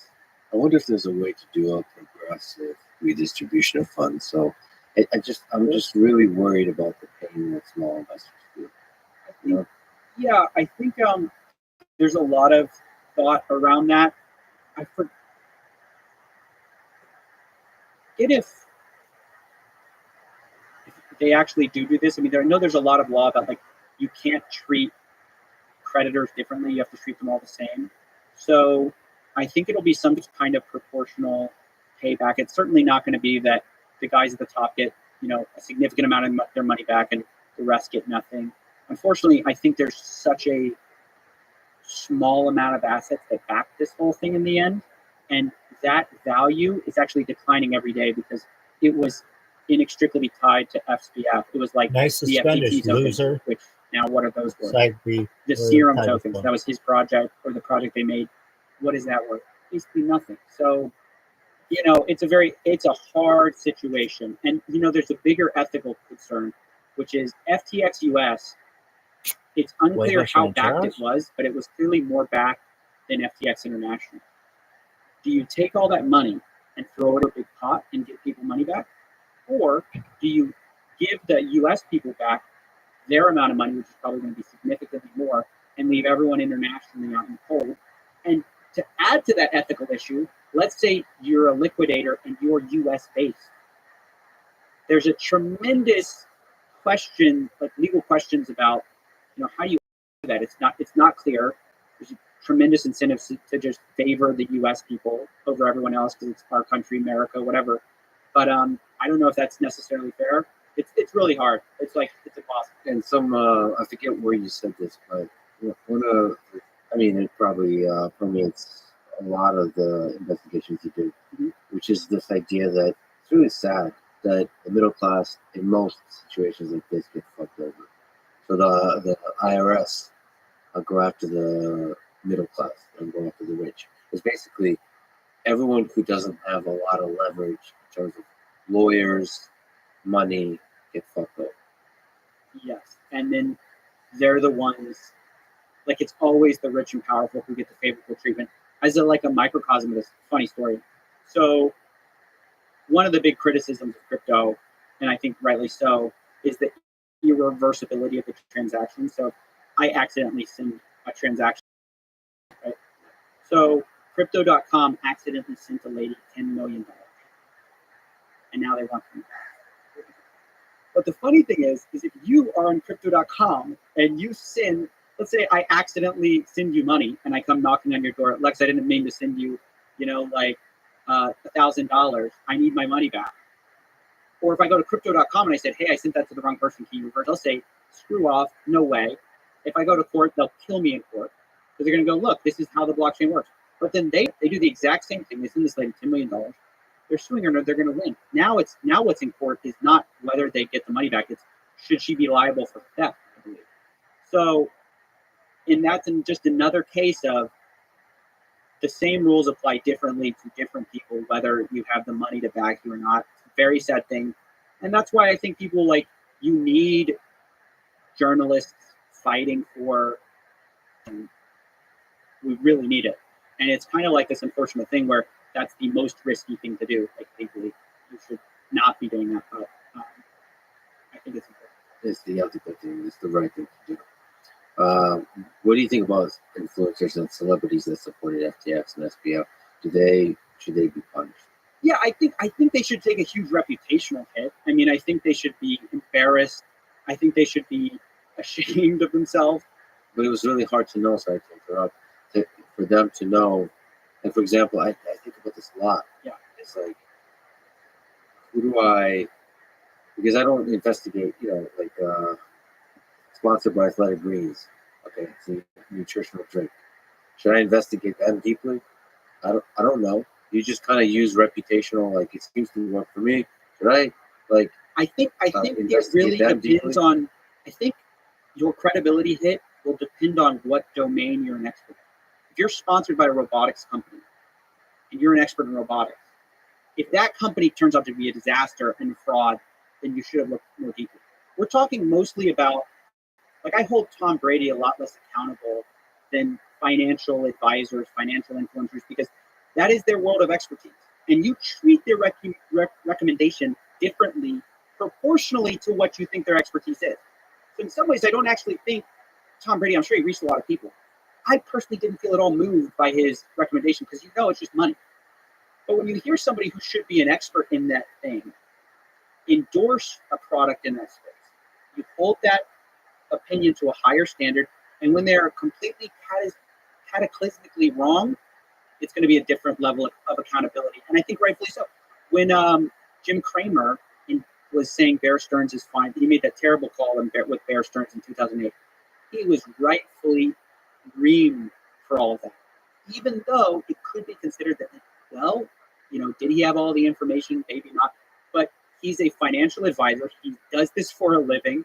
If you go on and you make a big call and you turn out to be wrong and people lose tons of money, you are going to take a hit, I think rightfully so. But no, I don't think these people should go to jail or anything like that. But it's such a complicated thing. I mean, I just feel it personally myself. I get it, but you still feel the burden of the fact that you're influenced.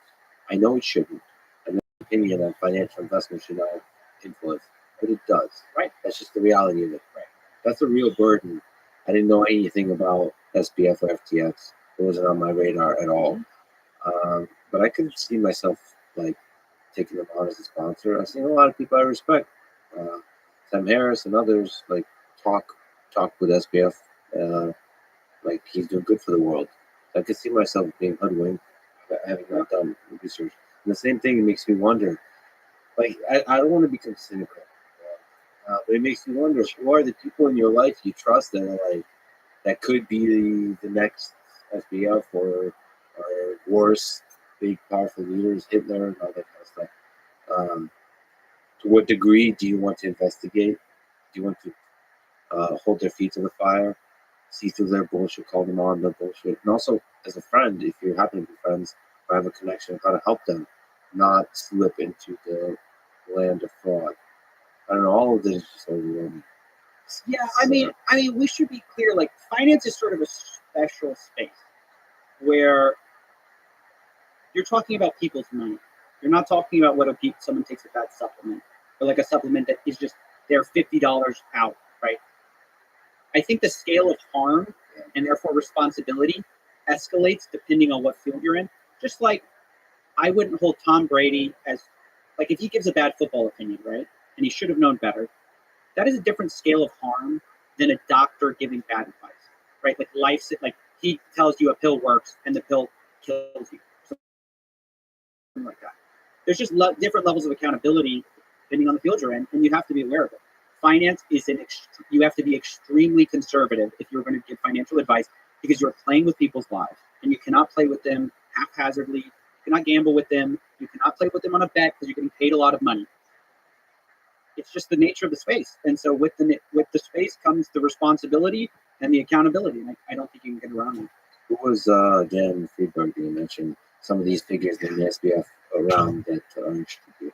Super interesting kind of subject, because Dan Friedberg is the former general counsel for Ultimate Bet.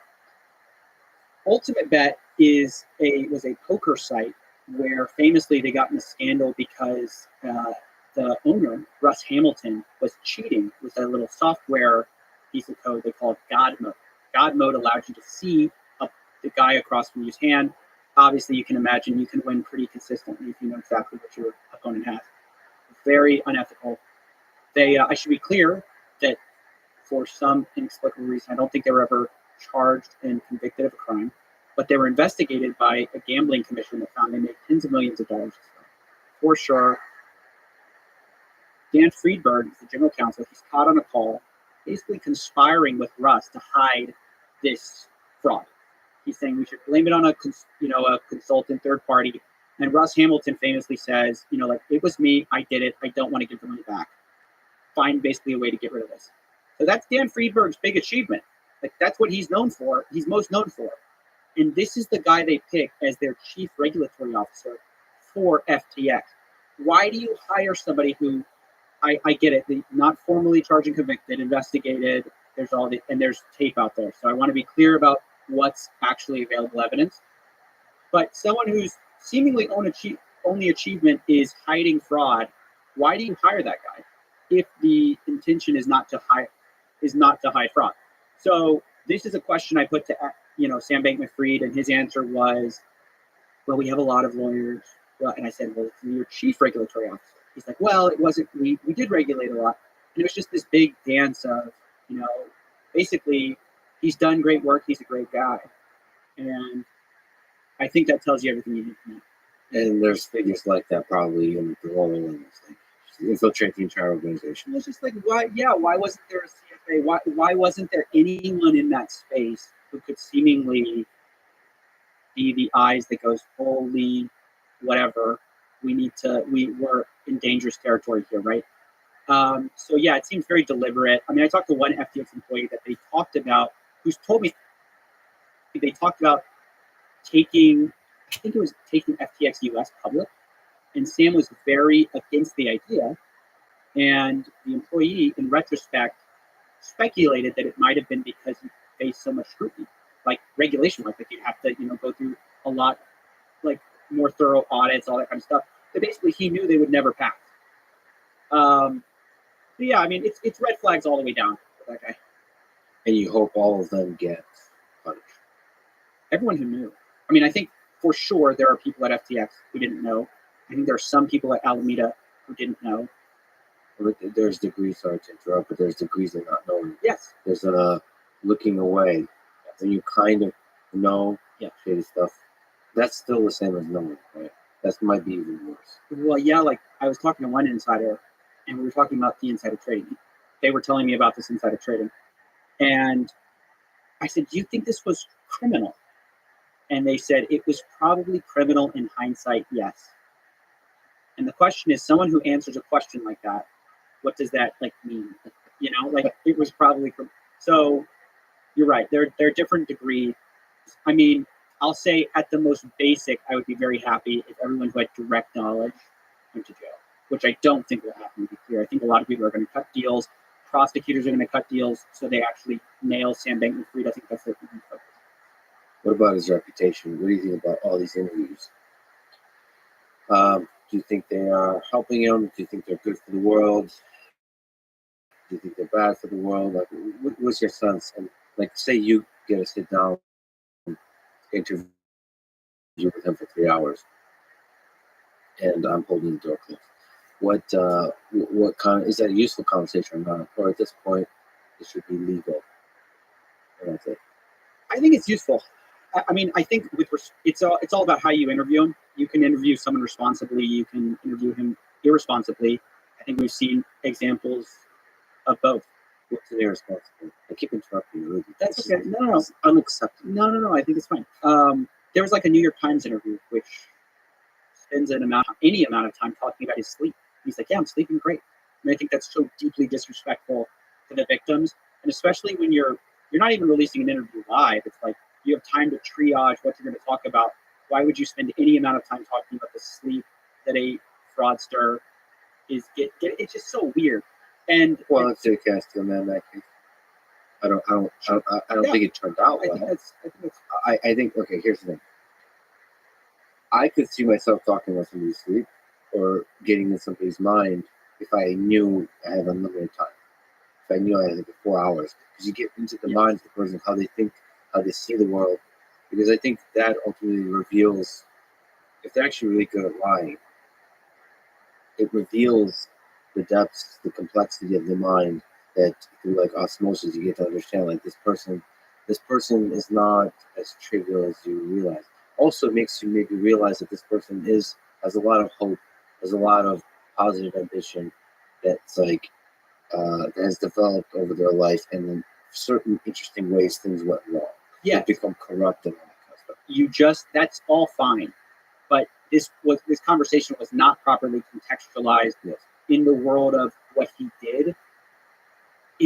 I've asked about this interview because I was like so curious. It was out of the New York Times, and there was not much mention of fraud or jail or the big crimes like misappropriation of even client assets. It was sort of this, Sam sat down with me. He's under investigation, but there's not much specifics. And then it's like, yeah, he's playing storybook brawl. He's sleeping. And it's just like, okay, this isn't adding to the conversation. Especially when the New York Times, it's like you should be grilled. Right, exactly. So, but as I said, I mean, it's all ranged the gamut. And some interviews, like some of it's okay, and then some of it's weird. Like the Andrew Sorkin interview, he asked some hard-hitting questions, which I really appreciated. And then at the end, he goes, "Ladies and gentlemen, Sam Bankman-Fried," and everyone gives like an ovation for Sam. I mean, the steel man of that, of course, is like they're actually applauding Andrew Sorkin. But the way you like lay it up, I wouldn't go like, "Ladies and gentlemen." It's like an applause line. It's like, "Ladies and gentlemen, the Eagles, Elton John, Lex Friedman." And so so you have this like Dealbook Summit where you have all these important figures that are positively important. And at the end, you have Sam Bankman-Fried, a fraudster, and you go, "Ladies and gentlemen, Sam Bankman-Fried," everyone's applauding. That I think is I think that's a negative. I think the way that the optics of that just were all wrong. And so I think, you have to be very responsible. I think it's useful, going back to how you can usefully do this. You can, even when somebody's determined to lie to you, it's always important to pin them down to an accounting of events, because that is unimaginably helpful when it comes to a prosecutor trying to prove this guy's guilty. Is if you say you didn't do a crime, but you don't tell me any details about it, day of the trial, you can basically make up any story, right? But if you tell me in detail where you were that day, I can go hunt down, you say you were with Joe, I go hunt down Joe and he says he wasn't with you, boom, you've lost credibility, and now you're much more likely to be convicted. So it's really important to get SPF's exact accounting of how things went wrong, because right now he's positioning himself to throw his Alameda CEO, Caroline Ellison, under the bus. Like, she did everything, she knew everything, I knew nothing. Well, Caroline Ellison's going to take the stand and go, "Well, I have all these text messages and this is all a lie," and then Sam Bankman-Fried is going to be completely, ruined, like self-ruined by his own design. So I think it's more like a legal type of get the details of where he was, what he was thinking, what those. I think it's like, I think the public probably cares to get to know what happened too. And again, I think if you're careful, you can expose someone as they lie to you without giving into those lies, right? Like without capitulating to, "Oh, I'm just going to assume you're correct." I think you can point to, "Well, Lex, you say it happened this way, but you've lied about X, Y, and Z. Why should we believe you?" That's suddenly a totally different conversation than just being like, "Oh, okay, that's how it happened." The thing I caught that bothered me, and the thing I hope to do in interviews, if I eventually get good at this thing, is the human aspect of it, which is like, I think you have to do in person. Is he seems a bit nonchalant about the pain and suffering of people that have red flags about it. And the way he communicates about the loss of money, like the pain that people are feeling about the money, I get red flags. If you're not, forget if you're involved in that pain or not. You're not feeling that pain. Well, he'll say he is, but he'll be playing a game of League of Legends while doing it. No, but I just see how much faith. Like, No, I know. And that's I know. what needs to be grilled. Yeah. Like that little human dance there. That's I talked to him. I considered doing an in-person interview with him. And that's Are you still considering it? I don't know. Do you think I should in person? I think it depends if you think you have anything to add. A lot of people have. That has been already. You did an incredible job. I think I would like to grill the shit out of him as a fellow human. Yeah. But not investigative. No, like Coffee's an investigator. Yeah. Like another human being who I can have compassion for, who has caused a lot of suffering in the world. Like that grill. Like basically convey the anger that people and the pain that people are feeling. Right? Like that. Yeah. I think it'd be really hard. I mean, like that guy is sort of a master dancer, and what he would say at the end of it, because I've listened to so many interviews of him, I probably am like a GPT model for Sam. I think he would do some kind of thing about like, yeah, I really hear you, and it's just terrible. I feel such an obligation to the people who've lost money. It's a lot of money. It's a lot of money. He'd do something like that, and it would be very superficially like, okay, but when you drill down to the details of what he did, it's just impossible that he didn't know. And one of the things that I wish I had asked, maybe I can talk about, like, I wish I had gone on this. It's just so hard when you're doing a live interview to kind of focus on one thing. Everyone's asked about the terms of service. So in the terms of service, there was like, we can't touch your funds are safe, we're never going to do anything. Anytime anyone brings that up, he says, oh, well, there's this other terms of service over here with margin trading accounts. Remember, we talked about it, it's a derivatives platform. If you're in our derivative side, you're subject to different terms of service, which kind of lets us like move your money around with everyone else. Okay, so we treat it as one big pool of funds, and that's sort of the explanation of how this all happened. Is we had this huge leverage position and we lost everything. But what no one has sort of done a good enough job getting to the heart of is that this pool of funds never was segregated properly. It was all treated under the same umbrella of we can use your funds. There was no amount of we have the client deposits, which were just deposited with us and not like used to margin trade or do anything over here. These funds over here, we have safe. They didn't. Fundamentally, they lied from the get-go about how they were treating the most precious asset, which is your customer deposits that you said you didn't invest. Clearly, you put them all over here, you YOLO gambled them, and then when everyone starts withdrawing from here, they don't have any money over here. So that is like one of the most fundamental things that I haven't seen anyone grill them on. And the next time, if I get the chance to ambush them again, that's what I'm going to throw down, because it's impossible for that not to be flat. There's no world where you had a pool of funds over here and now you don't have them without you somehow borrowing over here. Because if you deposited one Bitcoin and I never sold that Bitcoin and it's earmarked Lex Friedman, and you come and it's not there, something had to happen, right?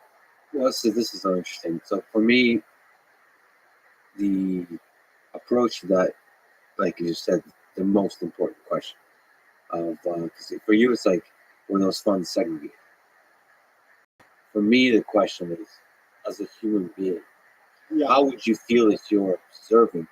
So like, that like marshmallow test for the babies, like it's the human thing. It's the human nature question. Like, I can understand there's a pile of money, and you, the good faith interpretation is like, well, I know what to do with that pile of money to grow that pile of money. Let me just take a little bit of it.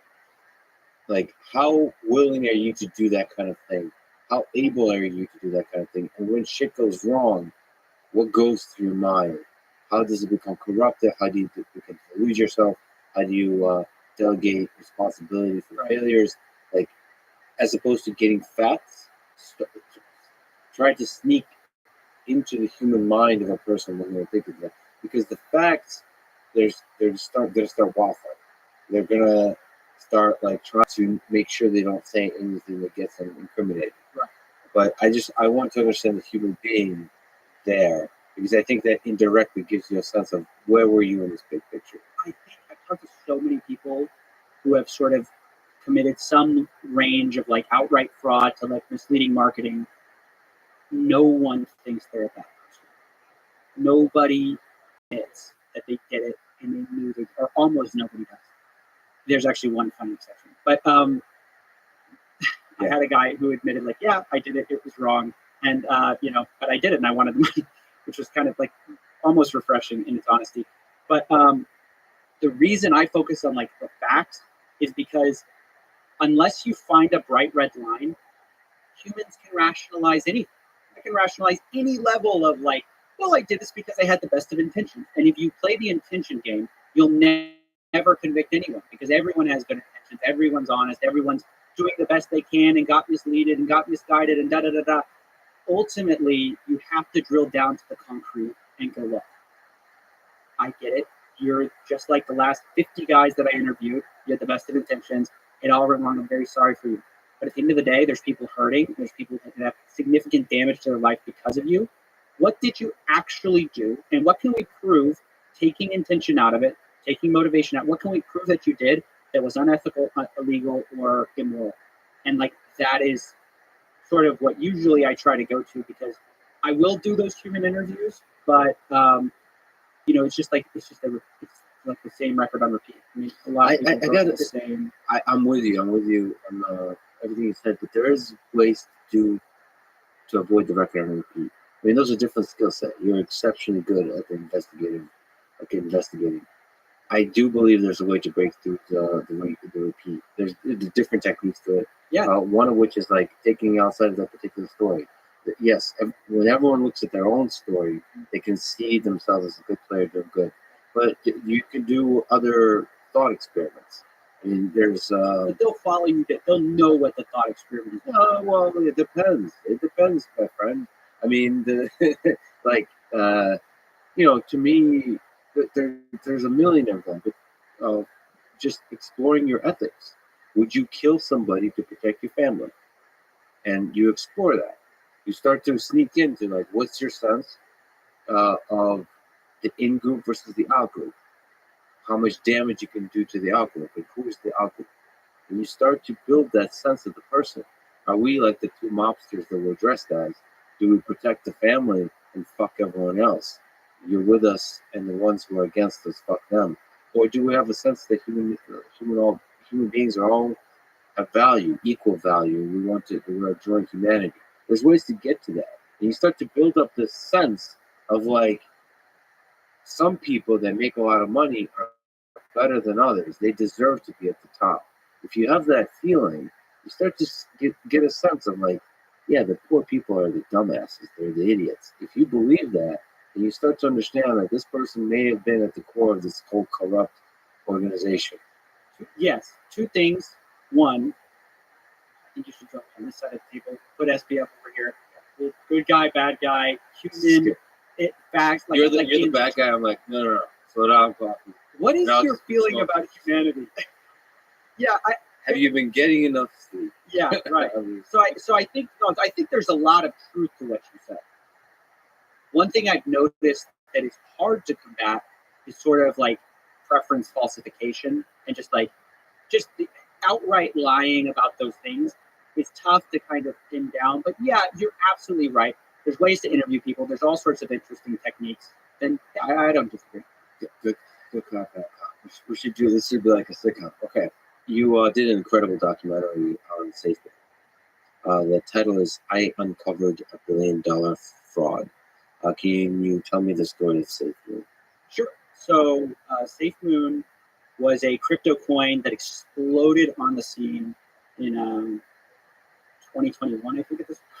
Sorry, I'm losing track of my years. 1 year in crypto is like 5 years in real life. But it kind of gained a huge amount of popularity because of this idea that it's in the name. You go safely to the moon. How they were going to do this is with sort of a sophisticated smart contract idea where I kind of have to explain the way some contracts get rug pulled per second or there's scams happen. So in the sometimes it's called like the shitcoin space, the altcoin space, anything like below Bitcoin, Ethereum, and maybe the top 5 or 10 is kind of seen as this wasteland of gambling, and like, you know, you don't know if the developers are going to become anything or not. You're kind of like reading the white paper, trying to figure it out. So there's this big question about like, how can you get scammed? How can, back to the interests, you don't want the developer to have some like parachute cord where they can pull all the money out. So one way this happens is that in decentralized finance, there's something called the liquidity pool. Okay, basically this big pot of money that allows people to trade between 2 different currencies. So let's say like SafeMoon and Bitcoin, right, or Ethereum, or it's actually on the Binance Smart Chain, so it'd be BNB. And this pool of money can be controlled by the developers in such a way they can steal it all, right? They can just grab it. I don't want to go too much into details because I feel like we lose people here. But the point of SafeMoon was, the core idea was, we're locking this money up. You can't touch it.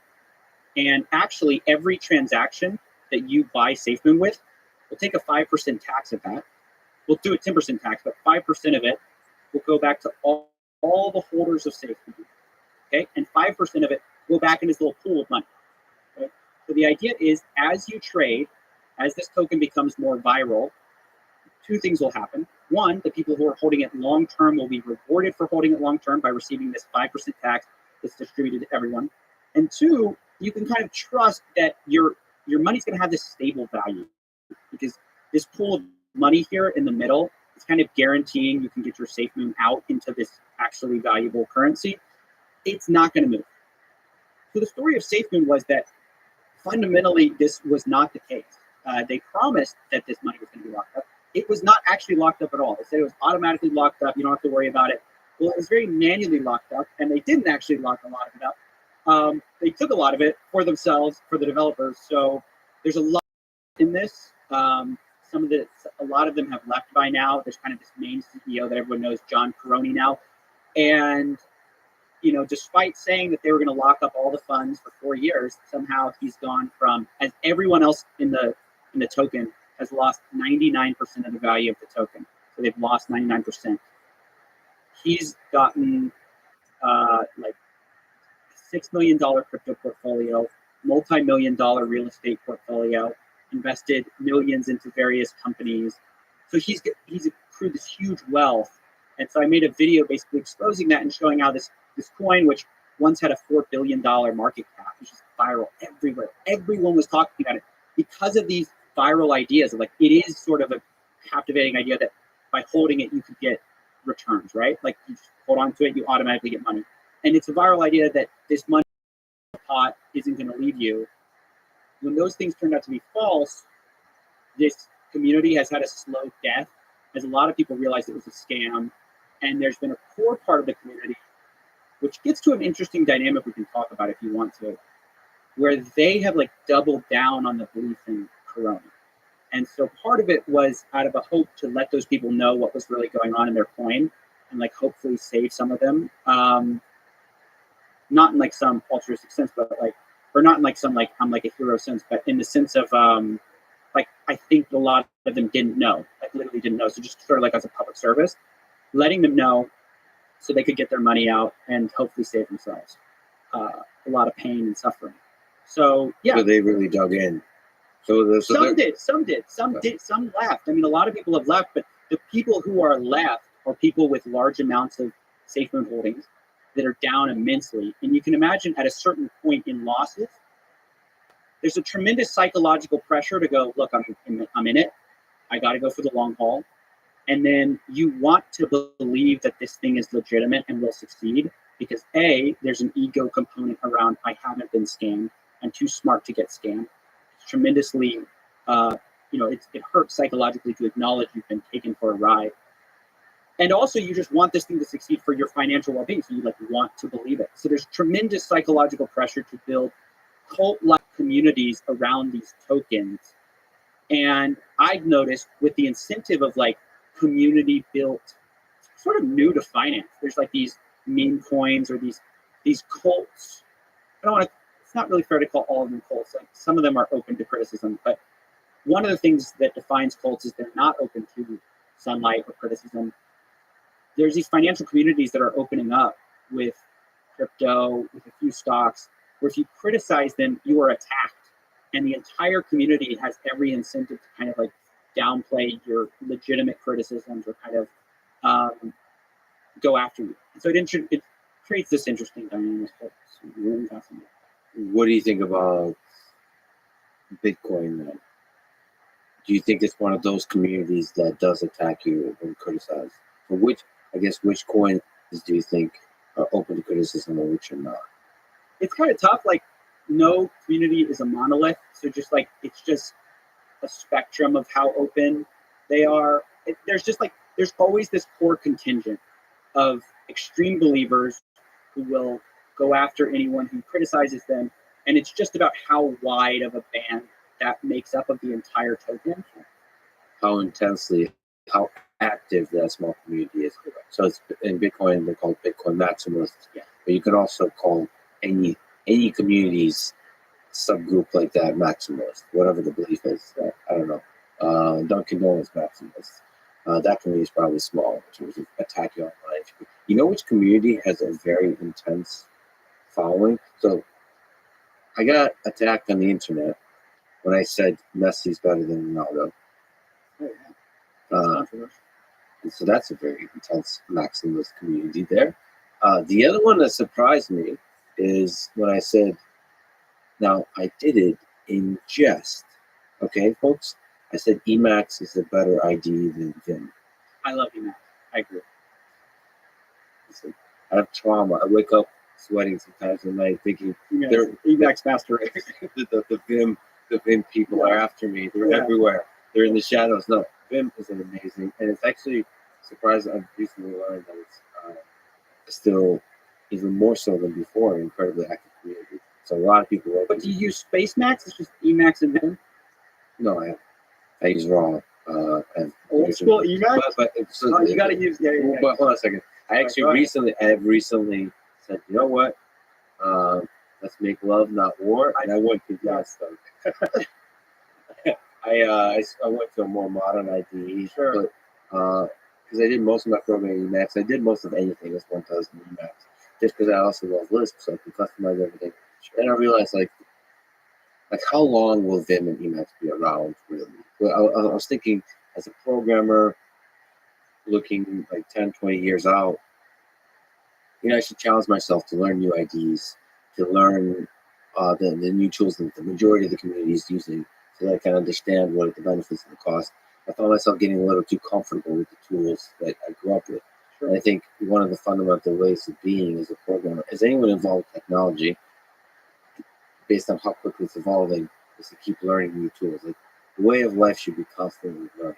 You're not a mathematician or a physicist or any of those disciplines that are more stable. This is like everything's changing. Crypto's, like you said, a perfect example of that. You have to constantly update your understanding of of digital finance constantly in order to be able to function, in order to be able to criticize, in order to be able to know what to invest in. So yeah, that was why I did tried PyCharm a bunch, the whole JetBrains infrastructure, and then also VS Code because that's really popular, and Atom and Sublime, all of those. I've been exploring it.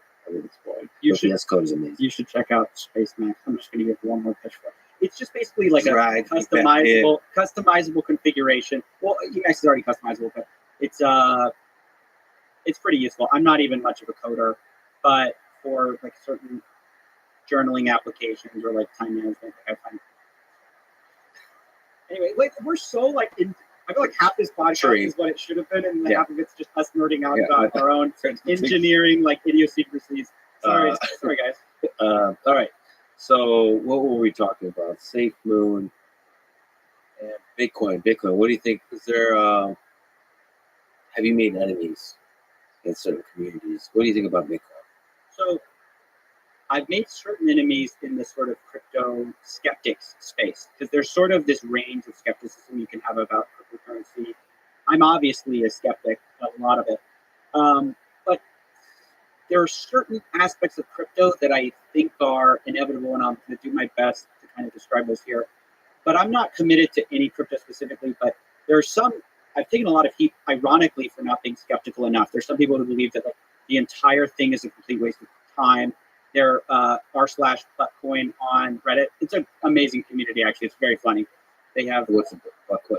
It's like a play on Bitcoin. They're like, oh, they're just like, Oh. at least we admit it's a scam. Very funny guys, very funny people there. So, but they'll be like, CoffeeZilla should just admit that all of it's a giant Ponzi scheme. All of it's basically like not real. everything, including Bitcoin. Yeah, it's all The whole- basically all the Ponzi-nomics. It's Ponzi-nomics all the way down. It's like there is no fundamental use case that is that useful. I don't know if, I guess I don't want to straw man them here. I don't want to say that, I don't know if they're saying that it's all useless.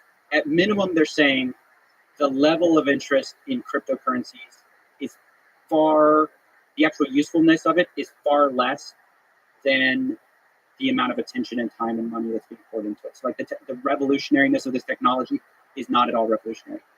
Let me kind of steel man what I think the pro-crypto take is. I think that technologies are sort of this inert thing. And the success of them, in my opinion, is not based on PR, it's not based on marketing, it's based on cheaper, faster, better. Fundamentally, the success of any technology relies on those three things and longevity of it. So I have 2 employees, and both of them are out of the country. So I have to frequently make international wire payments to them. Is one of them SBF? Just as a reporter, I have to ask. No. Okay. All right. He's not. Yeah, I think you'd have to pay me. I'm trying to do my best. Hard hitting Yeah, investigative questions. It's good. So with these international payments, you face all sorts of slow fees, and you face like kind of like this time thing, and it's this painful process. So if I use different cryptocurrencies, some of them are like really fast, some of them have really low fees. I just believe in a world where digital currencies with fast payments, with cheap payments, revolutionize the global exchange of currency. And I don't know if this is going to include the blockchain. It's just that the blockchain is the first thing that's really embraced truly digital currency, which doesn't need to go through this complicated system of wire transfers and just happens. So I can send you, let's say I want to send you Ethereum or Bitcoin, I can send it to you just as fast if I send you $1 or $1 billion, and I can send it to you just as fast if you're across from me or if you're across the world from me. That, I think, is a step change and easier, faster, better. In terms of like just this really basic international payments kind of idea. I think at like its core, if the lowest form use case of cryptocurrencies is that, I think it will change the world in some variety. It's just kind of the larger question is that technology going to include the blockchain specifically or not? The other benefit is transparency, which I personally like as an investigator. It's just that previously it's like hard to describe how opaque our financial system is until you've tried to investigate someone or something. Understanding finances, unless you have a subpoena, unless you're like the FBI or like the SEC and you can get a subpoena for someone's finances, or you're going through discovery, you don't know what someone has. You're basically playing poker with everyone, and the cards are face down. For the first time, the blockchain, to some extent, because there are ways to obfuscate it, and in some ways, cryptocurrency has enabled more fraud, which is kind of this irony. But in some ways, it's enabled people to also audit a lot better and in real time. And I think that is a structural change that is fundamentally for the better. The question of all this is, do those betters outweigh the cons that this introduces? And how much can regulation mitigate those cons? Some of those cons being like fraud, money laundering, all these negative externalities that are easier for fraudulent people, like scammers and fraudsters. Because it's unregulated, it's the Wild West, and you can transmit large amounts of money very quickly across the world. What about with very little oversight. creating new crypto projects, like new coins? Because you have to show very little actual use case. You can just promise. This is like true of any emerging technology. So much vaporware happens at the beginning when it's all promise. Because finally, let's say you're legitimate, I'm illegitimate. We look the same at the start of a technology because both of us are promising what this can do. In fact, the less scruples and morals I have, in some ways, I can outcompete you because I can say mine does what Lexus does, but like way better and way faster, and it's going to happen in a year rather than 10 years. You're being honest. I'm playing a dishonest game. I look better. Once this space matures and you actually have some people actually doing the things that they say they're going to do, suddenly this equation changes. Now you're Amazon, you're delivering it in 2 days. I can say whatever I want. You do the thing you do, and I have no credibility. So I think the part of the fraud is, just the ability to transmit so much money so quickly with such little oversight. Part of it is like happens with any emerging technology. Vaporware is a real thing, and hopefully, as this space matures, as regulation comes in, things will improve. Let me ask you your own psychology. Sure. You're going after some of the richest, some of the most powerful people in the world. Do you worry about your own financial, legal, and psychological well-being? Yes. Yeah, I do. I mean, I'm not totally oblivious to the precariousness of like any kind of journalism like this. Obviously, there's risks. I've always believed, there's a quote, and I'm going to butcher it, but I hope you guys understand the spirit of it. News is when you print something someone else doesn't want you to print. Everything else is public relations. I really believe to do meaningful journalism, you have to go after people. Like, it's not inherently a safe profession. I mean, if you're going to do important work, you have to have risk tolerances. And I think everyone has a line of what that risk tolerance is, and it's different for everyone. I don't think I could do what Edward Snowden did. I think that would be my private line, is going against my own government. It's such a, in my opinion, I really see him as a hero. Like, it's such a selfless act of self-destruction. You know that the party you're going after has all the power and will crush you. And you do it anyway out of the true, platonic ideal of journalism. I think that's beautiful. I don't think I could do that. I think I need some ability to live and subsist in the society that I am in.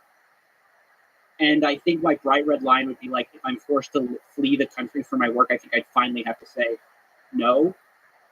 But as journalists go, I'm pretty I take risk pretty well.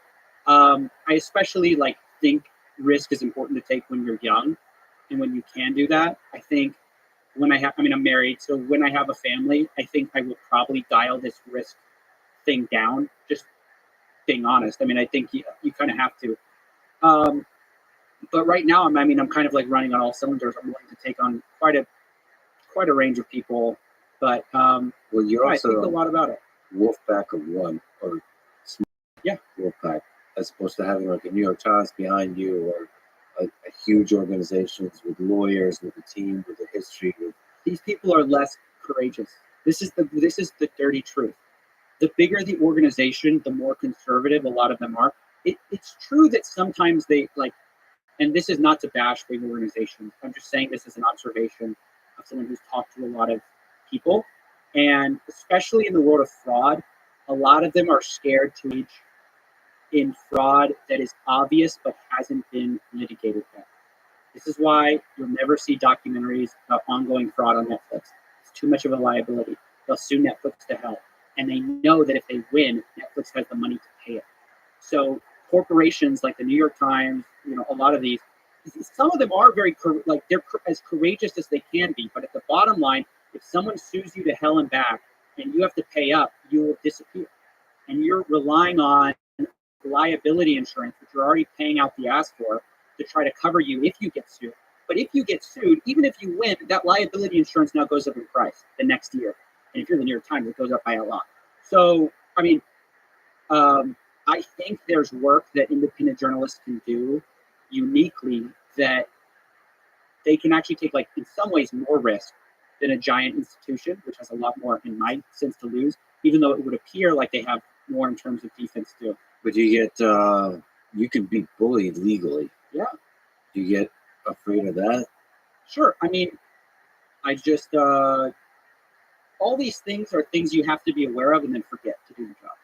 Like you have to be, it's like being like a snowboarder, and it's like, do you realize you could hit your head?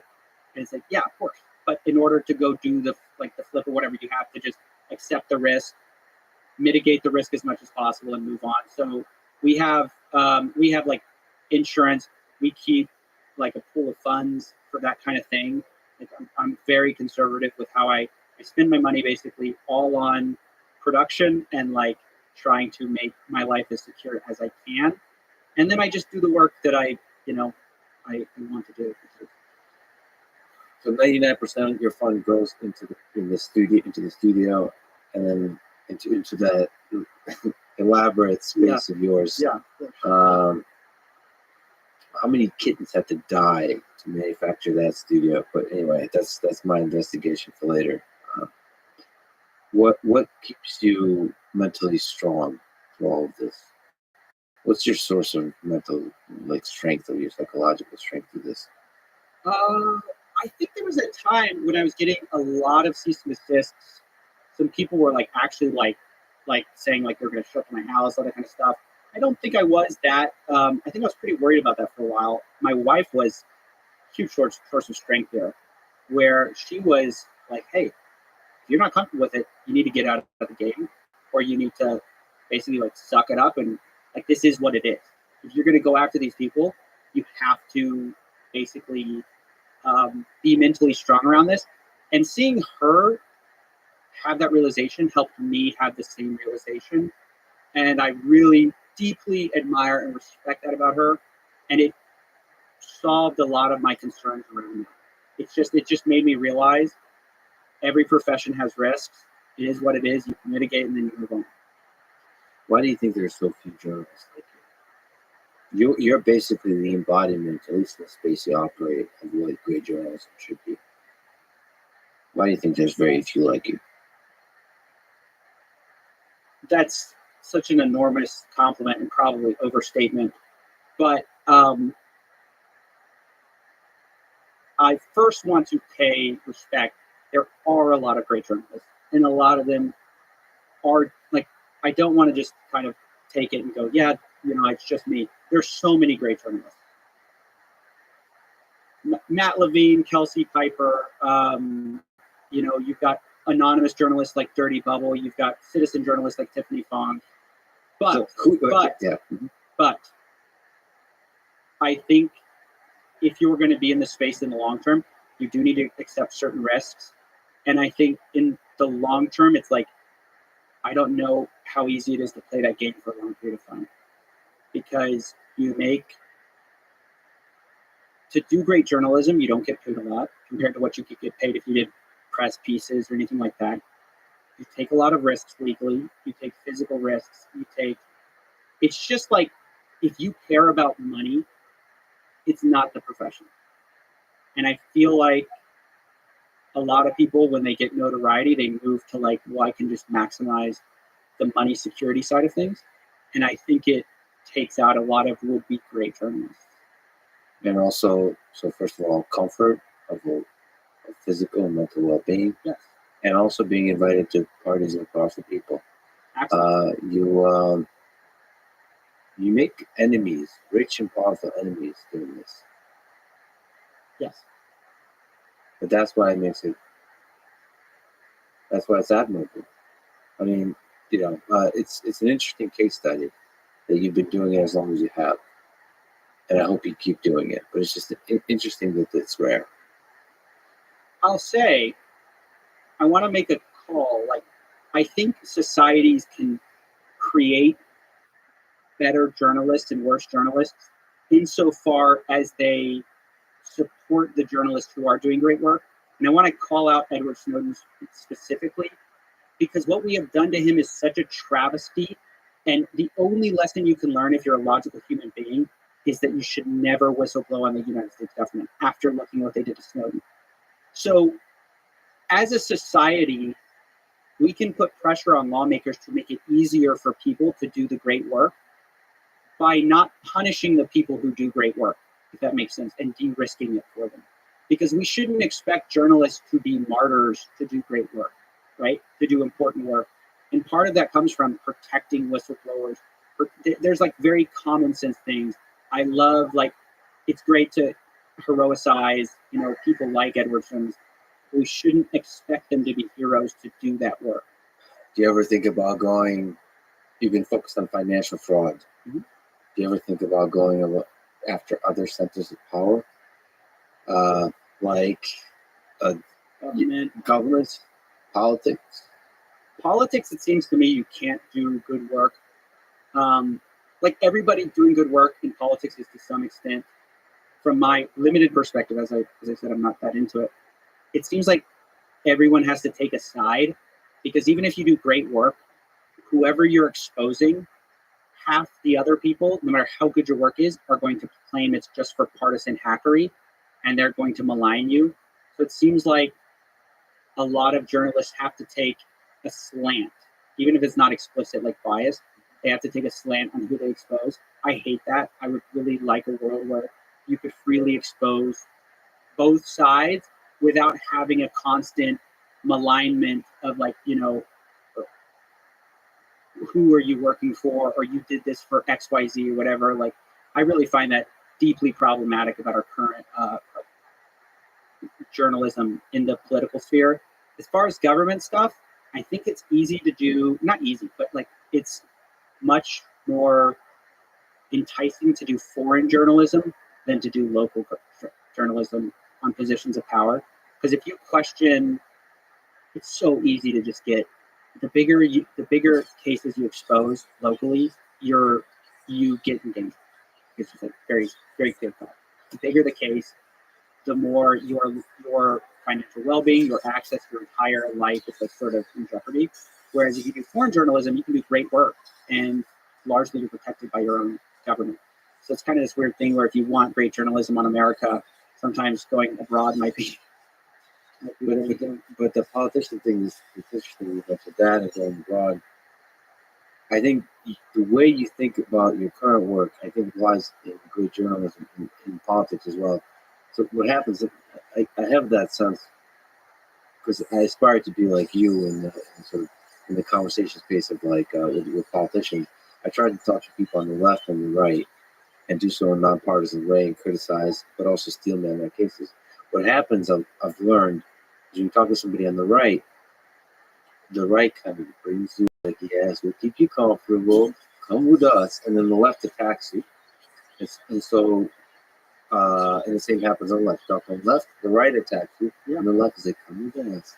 So like, there's a temptation, a momentum to staying to that one side, whatever that side is. The same with foreign journalism. You can cover Putin critically. There's a strong pull to being pro-Ukraine, pro-Zelensky, basically really covering in a favorable way to the point of propaganda, to the point of PR, the Zelensky regime. If you criticize the Zelensky regime, there's a strong pull towards then being supportive of not necessarily the Putin regime, but a very different perspective on it, which is like NATO is the one that created that war.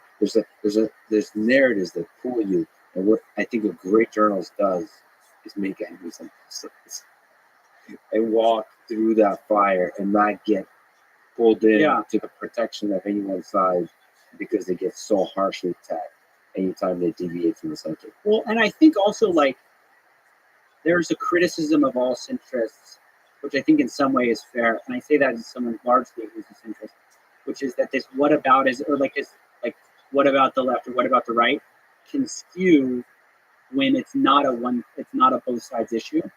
So in the case of like Russia, Ukraine, I think like I'm strongly in favor of Ukraine, even though I tend to go like on both sides. And that might be partly because one of my employees is Ukrainian. And I think what a great journalist does, especially like in politics, is I think they criticize the regime that's most in power, most that controls the keys, and is the most corrupt at that time. And they might appear to be like, let's say during the realm of Trump, a great journalist would criticize Trump, but that same journalist who held Trump's feet to the fire should be capable of holding Biden's feet to the fire 4 years later. If that kind of makes sense. That's exactly right. Yeah. So any revealing any, so attacking any power center for the corruption, for the flaws they have, irrespective of like your political agenda or your political ideas. So that's what I mean about sort of the war in Ukraine. There's several key players: NATO, Russia, Ukraine, China, India. I mean, there's several less important players, maybe some of the like Iran and like Israel and maybe Africa. And what great journalism requires is basically revealing the flaws of each one of those players, irrespective of the attacks you get. And you're right that throughout any particular situation, there is some parties that are worse than others, and you have to weigh your perspective accordingly. But also, it requires you to be fearless in certain things. Like, for example, I don't even know what it's like to be a journalist covering China. Oh, that's an exact case of like China has made it so difficult to be a good journalist that they've effectively squashed criticism, because to be a journalist in China means constantly risking your life every single day to criticize that government. And so the best journalists are a lot of times outside the country, or they have sources inside the country where it's like there's like this, there's layers to the journalism where there's insiders who are leaking information, but they themselves cannot publish because it's extremely risky. So yeah, I think as a society, one measure of how healthy the political structure is how well you can criticize it without fearing for your safety. In that sense, the chaos and the bickering going on in the United States politics is a good thing. That people can criticize very harshly. And be, in terms of safety, are pretty safe. Yes, absolutely. I think our only challenge is like where it gets dangerous is around like top secret information. The government comes down so hard that the danger in covering politics here is you could expose something that's top secret that should be exposed, and they'll ruin it. So that's where you again give props to Snowden. 100%. What's the origin of the suspender wearing Batman? How did you come to do what you did? Like what we talked about where you are and how your mind works, but how did it start? I've kind of always been interested in fraud, or at least I saw fraud early on, and I was just like curious about what is this? I didn't know what I was really looking at. So basically, my mom got cancer when I was in high school, and it was pretty traumatic. I mean, she's fine. She had thyroid cancer, which is, we didn't know it at the time, it's like cancer. But it's fairly easily treatable with surgery. It's one of the better, survivable ones. And I just watched her get like bombarded with all these like phony health scams, like colloidal silver, all these different like remedies. And she was very into, all the different ways that she might treat her cancer. Obviously, surgery is very daunting. And I was just confused. I was like, why are we doing so many different remedies that all seem of very dubious health value? Later, I find out that these are like all grifters. I mean, they take advantage of free speech in America to like advertise their products as life-saving miracles, whatever, when they're of course not. Eventually, she got the surgery, thank God. But I know people in my life who their parents passed away because they didn't have the surgery. They instead took the alternative option. I know, like, I don't want to go into specifics because I don't want to mention their specific case, but their family member went to Mexico for some alternate health treatment, instead of getting an easy surgery, and they died. And so it's like, I realized, where's the outrage about this? Who covers this stuff? And I realized not many people do. Then I went to college. I was getting a chemical engineering degree, and all my friends are like telling me, hey, you should come to this meeting. We don't need this. Like, you're doing this engineering stuff. That's great. You're going to make like $70K a year. But don't you want to get like rich now? Like, why wait till you're 60 years old to retire? Like, you can be rich now, Lex. So I'd go show up to a hotel, and there'd be an MLM, like multi-level marketing, pitch for Amway or whatever it was that day. And I was once again fascinated. I didn't know what I was looking at, but I was like, what is this weird game we're all playing? Sit in this room. We're looking at the speaker who says he's so successful, right? well, why is he taking a Friday or a Saturday to do this, pitch at night? And they're going to telling me I'm going to be financially free, but they're working on their Saturday and Sunday. And it's like, how financially free are they? So I was just like confused. I was like, none of my friends were rich. They all said they were going to be rich. No one ever seemed to get rich. And so I was sort of baffled by what I was looking at.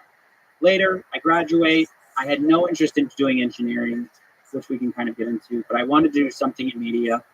And I started covering a variety of topics, but eventually I sort of revisited this interest in fraud. And I started talking about these kind of get-rich-quick grifters that were online, sort of the Tai Lopez variety, 67 steps or whatever, like 5 steps to get rich, 5 points to 5 million, these get-rich-quick schemes that a lot of people were interested in. No one seemed to get rich once again, except for the people at the tippity top selling the get-rich-quick thing. And I was like fascinated by the structure of it. I was like, does nobody see what this is? Like, does nobody get it? So I started making a series of videos on that. And the response was like palpable. I mean, it was like, I've made a lot of stuff before that. I'd made stuff that got 1 million views. It had like some marginal success. But the response of like the emails that came in, I could tell this worked, even though it had far less views at the time, was having a different level of impact. And that's what I was really interested in. One of my problems with engineering was, from my standpoint, I did chemical engineering at Texas A&M. And like, I was like, is my future just going to be in a chemical plant, improving some process by 2%? And that's like my gift to the world. Like, I didn't see the hard impact. And then maybe that's a lack of imagination, because chemicals matter. But I wanted to see an impact in the world. And so when like I did start doing this fraud stuff, exposing fraud, I like clicked in my brain. I was like, whoa, this is kind of doing what I want to do.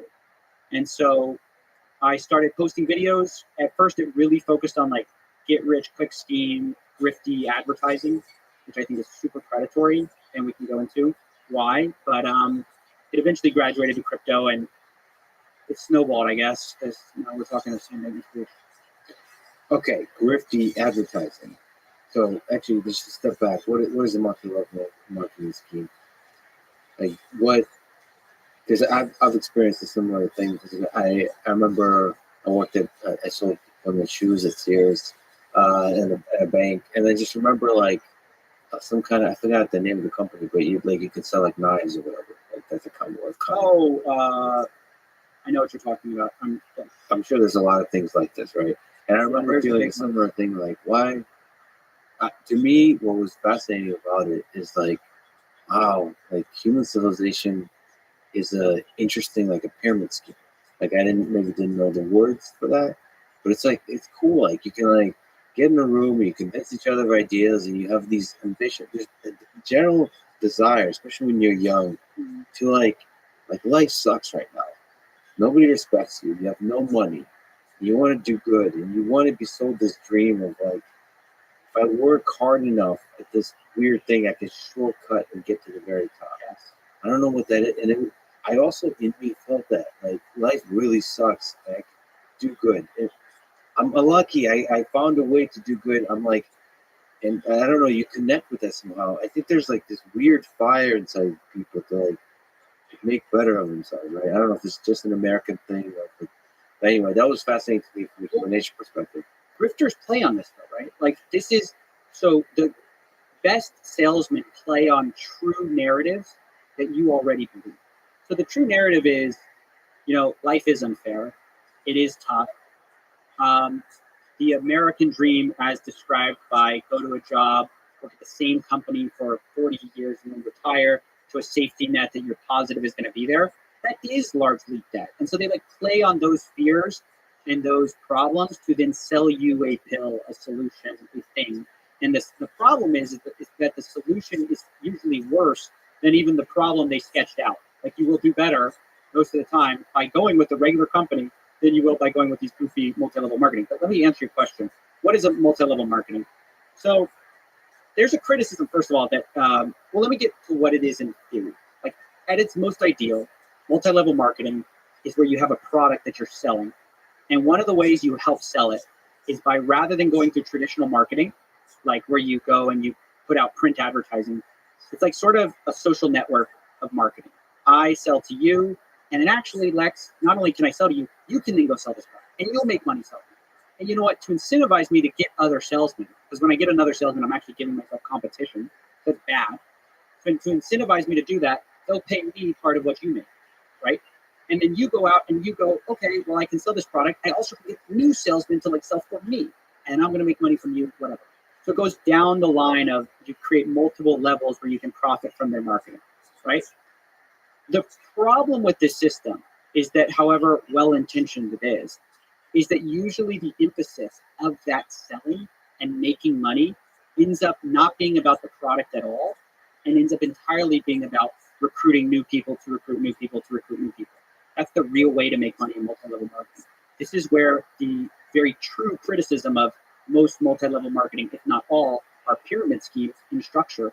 Because what a pyramid scheme is it's all about, I put in $500 and I recruit two people to put in $500 and that comes up to me, and they get two people to put in $500 and it goes to them. And the reason it's a flawed business model is, in order for it to work and everyone to make money, you'd have to assume an infinite human risk. And so that's not the case. Most people end up getting screwed in multi-level marketing and in pyramid schemes. That's what that is. That's that thing. And the quality of the product, it doesn't necessarily matter what you're selling. To people who are financially incentivized to like buy this thing. Yeah, and so you're selling the dream of becoming rich to the people down in the pyramid. That's the real product of multi-level marketing, unfortunately. And so you look at the statistics of these companies, and although they'll make it seem like it's so easy to be the top, 0.1% who's making all this money, the statistics are that 97% make less than a minimum wage doing this. They spend an enormous amount of time. And just what's so cruel about it is that's not advertised up front. I mean, it's like, if I go work at McDonald's, I know what I'm getting. If I go work at Amway, I have they've sold me visions of beaches and whatever, and more than likely I'm losing money. So better than 50% of people lose money, but 97% of people make less than minimum wage. It's like, it's such a bad business for the vast majority of people who join it, and the people at the very top who are lying to the people at the bottom saying they all can do it and they can't, are making all the money. So it's really messed up. And the interesting thing I've noticed, maybe in myself too, because I participated in night selling for like a short amount of time. That's probably the experience that most people. I don't know. I don't think it was cut. Yeah, I know what you're talking about. But I think there's several variations of it. I think I was part of a less popular one. It doesn't. I keep wanting to say it was called Vector. Yeah.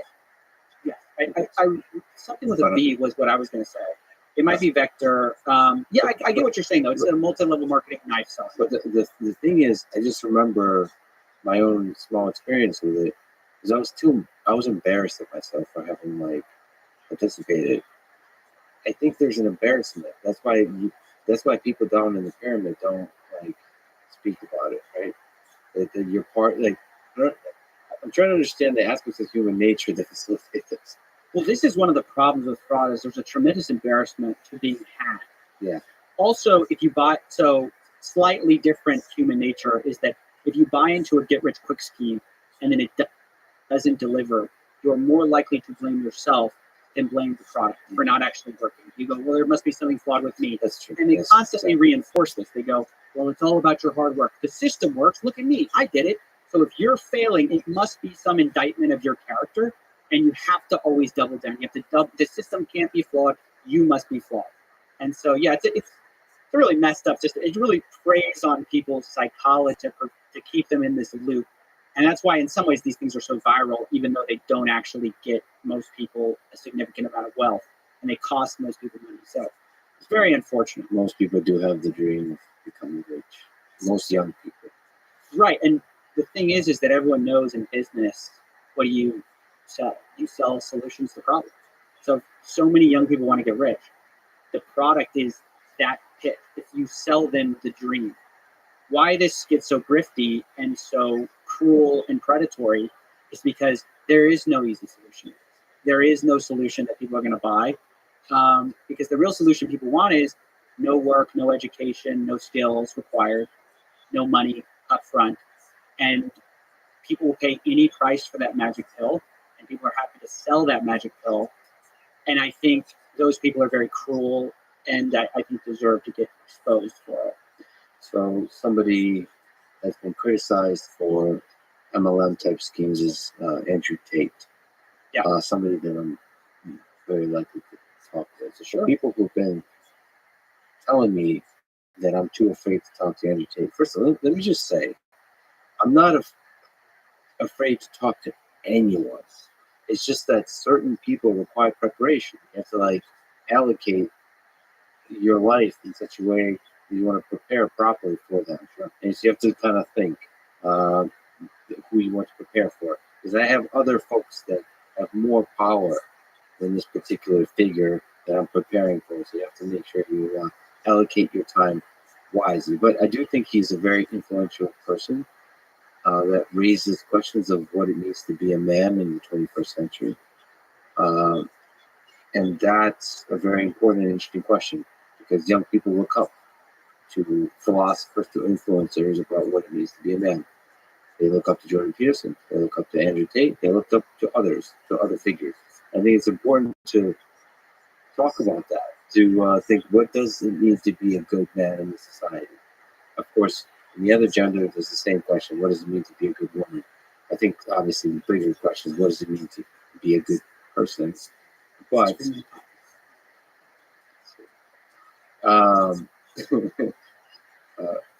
now okay. So on that said, one aspect of the criticism that Andrew's received is not just on misogyny, is on the MLM aspect of the multi-level marketing schemes. So is there some truth to that? Is there some fraudulent aspect to that? So yeah, I definitely think so. I mean, that's the main reason I criticized him. So let's back up. There's a few clarifications I need to make. What Andrew Tate is selling is not multi-level marketing, although he is selling a dream. He's selling an affiliate marketing, which is slightly different. So in multi-level marketing, if I sell to you and then you go sell to two other people, I make money from those two other people down the chain, multi-level. Affiliate marketing is sort of like one level. I only make money. So Andrew Tate had this affiliate program where if you sold Hustlers University to somebody else, which sounds like something boomers would put on Facebook in like 2010, like I went to Hustlers University. School of Hard. By the way, you were a member of Hustlers University. So yeah, I joined. I became a hustler. That's in large part due to why I'm so successful, is because of my Hustler University membership. I'm just kidding. But so it's an affiliate program. So you sell, like I sell to you this $50 course, and I make like $5, and Andrew Tate in perpetuity makes $50 a month off of you. Okay. What does this course actually sell, right? Because ultimately he's selling the dream. He's selling, hey, the Matrix has enslaved you. He's really gone down this like Neo rabbit hole. So the Matrix has enslaved you. Your life is controlled by these people who want to keep you like kind of weak, lazy, whatever. You need to break out and you need to achieve the new dream, which is sort of like hustling your way to the top. You don't need the antiquated systems of school. You can just pay me $50 a month and I will teach you everything. Okay.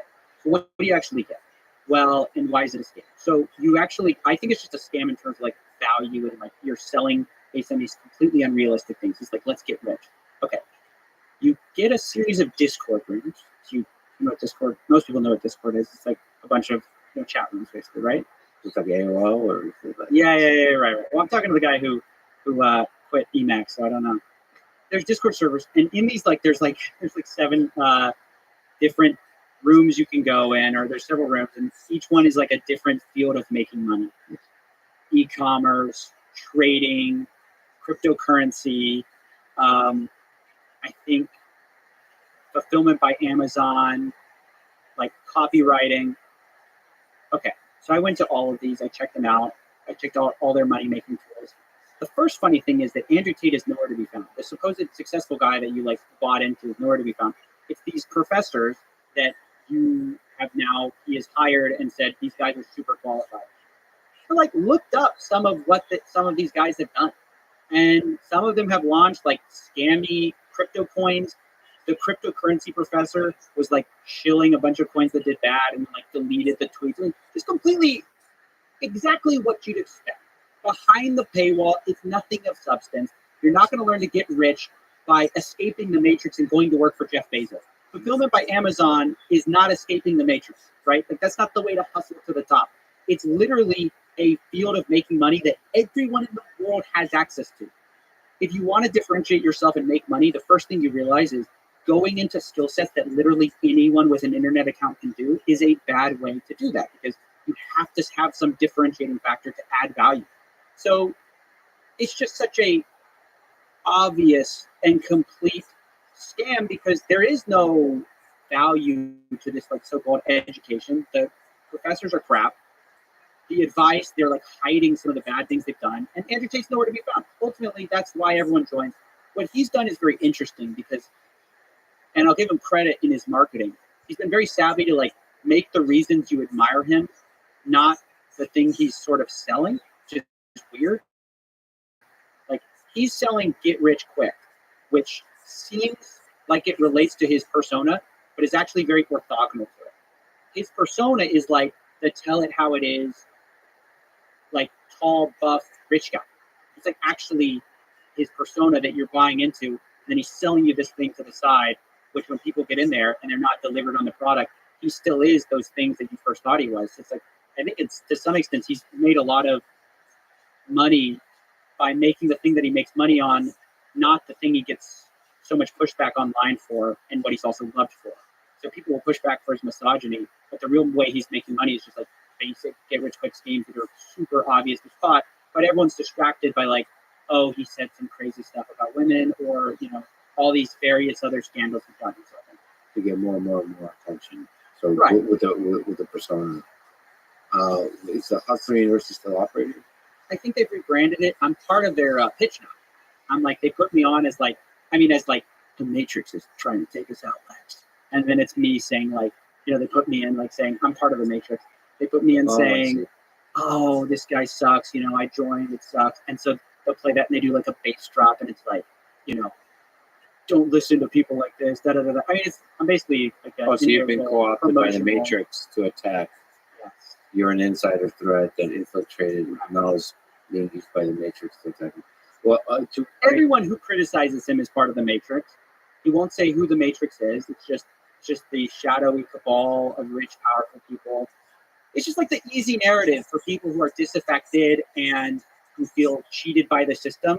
You just collectivize that system and you make it the bad guy. And you go, look, those guys who have been cheating you, they're the bad guys. They want me shut up. And then now the person that the people who harmed you, they want this guy shut up. You're going to listen to him. So that's it's like the most basic psychological manipulation that everyone seems to constantly fall for. It's really trivial and stupid, but can you steelman the case for Hustlers University, where it's actually giving young people confidence, teaching them valuable lessons about like actually incentivizing them to do something like Fulfillment by Amazon, the basic thing, to try it, sure, to learn about it, to fail, maybe see like to try, to give a catalyst and incentive to try these things. As much as it pains me, I will try to give a succinct, maybe steelman of it as best as I can, thinking that it's such a grab. But I think what you would say is that some people, in order to make a change in their life, need someone who they can look up to. And men don't have a lot of like strong role models, like big male presences in their life who can serve as a proper example. So the most charitable interpretation would be Andrew Tate would encourage you to go reach for the stars, I guess. My problem is I have a deep issue with the like lust and greed that centers all these things. It's like this glorification of wealth equals status, wealth equals good person, wealth and Bugatti equals you are meaningful, you matter. And like the dark underlying thing is that none of that matters. Like it matters that you make a decent living, but past just like that, I think the like lust for more stuff and the idolization of these people that is just like opulence is a net bad. So that's like my steelman has to stop there, because I really disagree with like the values that are pushed by people like that. Yeah, no, I agree. That's the thing that should be criticized. I shouldn't say it doesn't matter. I think it's just like an amazing meal at a great restaurant. It matters. It's money and Bugattis. For many people, make life beautiful. Like those are all components. But I think money isn't the. You can also enjoy a beautiful life on a hike in nature. You can. There's a lot of ways to enjoy life.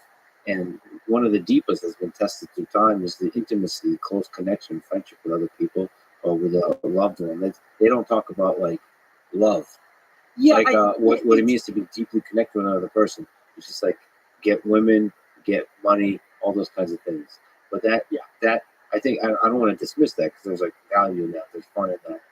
I think the positive, I haven't investigated at the university, but the positive I see in general is young people don't get much respect from society.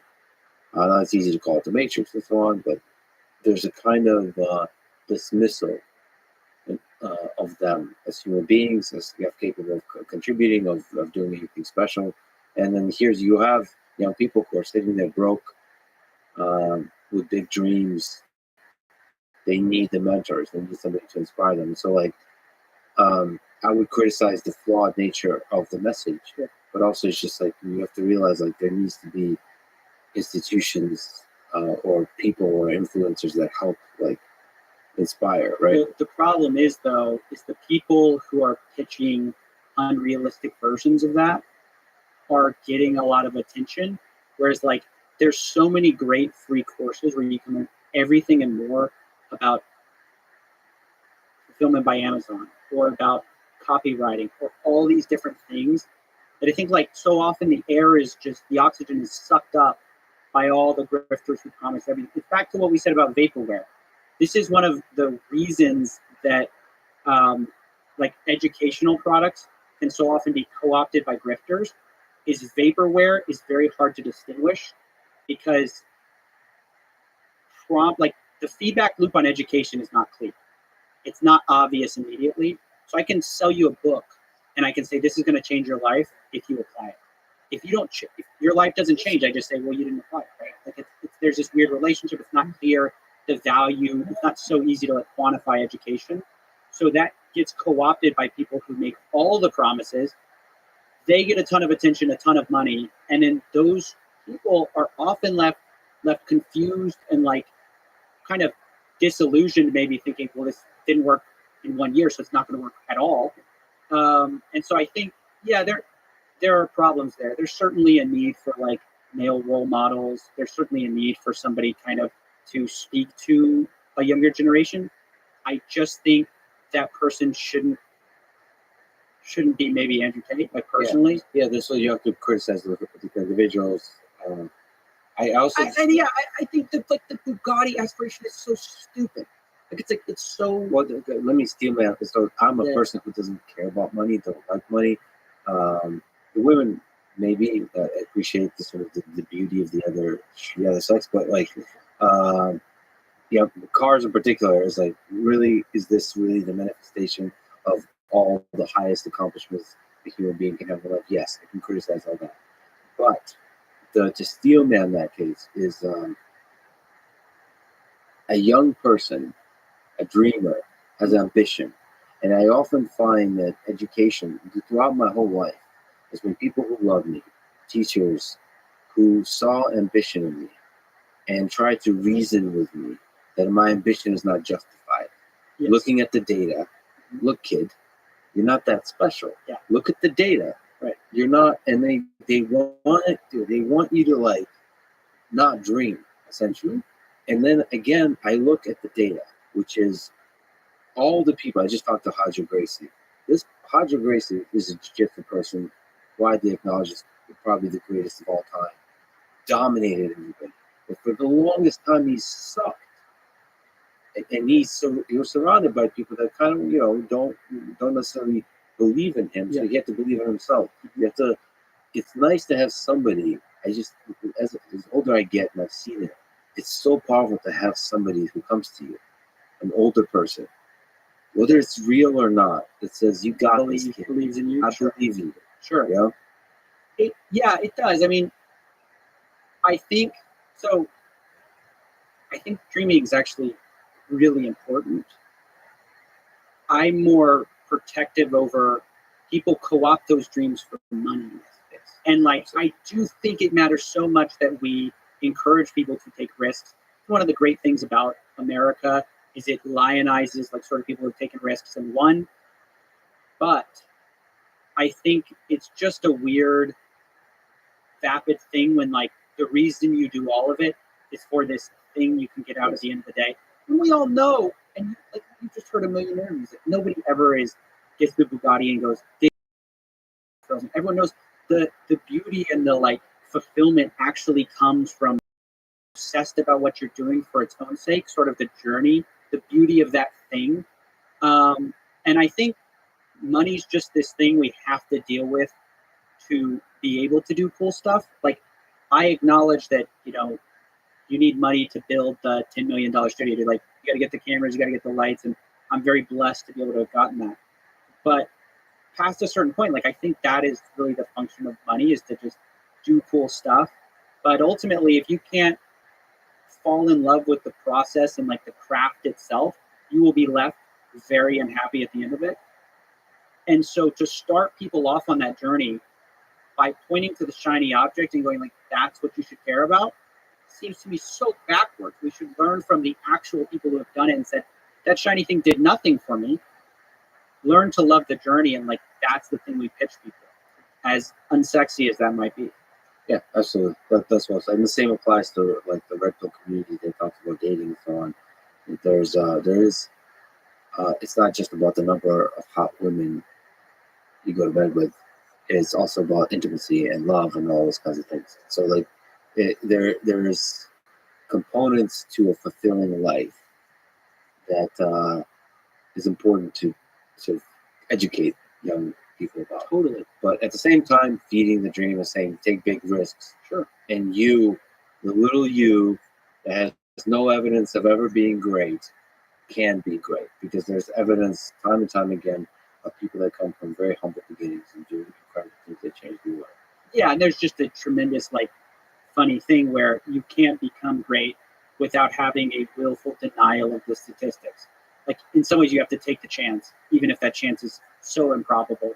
And it's always those people who did take that chance when you're going to say, probably SBF and FTX is the biggest thing you've ever covered.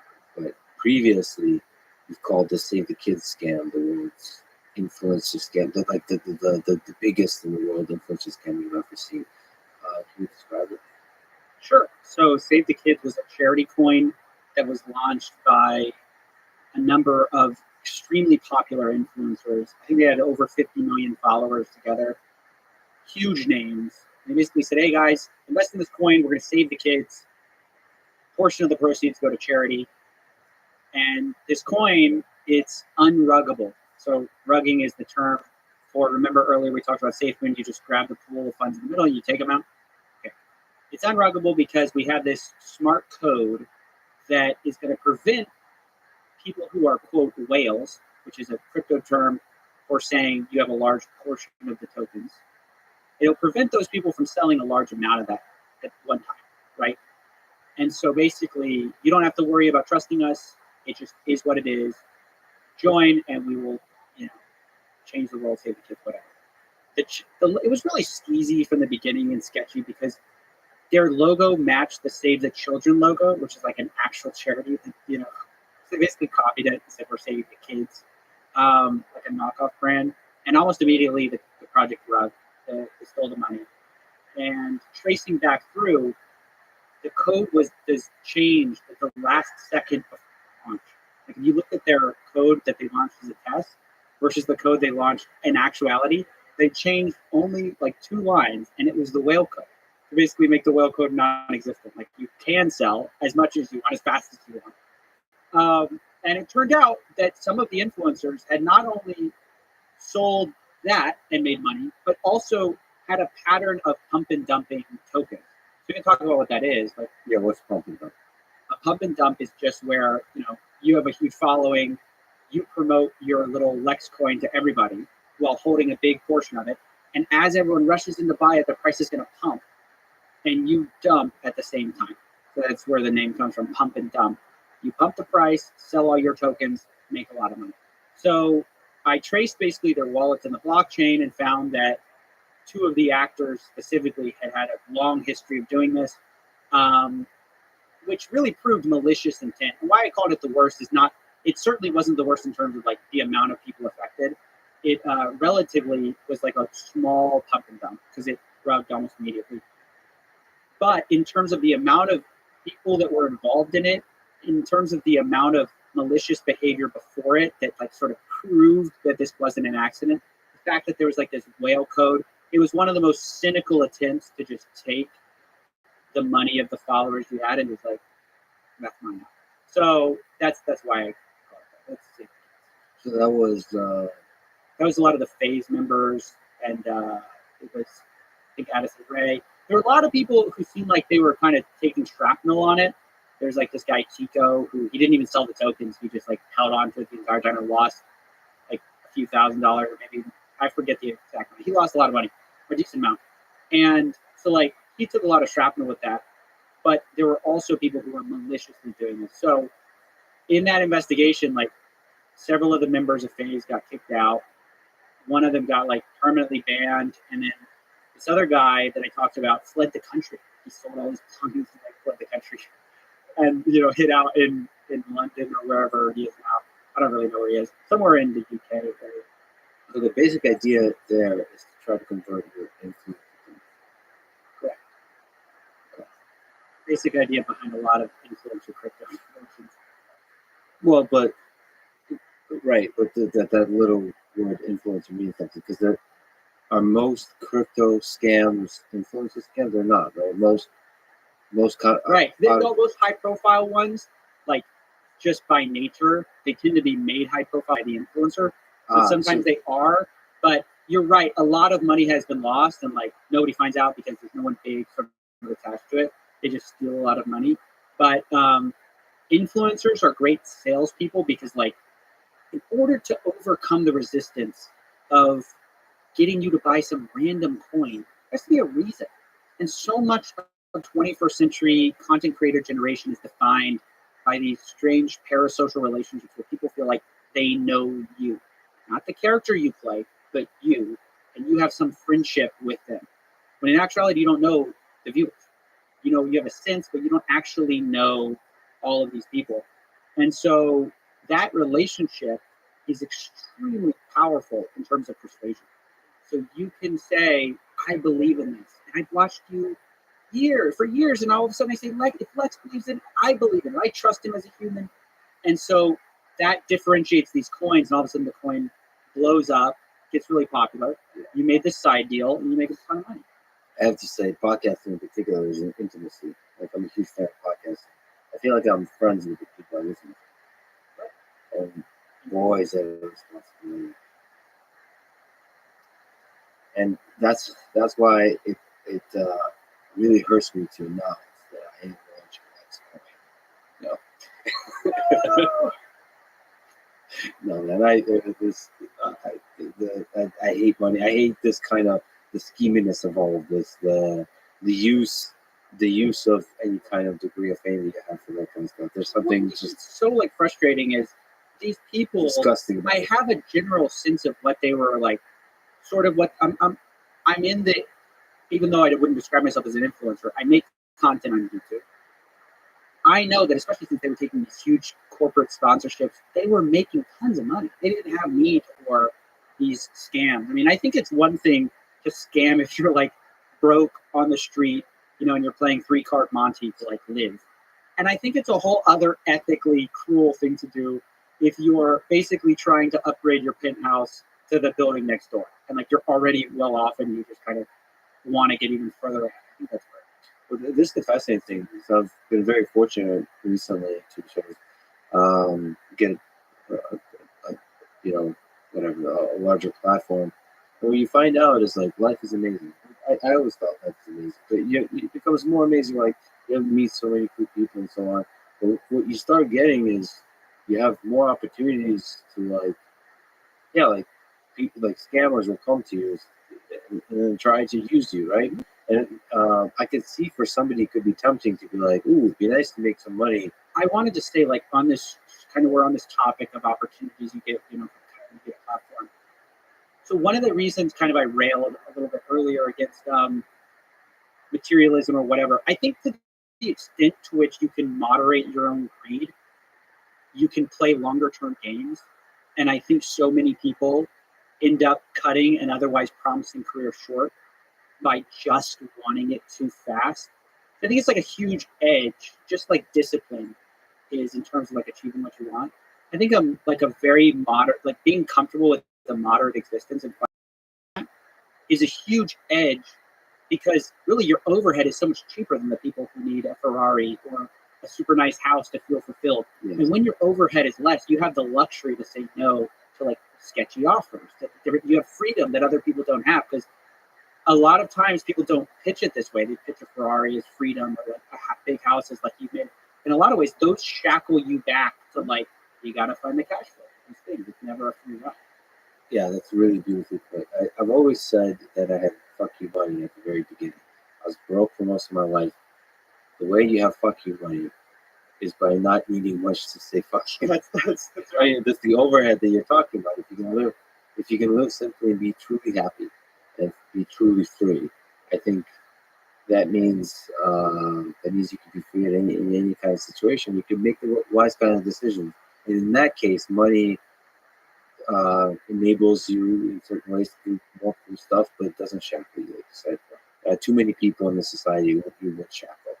Because material possessions kind of like draw you into this race of more and more and more and more, and then you feel good of that, bigger houses and all that kind of stuff. And now you have to keep working. Now you have to keep doing this thing. Now you have to make more money on with your YouTube channel and so on. You have to get more. And the same. It's not even just about money. That's why I deliberately don't check views and likes and all that kind of stuff, is you don't want that dopamine of like pulling you in. I have to do the thing that gets more and more attention, or more and more like money. And it's wise. It's a huge negative hit on your ability to do creative work. Can I ask you about that? Because I'm always interested in this. I completely agree.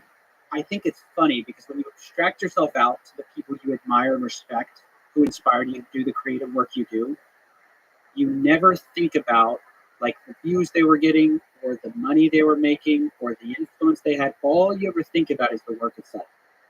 And it's funny, when a lot of people get in this position, your temptation is to focus on that which you can measure, which is like all the stuff you said, like the likes, the views.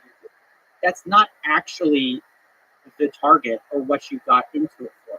You get into it for like, because you're inspired or whatever, your goal is inspiration, it's impact. And like that can't be quantified that same way. So it's interesting, you have to find a way as a creator of any of this stuff to like deliberately detach yourself from the measurable and focus on this thing which is kind of abstract. And I was wondering if you have any like ideas for that. So there's a bunch of ideas. So one is figure out ways where you don't see the number of views on things. So I wrote a Chrome extension for myself that hides the number of views. What's funny is for me, because it's useful for other people. Right? Oh my gosh, I'm gonna need to borrow this. That was my problem. I actually have some Chrome extensions for like, I don't like going down like recommendation rabbit holes when I'm at work. I just want to like search for a video, find it. I don't want to see like all the up next because I'll waste time. So I use Chrome extensions for that. But the views is a problem because it's relevant to me as a creator. Like, is this a big video? Is this? Yeah. Which is why it really hurt when they remove like likes and dislikes. I want to know for tutorials and so on. That's probably really useful for you, the dislikes. Yeah. Do you have that? Do you ever consider making that Chrome extension public? Sure. Yeah, actually, yeah. And there'll be a good philosophy behind it, right? Like, if you're a creator. I really like it. I love the idea. I've wanted this thing before. I don't know if it necessarily. Thank you. Because I don't think I've made a Chrome extension public. That'd be cool. I would love to see. Yeah, I would go to that process of adding it to because I love like open source and stuff. So yeah, I'll go add it to the Chrome extension, like the store. Yeah, because I totally have. I've hated this for like a long time. YouTube made a change, and they just continue to make the analytics front and center, which makes sense from their perspective. They're trying to give people better data on what is successful and what makes something successful. They're trying to train their creators, but in the process, it can lead to some unhealthy habits of thinking views define a video. And so I've long thought, okay, I've learned analytics, I understand retention. Now I sort of want to do like the Zen, like forget it all. And you can only do that if it's out of your sight. Depends how many friends you have who are creatives. The other really important thing, and I found this has nothing to do with creatives, but people I respect very much in my life, some of them people who don't, that could be famous, they will come to me and say, they will comment on how popular a video was on YouTube. They will sort of compliment the success defined by the popularity. Even for a podcast where most of the listenership is not on YouTube, or in Spotify now is getting crazy, they will still compliment the YouTube number. So one of the deliberate things I do is I either, depending if it's a close friend, I'll get offended and make fun of them for that, and to sort of signal to them this is not the right thing. I don't want that. And for people more like strangers that compliment that kind of stuff, I show zero interest. I don't receive the compliment well, and I focus on the aspects of the compliment that have to do with like what do they find interesting. Like, you know, I kind of make them reveal to them that you shouldn't care about the number of views. It is strange. There's like this weird hypnotism that happens once you get past a certain number, and that number is some approximation. It's always like hard numbers. It's like 100,000, a million, 10 million. People just see a number and they just go like, wow, that is, and they assign a quality to it that may not, like, it usually means nothing. So I agree. I've never been good at like handling that, because you're like, thank you.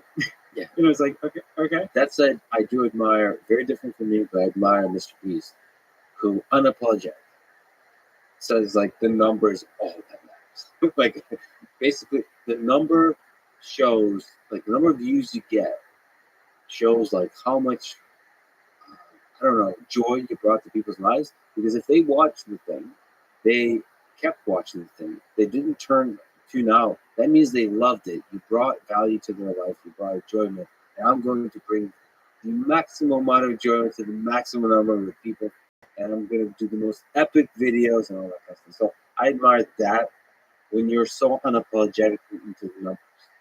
Yeah, he's sort of, it's interesting. He's like, gosh, we're getting way too in the weeds. Is this, I don't know, like constantly self-monitoring about like what topics we're on. But if we can, Mr. Beast is so interesting because he's almost done what, have you ever seen Moneyball? Yeah. It's the story of how someone brought statistics to baseball and it revolutionized everything. He's Moneyballed YouTube. Yeah.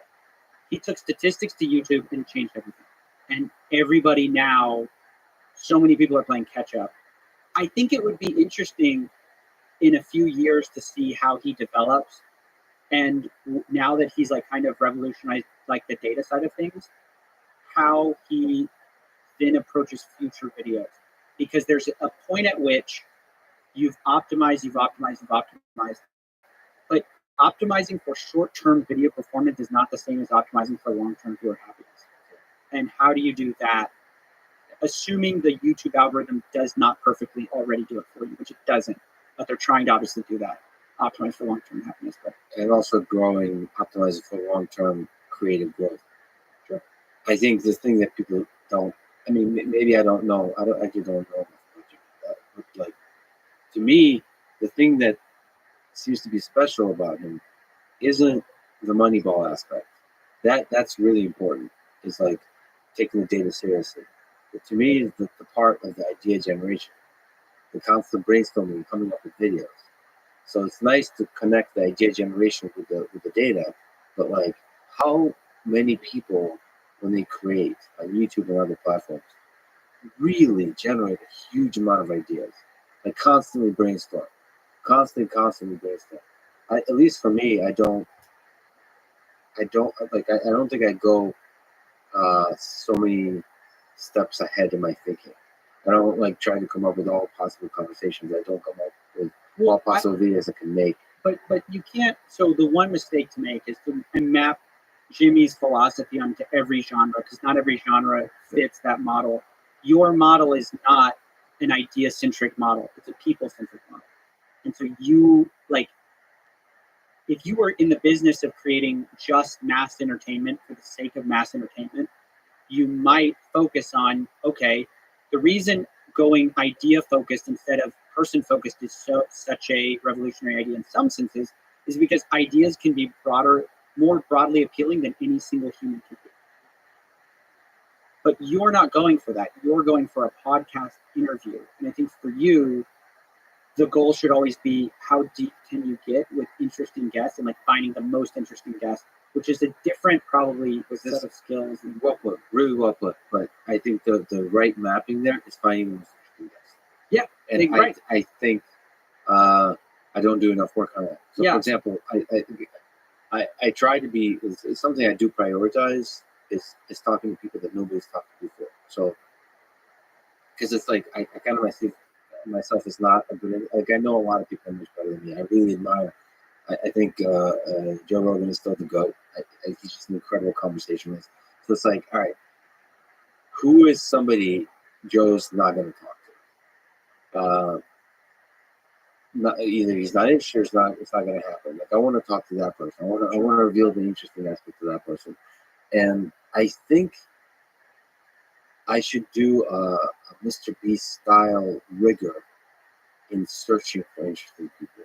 And you should probably find people to help you search. Sure, he does that. But if we're being honest, he does that, of course, with other folks. But he's the main engine. Yeah, you need like sort of like a pre-filter, you're the final filter. Because your problem is you're only able to think of humans that you've thought of before or been exposed to, and most of the world you've never been exposed to. So you need people to like pre-filter and go, okay, these guys are just interesting humans. Lex has never heard of them.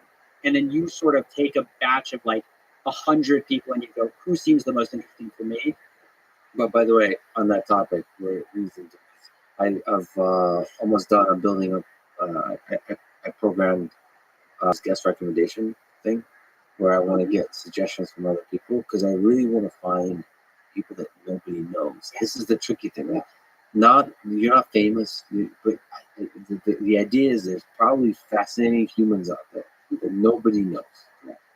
That I want to find those, and I believe in the crowdsourcing aspect of raise them. Now, of course, the top 100 will be crypto scam, but yes. So, like, I have to make sure that these kinds of swarms of humans that recommend, I can filter through, and there's all kinds of systems for that. But I want to find the fascinating people out there that nobody's ever heard from. And from a programmer perspective, I thought surely I could do that by just building a system. Yeah, that's how programmers always think. Like, just automate a system to do it. That's the Jimmy Moneyball, right? Like looking at the data. Weeds on weeds. How do we get to Mr. Beast exactly? I'm not sure. Okay. Save kids. Influencer. Yeah. Let me ask you more on the guru front. You've okay. Let's start with somebody that you've covered that I think you've covered a lot, and I'm really embarrassed to not know much about it. I think this is like old school episode. You've been through stages. Okay? I've been through stages and phases. So a character named Dan Locke. Yeah. Who is he? You've exposed him for cult like human and his cult like practices. Who is he? What has he done? So Dan Locke is sort of, he's gone through a number of iterations, but he was kind of this like sales trainer guy who really made a hard push into what he called high ticket sales. And he was telling people that they could kind of escape the 9-to-5 rat race if they just learn high ticket sales, and they can have the life of their dreams. Basically, it's like, I'll teach you to sell, but I'll teach you to ask. Like, not only will I teach you to sell you that pen, but I'll teach you to sell it for $50,000 instead of $1, right? So I talked to a lot of the people who had taken this course because it was pretty expensive. I think it was like $2,500 or $1,000. And mind you, the people who are taking it are like teachers and like people who don't have a lot of money. And then you take the course and immediately you find out, okay, well, there's an upside. At the end of the course, you're not ready. You need to go from like high ticket closer, which is one of the products, to inner circle. or like the level up, right? And all of these courses are structured like this. So they spend a tremendous amount on Google Ads to get people in the door in the dream. And then once you're in, you're actually not done being like the product. You're actually in this system that tries to upsell you again and again and again and again. And eventually you're paying monthly and you're getting more and more. You're constantly paying for access to Dan Locke's wisdom and like ideas. And fundamentally, this sales system wasn't working for people. I mean, I talked to, like, for example, a teacher who put in like $25,000, was in debt at one point, has nothing to show for it. I know, and it was sort of these tactics of pressuring, and then anytime anyone would complain, we would try to silence them. So I heard from like, funny enough, this lady was a teacher as well. She put together a Facebook group, basically saying, I think this guy's a scam. His course didn't work. It's not working for a lot of people. Because fundamentally, the promise of turning someone from a non-salesman into a person who's making six figures selling is not an easy thing to do. It's not just a matter of just like, take my course. But anyways, it wasn't working. She created a Facebook group about it, and he like sues her and was like legally pressuring her to stop doing that. And I realized like somebody has to speak out about this, and everyone who is getting silenced. And I was like, I'm going to use my platform to raise awareness to this. And people came out of the woodwork. I mean, saying that this guy defrauded me or he scammed me. And I want to just really quickly take a beat to explain why get-rich-quick schemes are different than, let's say, selling a water bottle and saying it's the greatest water bottle ever, right? Because sometimes people wonder, they're like, well, doesn't like Nissan say their car is going to make you happy and then it doesn't make you happy? Like, why is that different from the kind of advertising of a get-rich-quick course? I mean, both of them are sort of promising things that aren't true, but you get something. You take some kind of a training. You know, isn't it the same thing? No. Here's why. There's this concept in economics called elastic demand and inelastic demand. What it essentially means is that if I raise the value of this water bottle, there's a point at which you're just going to be like, no, it doesn't make any sense, right? But there are areas in our lives where we have desperation around them that can get deeply predatory very quickly because they have there's no elasticity around their demand. For example, your health. If you get cancer and I have the pill that will solve it, or at least, let's say I have a sugar pill here. But if I can convince you that this pill will solve your cancer or treat your cancer, you will pay any amount of money you have on this earth to get this pill. But obviously that gets really predatory really quick because selling something that isn't real is almost as compelling as selling something that is real, right? So this happens in the get-rich-quick space too. There's any amount of money you would pay to make a lot more money, right? So these products have inelastic demand. That's why you see what is essentially a few webinars getting sold for $2,500. Courses that literally have identical videos on YouTube, like very similar course curriculums, that are selling for such extravagant amounts of money. And I think there can be comparisons made to college, because obviously there's similar like questions about benefits. But in this case, there's not even statistics available that even shows the average person gets something out of it. That's true of like, you go to college, your average income will improve, right? That's the justification. There's none of that. There's no case studies. There's nothing backing their extravagant claims of you're going to make all this money, you're going to make all this wealth. Instead, they're just, as we said before, they're selling you a dream. So that's why I find all those like types of get-rich-quick schemes so problematic, and why I've railed against them for a significant amount of time. What have you learned from exposing some of the things that Denmark is doing? What have you learned about human nature and fraudsters and gurus and so on? So I think one of them is that there's this systemic problem that the phrase, there's a sucker born every minute, is fairly true. There is no end to the people who will fall for something like this. And the problem is because there's just no end to need and want and just lack. I mean, it's easy to, on the one hand, criticize people's greed, but a lot of times you have to put yourself in their shoes.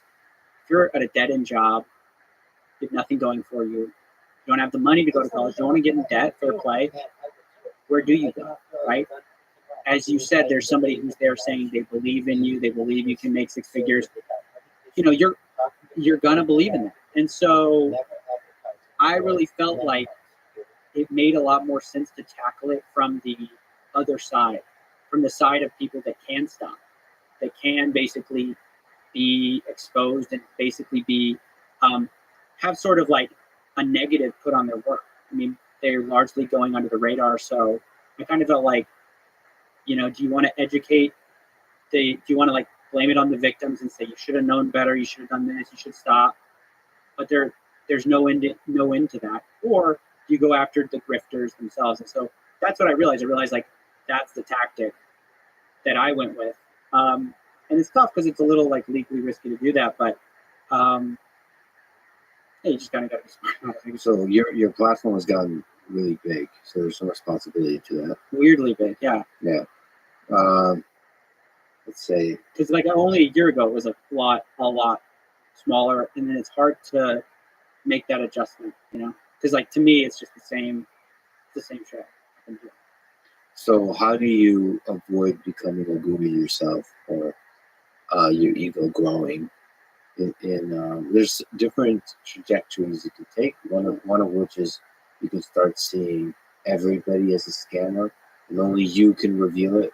And like you have an audience of people who love seeing the epic CoffeeZilla grilling, sure, and you can destroy everyone, and that power now is getting to your head.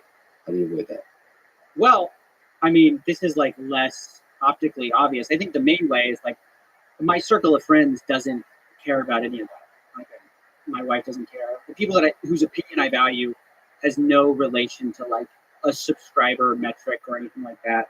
I think that's like tangibly the most important thing, to just staying grounded. As far as like becoming a guru, I just don't have anything to like sell. I mean, I'm not interested in teaching people finance. I'm not interested in teaching people, not interested in selling a course.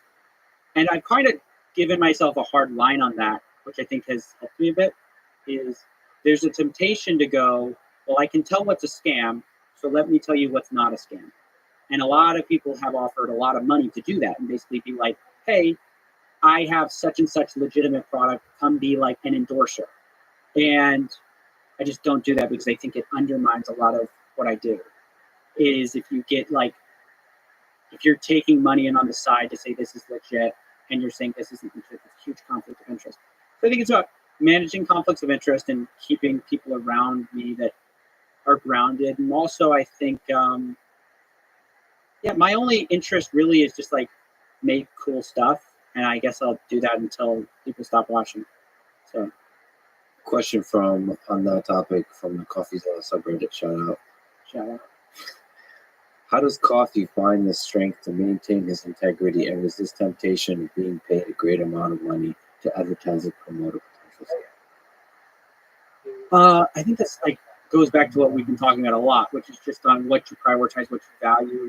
I guess I grew up kind of lower middle class, and I had a great time. Like, I had a great childhood. I had very loving parents.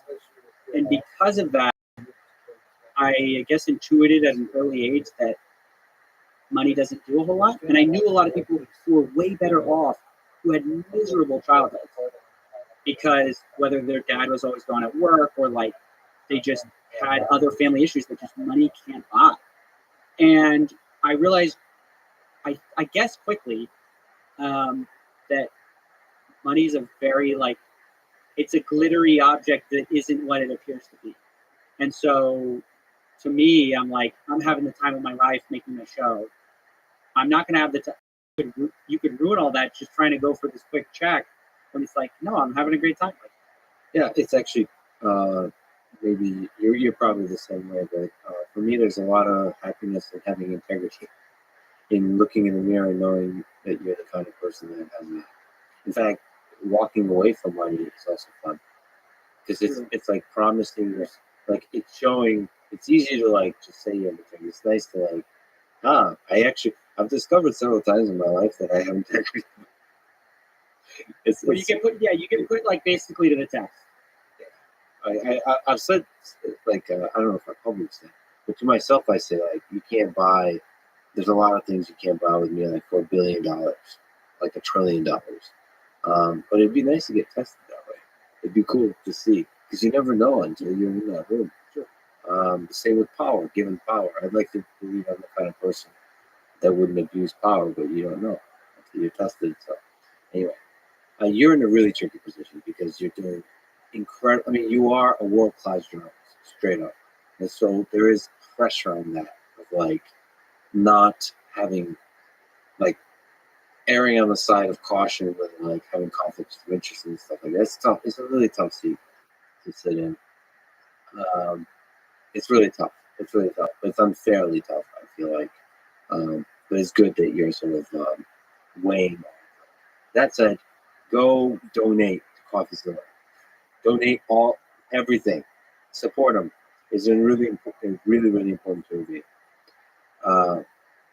The other guy I think is the first person I discovered that you investigated is Brian Rose of London Real. Can you talk about his story? Brian Rose, he was sort of this interesting figure because he was like trying to be, to one level or another, the Joe Rogan of London, which I don't think he did a terribly bad job of, especially initially. He had some really interesting podcasts with some really interesting people. And it's funny enough, I started out as I would watch it. I mean, I don't know if I was a huge fan, but I was like, I like some of his interviews. He had some really good, like, big gets in terms of, great guests. However, when kind of COVID started, he went down this really weird grifting rabbit hole where he did like this interview with David Icke, who's, as you know, like a pretty big COVID conspiracy theorist. And I mean, like, actual, like, he believes some of the royals are literally lizards. So he got shut down for that. And he kind of made a big stink, which I think it's fine. Nobody likes to be censored. And I'm not even saying that he should have been censored. But his reaction to that was to, like, raise a ton of money from his audience, promising this digital freedom platform. And at first it was like, oh, we want to raise $100,000. And then they raised it within a day. So he's like, well, we got to raise a lot more money. And so eventually they raised $1 million, and he's trying to raise $250,000 a month to kind of keep putting his viewers' money into this stuff. So I started digging into the platform they were building, and there was nothing free about it. They had censorship guidelines, and there was nothing about a platform at all. There was no underlying infrastructure. He just got some white label live streaming thing. So I criticized him for that. It was just this ridiculous thing. All the donators expected one thing. They thought Brian Rose was going to take on Google and Facebook and like bring free speech back for everybody. And of course he didn't. And then it kind of got worse because he started taking a lot of heat for that. And he really pivoted hard into like the DeFi grift. So he started selling this course about DeFi mastery. And this is a guy who knows nothing about crypto, or very little at the least. So it just got really he just kind of doubled down on this course model of you're going to be rich if you just follow me. And it was ultimately, you just type in Brian Rose on YouTube, you can see what his audience thought of that, because almost all of them have left him at this point. He's getting like 1,000 views a video. And it wasn't because of me. I mean, it was like people lost taste in just the constant ask for more money, more money, more money. At some point, people get sick of it. And it's like everyone has an understanding that like no one works for free, but when it starts to be ego driven and driven around money, everything's about money, it drives people away. Well, you're part of that, sort of helping. It's nice to have a voice. Yeah, I certainly spoke out. I mean, it wasn't like I was quiet. I was very loud about it at the time. But I mean, in the sense that if you look at someone like Andrew Tate, I've made a video about him, even though he's been banned off all the platforms, he gets more views than Brian Rose. And I think it's just like it was a testament to how much Brian Rose was like doing like the grift, that people could, even people who were fans and didn't care about what I said, like couldn't look past, just the constant ask for more and more money. People just get burned out. Is there some aspect that you worry about where with a large audience, there seems to be a certain aspect of human nature where people like to see others destroyed? Sure. Do you worry about hurting people that don't deserve it? or rather, sort of attacking people that are grifter light, but they get like a giant storm of negativity towards them, and therefore sort of overpoweringly cancel them or like hurt them disproportionately. Sure. I mean, I try to be sensitive to my platform, and as I've grown, I've tried to make sure my video topics have grown with me, and like it does reach this tricky point where if you're exposing a grifter with like 50,000 subs who's doing some harm, are you punching down? And so far, there's been enough high-profile things that I can distract myself with where this has never been a problem. You don't ever want to be sort of like Sir Lancelot in retirement. Where have you heard this analogy? Okay, so there's this great analogy where it's like Sir Lancelot's the guy who slays the dragon, right? He gets a lot of fame and he gets a lot of fortune for saving the dragon, or at least a lot of people love him. But what happens after he slays the first dragon? He's got to go find a bigger dragon. So he goes finds a bigger dragon, and eventually, depending on how many dragons you think are there in the world, maybe he kills all the dragons. And one day, people go see Sir Lancelot, and he's in a field with cows, and he's chopping their heads. And he's sort of put himself in retirement, but he can't even enjoy the fruits because his whole thing is like, I'm killing the dragon. So I try to be cognizant, and I try to always make myself willing to hang up my suspenders, I guess, hang up my hat. I try to be aware, like, if I significantly improve the problem, I put myself out of business, I want to be okay with that, basically. And to be fine with it. The funny thing is, I was more worried about this as like an issue earlier because I thought there was a finite, like, I was like, I'm going to solve this faster, especially as it started gaining traction. Like, I'm going to solve this fast. I got this, classic, naive. We all think we're so influential. TX comes along.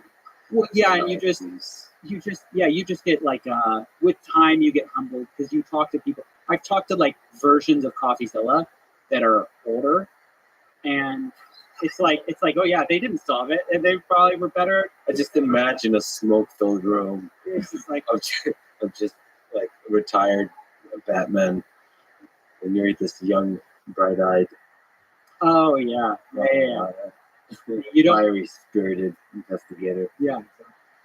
What's the process of investigation that you can speak to? What are some interesting things you've learned about what it takes to do great investigations?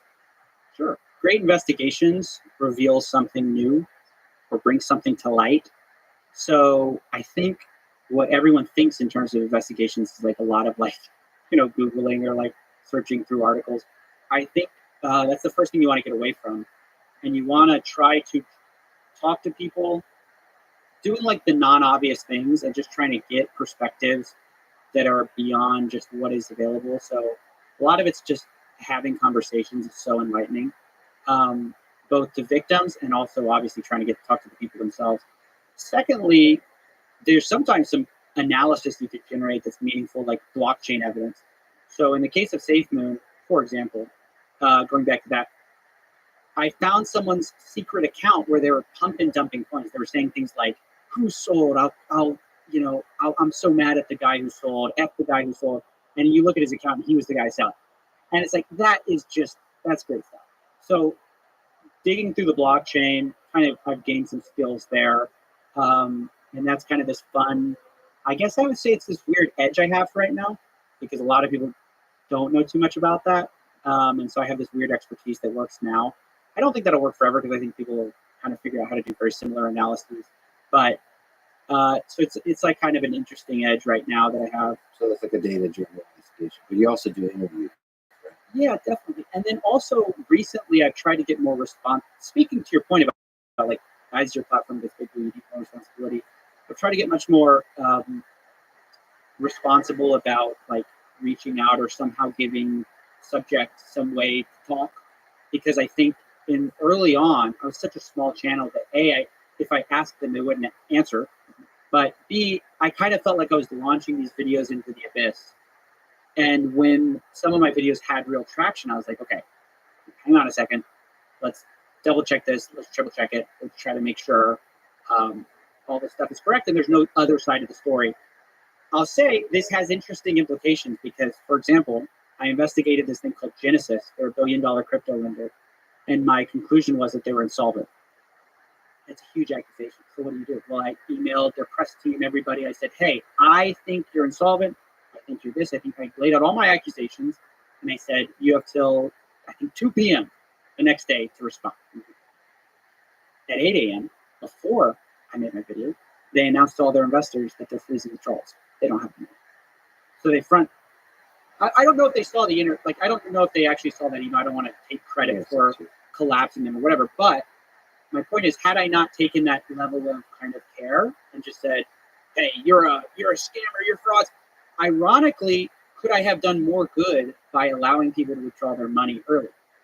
I made some tweets that people did see that like some people got their money out, but my YouTube audience is much larger. And could I have helped more people had I not given them basically the ability to know what I was going to produce when I produced it? Well, your life is difficult because you can potentially hurt the company. It doesn't deserve it if you're wrong, or if you're right and you warn the company, you might hurt that. Well, I'm glad your wife is a supporter and keeps you strong. That's a tough decision. Ultimately, I guess you want to err on the side of the individual people, of the investors and so on. But it's tough. It's always a really, really tricky decision. Very tricky. It's so interesting. And then the thing I've seen in your interviews that I don't remember, because I think when I watched you earlier in your career, you were a little bit harsher. You were like trollier. You're having a little more fun. Sure. And when I've seen you recently, you do have the fun, but whenever you interview, you seem respectful, like you attack in good faith, which is really important for an interviewer. So then people can go on and actually try to defend themselves. That's really important signal to send to people, because then you're not just about tearing down. You're after like it's cliche to say, but the truth. Like you're really trying to actually investigate in good faith, which is great. So that signal's out there. So like people like SBF could, like he should go on your platform. I think. I mean, now it's like in full, not just like a half-assed conversation on Twitter Space, but in full. So yeah, that's great that signal's out there. But of course, the downside is sort of as you become more famous, people might be scared to go on. But you do put that signal of being respectful out there, which is really, really important. You know what's interesting? It surprises me. I know it surprises other people because other people have commented, but it consistently surprises me how many people still talk to me. And maybe it's because and I really do give a good attempt to try to argue in good faith. I try not to just like load up ad hominems or anything like that. I just try to present the evidence and let the audience make up their mind. But it surprises me sometimes that people will just be like, yeah, they want to talk, they want to talk. I think it's very human in a way. And I think it's like almost like good. Like one of the things that is always told to everyone who's going to talk to the cops is like, you should never talk to the cops, whatever. Which is true. You shouldn't talk to the cops. Because even if you're innocent, they can use your words, they can twist your words, whatever. But there's something that gets lost in that like almost robotic, like, self-interest, that I think having open conversations, even if you've done something wrong, I think there's something really compelling about that continues to make people talk in interrogation rooms, in Twitter spaces, wherever you are, regardless of whether you totally shouldn't be. And I don't want to downplay that. That's actually really important. I mean, it's like a lot of cases get solved, a lot of investigations go farther because people sort of make the miscalculation to talk. But I think it's like almost important in a way that we have that human bias to like connect in spite of self-interest. Yeah, but also they're judging the integrity and the good faith of the other person. So I think when people consume your content, especially your latest content, they know that you're a good person. I found myself, like, there's a lot of journalists that reach out to me, and I find myself, like, not wanting to talk to them because I don't know if the other person on the side is coming in good faith. Even on silly stuff, I'm not I'm not I don't have anything to hide. Like, you don't really have anything to hide, but you don't know what their, like, spin is. Can I tell you an example? I'm dying because I believe so strongly that journalists have done themselves such a disservice. Okay, one of the truest things is that, like, everyone loves journalism in theory, and almost everyone dislikes journalists as a whole. Like, there's a deep distrust of journalists, and there's a deep love for journalism. It's this weird disconnect. I think a lot of it can be summarized in, there's this book called I think it's called The Journalist and the Murderer. It's written by Janet Malcolm.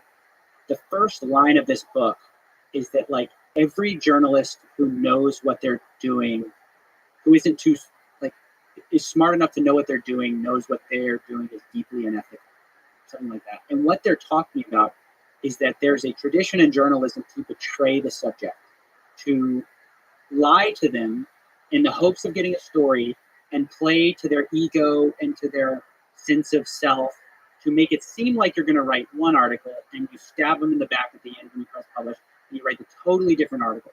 This is what actually everyone hates about journalists. And it's happened to me before. So I did a story, like, way back in the day. I got interviewed about something. It was like data with YouTube.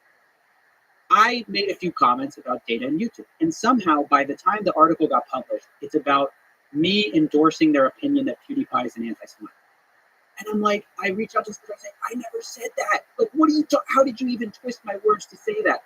And I felt so disgusted and betrayed to have, like, I'm like this mouthpiece for an ideology or like a thought that I do not actually agree with. So, and when journalists do this, they think, well, I'm never going to interview this person again, so it's okay. So it's like the ends justify the means. I get the story.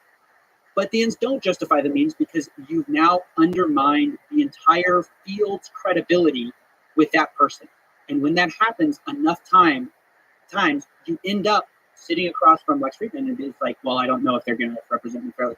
Because the base assumption is that regardless of what the journalist says, they could betray you and they might betray you at the end of the day and be saying you're great while they're secretly writing like a hit piece about, like, you know, how much, you know, you're a bad force for the world. Whereas there's an alternate universe where if the journalist was somewhat upfront about their approach, didn't mislead and didn't say, like, I love you, I think you're great, you would end up with less access, but you would end up with more trusted journalism, which I think in the long run would be better. I think you get more access.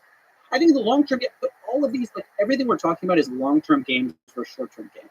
Yeah. In the short term, you get more access if you suck up to the person, if you say this, and you stab them in the back later. Long term, you build a long-term reputation, people trust you, it actually matters. And it's nice when that reputation is your own individual. It's like you have a YouTube channel, you're one individual. So people trust that because you have a huge disincentive to screw people over. True. I feel like if you're in the New York Times, if you screw somebody over, the New York Times gets the hit, not you individually. So you can, like, you're safer. But, like, the reason I don't screw people over is I know that, well, there's my own ethics and integrity. Sure. Also, there's a strong incentive to, like, because that person's going to go public with me screwing them over, completely lying about everything, how I presented the person, for example. And that's just going to, percolate throughout the populace. And they're going to be like, Lex is the person that's lying sack of shit. And so there's a huge disincentive to do that. Yeah. Journalists don't have that. That is what's interesting about independent journalism. I think we'll probably end up at a space where it's so interesting. Mainstream journalism has so much work to do to repair the trust with the average individual. And it's going to take a lot of, like, self-reflection. I talked to a few mainstream journalists about this, and a lot of them will admit it behind closed doors, but, like, there's this general sense that, oh, the public's not being fair to us. Like, they're very they're defensive, I guess. And I understand why, because sometimes it's just a few bad apples that ruin it for everybody. But without the acknowledgement of the deep distrust that they have with a good portion of our society, there's no way to rebuild that. Just like when there's no acknowledgement of the corruption of the 2008 financial crash, there's no way to rebuild that. Even if most bankers, most traders are not unethical or duplicitous, or they're totally normal people who maybe aren't deserving of the bad reputation, but you have to acknowledge the damage that's been done by bad actors before you can like heal that system. Well, what do you think about Elon just opening the door to journalists to see all the emails that were sent, the quote-unquote Twitter files? Yeah, that's really interesting. I mean, I saw a lot of, I'm like in this weird thing where I follow a lot of independent people and I follow a lot of mainstream journalists, and they're very polar opposite takes on that. People really quickly politicize it, but to me, this thing that was fascinating is just the transparency that I've never seen from one of the really frustrating things to me, because a lot of this podcast has been about interviewing tech people, CEOs, and so on, and they're just so guarded with everything. It's hard to get to, and so it's nice to get. Hopefully, this is a signal. Look, you can be transparent. Like this is a signal to increase transparency. Hopefully so. I don't. Yeah, it's been tribalized so quickly. It's like I've lost a lot of faith in that. Right. And unfortunately, it's been this like bludgeon match of like, you know, if you're on the right, you think it's uncovering the greatest story ever about Hunter Biden. If you're on the left, you think they were just silencing revenge porn pics of Hunter Biden. So therefore it was justified. And by the way, Trump also sent messages to Twitter. So doesn't that mean that like we should be criticizing? It just like, this goes back to why I don't touch politics, is because I think as many problems as I have, I think when you become a journalist, that not even a political journalist, when you become a journalist in politics, you have like twice the problem. So I'm happy to be well outside of that kind of sphere. But it's an interesting. It is interesting. Forget Twitter files, but Twitter itself is really, really interesting for the virality of information transferred. Yeah. And from a journalistic perspective, it's like how information travels, how it becomes distributed. What do you think about Twitter? I'm always conflicted on Twitter because I almost hate how much I enjoy using it. Because I'm like, this is like this mindless bird app. It's consuming my time. It's this incredible networking tool. But what's weird is when I think about my own presence on Twitter, they've almost made it too easy to like say something that you've half thought. Like the friction to send a tweet is so much less than like, if I'm going to make a YouTube video, there's several points at which I'm like, well, what's the other side? What's this? There's no friction there. And so one thing I've noticed, everyone I follow on Twitter, a lot of them, after reading all their tweets, I think nothing more of them, nothing less of them. But there's a lot of them that I think less of. And I don't think I've ever had an experience where I read someone's tweets and I think more of them in a way. And I'm like, what does that say? What is that? Like, there's so many people I admire that the worst of them is represented on Twitter. Like, there's a lot of people. There's a million examples. They become like snarky and sometimes mocking and derisive and negative and like emotional messes. I don't know. Yeah, what is that? Maybe we shouldn't criticize it and accept that as like a beautiful raw aspect of that human being, but not representing the full entirety. But it does reflect, like, it's impossible to not reflect it to some extent, or you'd have to counter that bias really carefully, because that is them. It is a thought they had. It's just probably something that should have been an unexpressed thought, perhaps. So yeah, I kind of wonder, should I be on Twitter? But the problem is it's such a great place where so much of the news happens on Twitter, so much of the journalism breaks on Twitter. Even people in the New York Times, they'll tweet their scoop. They'll put that out on Twitter first. So it's this really weird thing where I'd love to be off it, and it's like too useful for my job, but I kind of hate it. No, you need to. Well, it depends, but from my perspective, you should be on it. Oh, I Certainly- definitely am. Yeah. So like CoffeeZilla should definitely be on Twitter, but have developed the calluses and the strength to not give in to the sort of the lesser aspects, like because you're like you're silly, you're funny, you could be cutting with your humor. I wouldn't give in to the like the darker aspects of that, like low effort negativity. If you're the way you are in your videos, I would say if you're ever negative or making fun of stuff, I think that's high effort. So I would still put a lot of effort into it, like calmly thinking through that, because and also not giving into the dopamine desire to say something that's going to get a lot of likes. I have that all the time. You use Twitter enough, you realize certain messages that are going to get more likes than others, and are usually the ones that are more extreme. Yeah. And like emotional, like Lex is an idiot, or like Lex is the greatest human being ever. It's much better than, oh wow, what a polite, nuanced conversation. I can tell you right now which of those 3 tweets it isn't going to perform well. Yeah.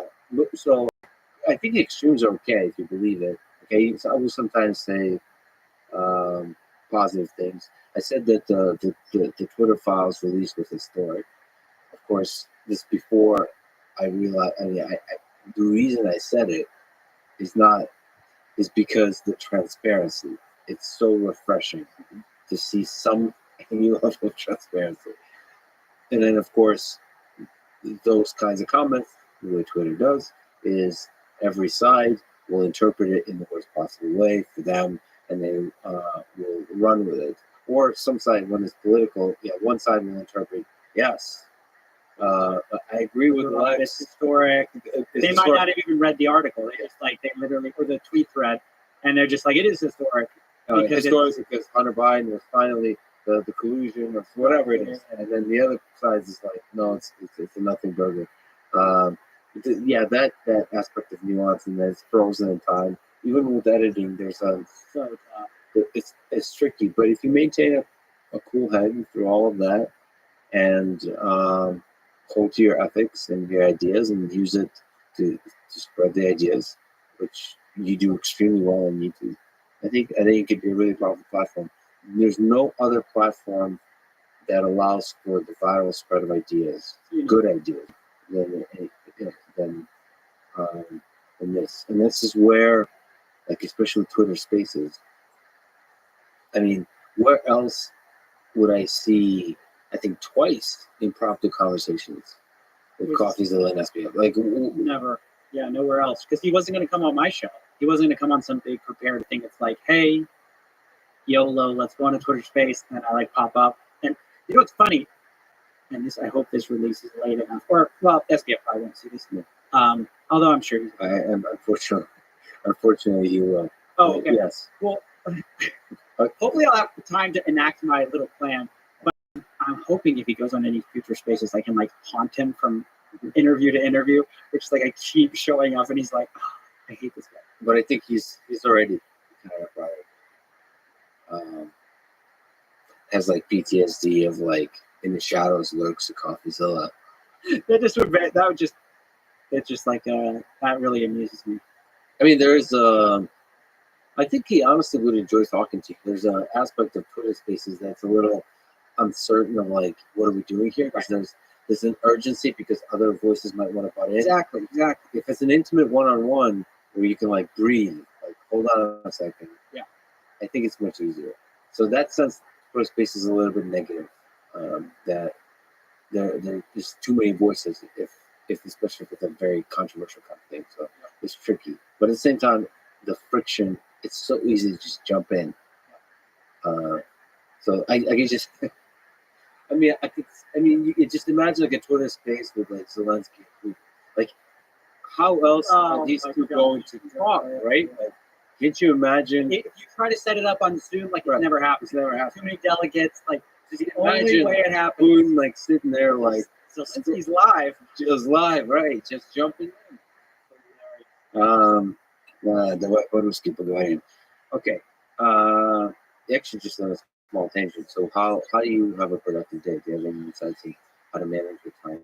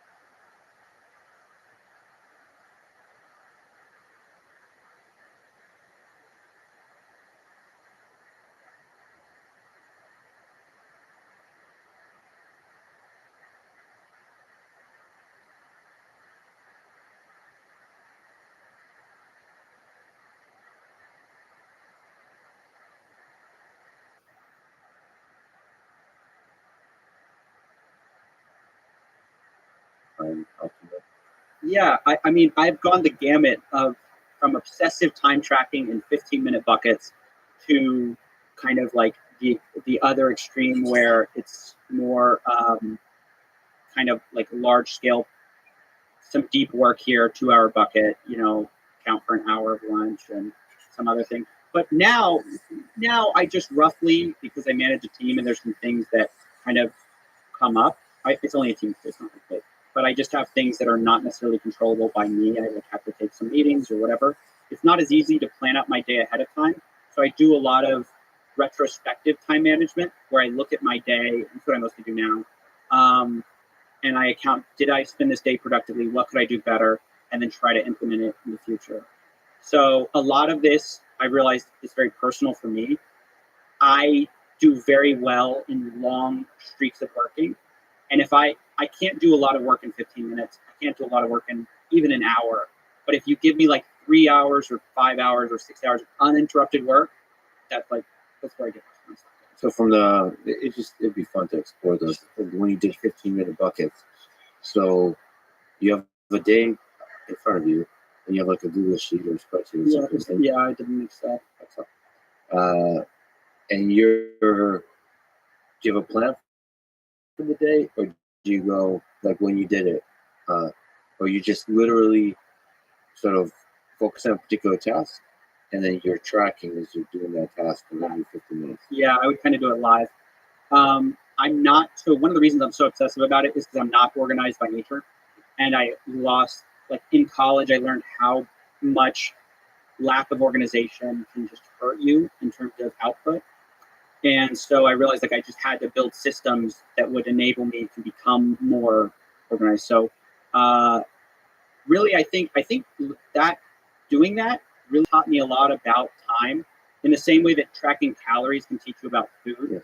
Like just learning, accounting for these things will give you skills that eventually you might not need to track on such a granular level because you've kind of like figured out. But that's kind of how I feel about it. I think everyone should, if you care about productivity and stuff, should do a little bit of it. I don't think it's sustainable in the long term. It just takes so much effort and time to like, and I think the marginal effect of it in the long term is kind of minimal once you learn these basic skills. But yeah, I was basically tracking like live what I did. And what I saw is that a lot of my real work would be done in small sections of the day. And then it'd be like a lot of just nothing, like a lot of small things where I'm busy, but little is being achieved. And so I think that's a really interesting insight.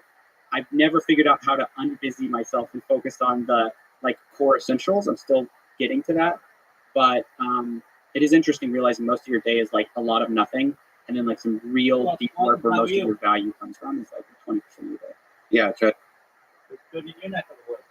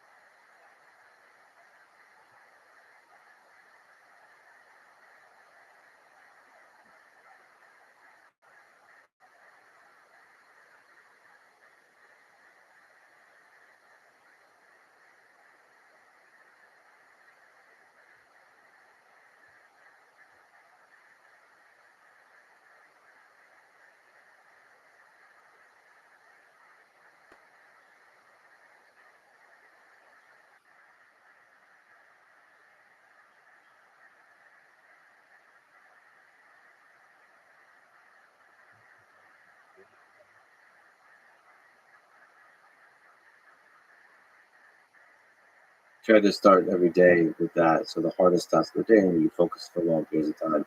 And also at the second, reminding yourself of the facts you know that they're useful in your everyday life. And then for me, also music. I play a little bit of music. But, yeah. Yeah.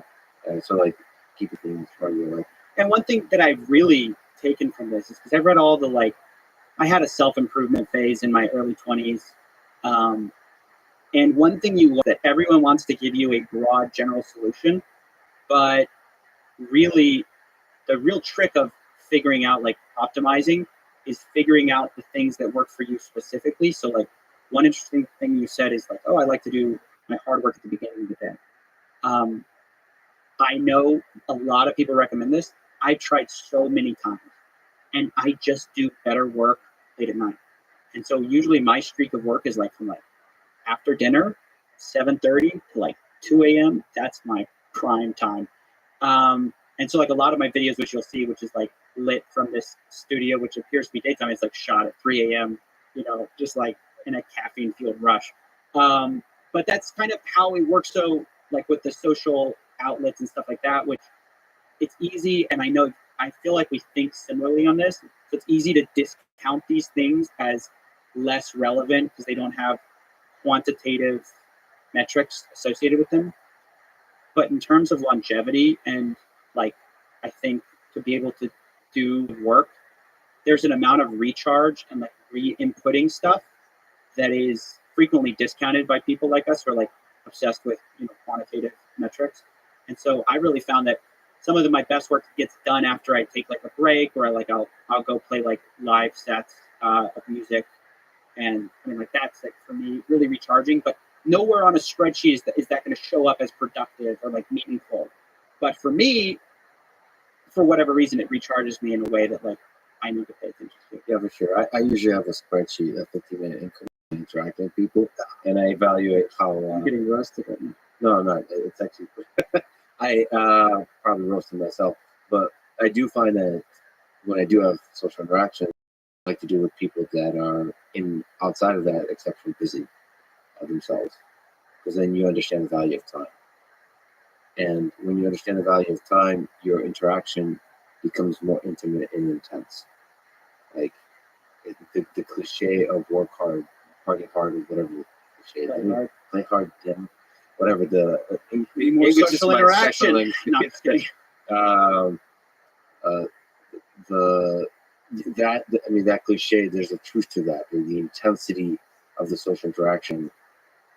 Even like, it's not even the intensity. It's not even the party hard. It's like even if you're going hiking and relaxing and taking in nature, so it's very relaxed. But you understand the value of that. When you put a huge amount of value on those moments spent in nature, that recharges me much more. So you have to surround yourself with people that think of life that way, that think of every single moment. That's one of the things you do when you break it up in 15-minute increments, is you realize how much time there's in the day, how much awesomeness there's in the day to experience, to get done, and so on. And then so you can feel that when you're with somebody. And then for me personally, like when I interact with people, I really like to be fully present for the interaction. Like, I can tell this is for anyone who had, I've been the audience forever, so I haven't been on this side of the table before. You're very intense. You look right in the eye. I don't know about right in the eye. Eye contact is an issue, but yes, Lex has a soulful gaze, guys. Just in case you're wondering, very soulful. All right. Very comforting. It's like a warm hug. Back to serious talk. Okay, you've a lot of people who lie, who defraud, cheat and scam. On a basic human level, how do you have trouble trusting human beings in your life? What's your relationship with trust? That's a great question. So, funny enough, before I did this, I was like an incorrigible optimist. Everything, the sun shined every which place. I always saw like everybody is fundamentally good. Nobody was bad. It just was like sort of got wrong place, wrong time, bad incentive. That view has darkened significantly. But I just try to remember my sample set, and just like I'm just sampling sort of the worst. And I try not to let it bleed into my day-to-day life. And I think it's probably because I was such an optimist early on that I've been able to kind of retain some of it. I call it enlightened optimism. like choosing to be optimistic in the face of a realistic sense of the problems in the world, with a realistic sense of like the scale and the challenge ahead. Um, I actually think it's much braver to be an optimist when you're aware of what's going on in the world than to be a cynic. I think being a complete cynic is maybe, I'm not saying it's wrong, but I'm saying it's maybe the easier way, just mentally, to cope with so much negativity. It's like just all bad, it's all going to fail, it's all going to go bust, is easier. Yeah, that leap into believing that's a good world is a little baby act of courage. At least I think so. I don't think it's naive. No, it can be. Some people are naive that are optimistic, but oftentimes, just because someone's optimistic does not mean they're naive. They could be full well aware of how troubling the world is. And I also believe some of the people you study, I'm a big believer that all of us are capable of good and evil. So in some sense, the people you study are just the successful ones, the ones who chose sort of the dark path and were successful at it. And I think all of us can choose the dark path in life. And it's that's like that's the responsibility we all carry. You get to choose that at every moment, and it's like a big responsibility. And it's a chance to really have integrity. It is a chance to stand for something good in this world. All of us have that because I think all of us are capable of evil. All of us could be good journalists. All of us could, in atrocities, be part of the atrocities. Yeah, I think I really have, especially in recent years, tried to somewhat depersonalize my work and see it almost like as like a, I don't know, like a force of nature that I'm fighting more than like individuals. Because of this exact thing, I think like sort of therefore, but the grace of God, there go I is kind of a really profound way to understand yourself, rather than as just like fundamentally good and like full of integrity. Acknowledging that so much of that is a product of your environment and your family and your upbringing, and so much of the people who don't have that is a product of their environment. It doesn't absolve them, but it gives you more perspective to sort of deal fairly, if that makes sense, and not approach it from a place of anger or a place of outrage. There is a sense of like sadness for the victims. There's a sense of outrage for the victims, but approach the individual who's done the thing from that place of understanding of this isn't just this person. There's like a whole lot of things going on. Do you have advice for young people of how to live this life? How to have a career they can be proud of? So high school students, college students, or maybe a life to be proud of. Let me think about this for a second.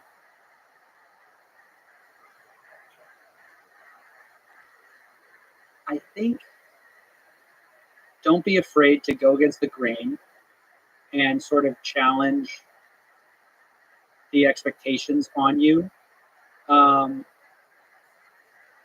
Like you sort of have to do this weird thing where you acknowledge how difficult it will be to achieve something great while also having the courage to go for it anyways.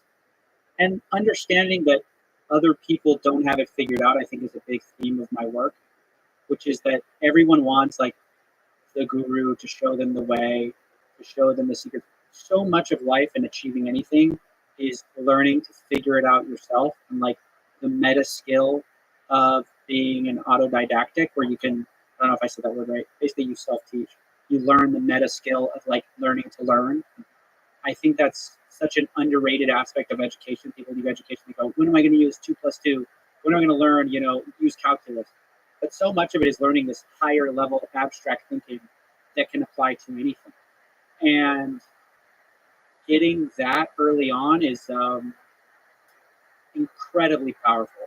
So yeah, I would say like a lot of it is I guess to some extent you kind of have to do that Steve Jobs thing where you realize that nobody else in the world is smarter than you, and that both means that like they can't show you the perfect way, but it also means you could do great things kind of chart your own path. I don't know. That's so cheesy. This is why I No. hate giving advice. Because I feel like it's cheesy. I mean, and I don't think it is. Yeah, I think my journey is so full of luck and like specific experience. I wonder how generalizable it is. But if I've learned anything, and if I could talk specifically to myself, I guess that's what I'd say. I mean, you've taken a very difficult path, and I think part of taking that path, a great journalist, frankly, is like, I can be that person, and just believing in yourself that you can take that. Because like, if you see a problem in the world, you could be the solution to that problem. Like you can solve that problem. I think that's like it's really important to believe that. It depends. Maybe you're lucky to have the belief inside yourself. Maybe the thing that you're saying is that don't look to others for that strength. And also like be really comfortable failing. I think one of the best things that like you would never know about me, just looking at my background, that helped me was playing music live. I had incredible amounts of stage fright growing up, mostly because I was terrible at piano. I was like, suck. And I taught myself how to play, and I joined jazz band in like high school, did it through college. I remember all my recitals, I messed up every single solo I ever did. I never like actually nailed it. And every time I'd go up there, I like had so much dread around this. And it was easier to get up there because there were sort of some people up there. But eventually, I started like playing live too, and I sucked at that. And I've just gone through the trenches of like just like being publicly sort of, in my mind, humiliated. Like that prepared me so much for what I do now, of trying to basically being fearless of failure in the face of like a wide audience. I don't have that anymore because kind of I've experienced so many iterations of it at a smaller scale, just like abject public humiliation, to where it's like not something that bothers me. I have no stage fright. That doesn't bother me anymore. But you'd think like, oh, maybe he just was always good at this. I was terrible at it. I had a complete phobia about public anything. So it was that rapid iteration of just failure. And eventually I just like came to the conclusion of like, I want to love it. I want to like love like getting up on a stage and bombing. If you can learn to like love that and be fearless there, there's almost nothing you can't do. Yeah, it's brilliant advice. I'm with you. It's still terrifying to me, like live performance.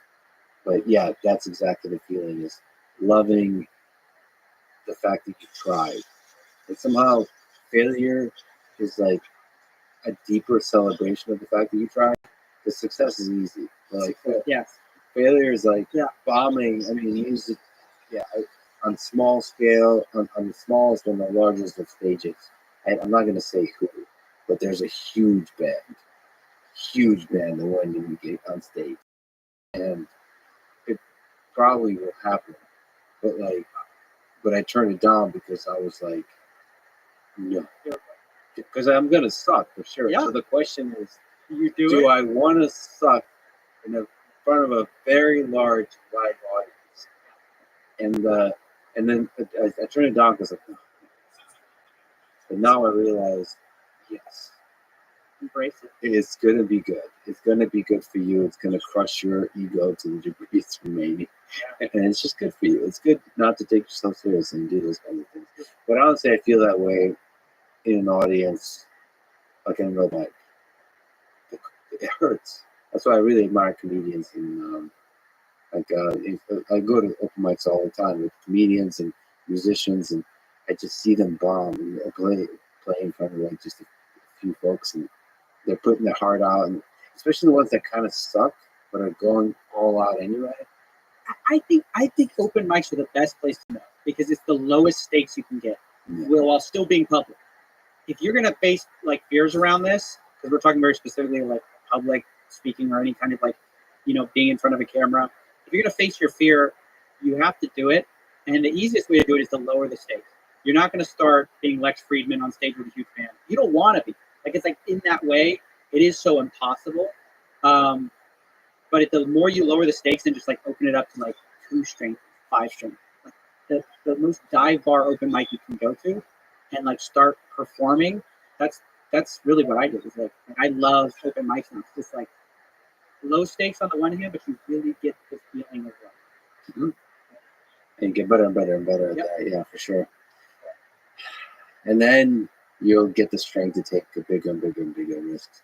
Listen, Coffee, I'm a huge fan of yours, not just for who you are, but for what you stand for.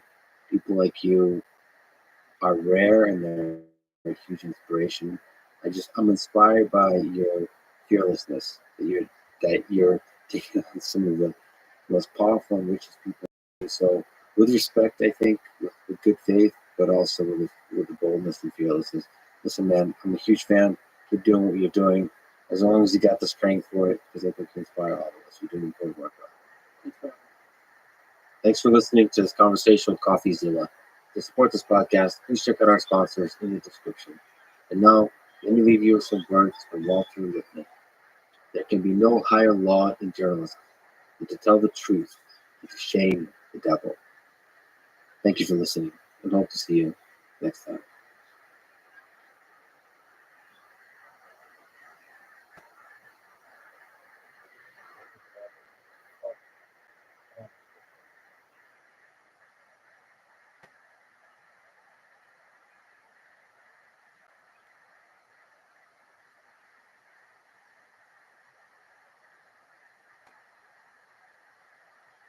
A lot of people are saying like, oh, this whole idea of game theory, it's just nonsense.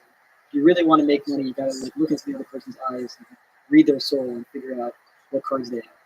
But what happened was, well, we played our bot against 4 top heads up and hold'em poker players, and the bot wasn't trying to adapt to them. It wasn't trying to hook them. It wasn't trying to do these mind games. It was just trying to approximate the Nash equilibrium, and it crushed them. The following is a conversation with Noah Brown, research scientist at FAIR, Facebook AI research group at Meta AI. He co-created the first AI system that achieved superhuman level performance in no-limit Texas Hold'em, both heads-up and multiplayer. And now, recently, he co-created an AI system that can strategically out-negotiate humans using natural language in a popular board game called Diplomacy, which is a war game that emphasizes negotiation. This is the Let's Freedom podcast. To support it, please check out our sponsors in the description. And now, dear friends, there's Noam Brown. You've been a lead on 3 amazing AI projects. So we got Robotis that solved, or at least achieved human level performance on No Limit Texas Hold'em poker with 2 players, heads up. You got Pluribus that solved No Limit Texas Hold'em poker with 6 players. And just now, you have Cicero. These are all names of systems that solved or achieved human level performance on the game of Diplomacy, which, for people who don't know, is a popular strategy board game. It was loved by JFK, John F. Kennedy, and Henry Kissinger, and many other big, famous people in the decades since. So let's talk about poker and diplomacy today. First, poker. What is the game of No Limit Texas Hold'em, and how is it different from chess? Well, No Limit Texas Hold'em poker is the most popular variant of poker. So, you go to a casino, you sit down at the poker table. The game that you're playing is No Limit Texas Hold'em. If you watch movies about poker, like Casino Royale or Rounders, playing is No Limit Texas Hold'em. Now, it's very different from Limit Hold'em in that you can bet any amount of chips that you want, and so the stakes escalate. You start out with like $1 or $2 in the pot, and then by the end of the hand, you've got like $1,000 in there. So the option to increase the number very aggressively, very quickly is always there. Right. The no limit aspect is there's no limits to how much you can bet. There's like $2 in the pot. You can only bet like $2. But if you got $10,000 in front of you, you're always welcome to put $10,000 into the pot. So I got a chance to hang out with Phil Helmuth, who plays all of these different variants of poker. And correct me if I'm wrong, but it seems like No Limit rewards crazy versus the other ones rewards more kind of calculated strategy. Or no, because you're sort of looking from an analytic perspective, is strategy also rewarded in No Limit? I think both variants reward strategy, but I think what's different about No Limit is it's much easier to get jumpy. You go in there thinking you're going to play for like $100 or something, and suddenly there's like $1,000 in the pot. A lot of people can't handle it. Can you define jumping? When you're playing poker, you always want to choose the action that's going to maximize your expected return. It's kind of like with investing, right? Like if you're ever in a situation where the amount of money that's at stake is going to have a material impact on your life, then you're going to play in a more risk-averse style. You know, if somebody makes a huge bet, if you're playing no limit hold'em, somebody makes a huge bet, there might come a point where you're like, this is too much money for me to handle. Like, I can't risk this amount. And that's what throws a lot of people off. So that's the big difference, I think, between no limit and limit. What about on the action side when you're actually making that big bet? That's what I mean by crazy. I was trying to refer to the technical term of crazy, meaning use the big jump in the bet to completely throw off the other person in terms of their ability to reason optimally. I think that's right. I think one of the key strategies in poker is to put the other person into an uncomfortable position. And if you're doing that, then you're playing poker. And there's a lot of opportunities to do that. You know, you can have like $50 in there, you throw in $1,000 bet, and you know, that's sometimes, if you do it right, it puts the other person in a really tough spot. Now, it's also possible that you make huge mistakes that way. And so it's really easy to lose a lot of money if you don't know what you're doing. But there's a lot of upside. When you build systems, AI systems that play these games, we talk about poker, we talk about diplomacy.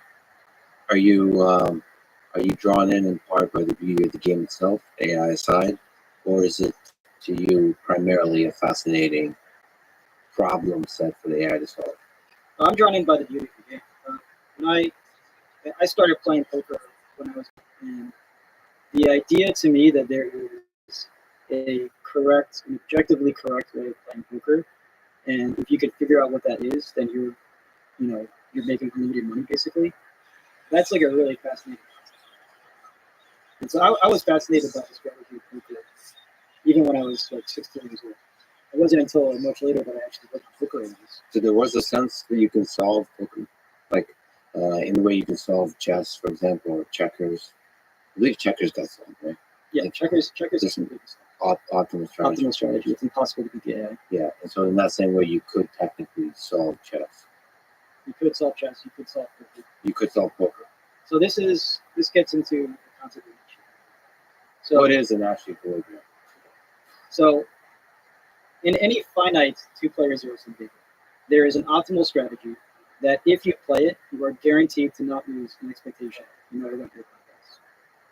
And this is kind of a radical concept to a lot of people, but it's true in chess, it's true in poker, it's true in any finite two-player zero-sum game. And to give some intuition for this, you can think of rock, paper, scissors. In rock, paper, scissors, if you randomly choose between throwing rock, paper, and scissors with equal probability, then no matter what your opponent does, you are not going to lose an expectation. You're not going to lose an expectation. Now, the same is true for poker. There exists some strategy, some really complicated strategy, that if you play that, you are guaranteed to not lose money in the long. And I should say this is for two-player. Six-player poker is a different story. Yeah, it's a beautiful giant mess. When you say in expectation, you're guaranteed not to lose in expectation. What does in expectation mean? Poker is a very high variance game. So you're going to have hands where you win, you're going to have hands where you lose. Even if you're playing the perfect strategy, you can't guarantee that you're going to win every single hand. But if you play for long enough, then you are guaranteed to at least break even in practice probably. So that's in the expectation, the size of your stack, generally speaking. Now that doesn't include anything about the fact that you can go broke. It doesn't include any of those kinds of normal real world limitations. You're talking, in the theoretical world. What about the zero sum aspect? How big of a constraint is that? How big of a constraint is finite? So finite's not a huge constraint. So I mean, most games that you play are finite in size. It's also true actually that there exists this like perfect strategy in many infinite games as well. Technically, the game has to be compact. There are like some edge cases where you don't have a Nash equilibrium in a two-player zero-sum game. So you can think of a game where if we're playing a game where whoever names the bigger number is the winner, there's no Nash equilibrium. 17. 18. You win again. You're good at this. For a lot of games. Okay, so that's, and then the zero sum. The zero sum. Zero sum aspects. So there exists a Nash equilibrium in non-two-player zero-sum. And by the way, just to clarify what I mean by two-player zero-sum, I mean there's two players, and whatever one player wins, the other player loses. So if we're playing poker and I win $50, that means they win $50. Now, outside of two-player zero-sum games, there still exists Nash equilibrium, but they're not as meaningful. Because you can think of a game like Risk. If everybody else on the board decides to team up against you and take you out, there's no perfect strategy you can play that's going to guarantee it. So outside of two-player zero-sum games, there's no guarantee that you're going to win that player. Have you ever tried to model in the other aspects of the game, which is like the pleasure you draw from playing the game? And then if you're a professional poker player, if you're exciting, even if you lose, the money you get from the attention you get, the sponsor and all that kind of stuff. Is that'd be a fun thing to model in? Or does that make it sort of super complex to include the human factor in its full complexity? I think you bring up a couple good points there. So I think a lot of professional poker players, they get a huge amount of money, not from actually playing poker, but from sponsorships and having a personality that people want to tune in and watch. That's a big way to make it for yourself. I just wonder from an AI perspective, if you create, and we'll talk about this more, maybe an AI system that also talks trash and all that kind of stuff, that becomes part of the function to maximize. So it's not just optimal poker play. Maybe sometimes you want to be chaotic. Maybe sometimes you want to be suboptimal and you lose the chaos. And maybe sometimes you want to be overly aggressive because the audience loves that. That's I think what you're getting at here is that there's a difference between making an AI that wins a game and an AI that's fun to play with. Yeah. Or fun to watch. So those are all different things. Fun to play with and fun to watch. Yeah, and I think I've heard talks from like game designers, and they say like people that want AI for actual recreational games that people play, and they say there's a big difference between trying to make an AI that actually wins, and you look at a game like Civilization. The way that the AIs play is not optimal for trying to win. They're playing a different game. They're trying to have personalities. They're trying to be fun and engaging, and that makes for a better game. And we also talk about NPCs. I just talked to Todd Howard, who is the creator of Fallout and the Elder Scrolls series and Starfield, the new game coming out, and the creator of what I think is the greatest game of all time, which is Skyrim. And the NPCs there, the AI that governs that whole game is very interesting, but the NPCs also are super interesting. And considering what language models might do to NPCs in an open world RPG role-playing game, it's super exciting. Yeah, honestly, I think this is like one of the first applications where we're going to see like real consumer interaction with large language models. I guess Elder Scrolls 6 is in development now. We're probably pretty close to finishing it, but I would not be surprised at all if Elder Scrolls 7 was using large language models for NPCs. No, they're not. I'm not saying anything. I'm not saying anything. This is me speculating. No, but they're just releasing the Starfield. They do one game at a time. So whatever it is, whenever the date is, I don't know what the date is. Calm down. But it would be, I don't know, like 2024, 25, 26. So it's actually very possible they will include the new models. I was listening to this talk by a gaming executive when I was in grad school, and one of the questions that a person in the audience asked is, "Why are all these games so focused on fighting and killing?"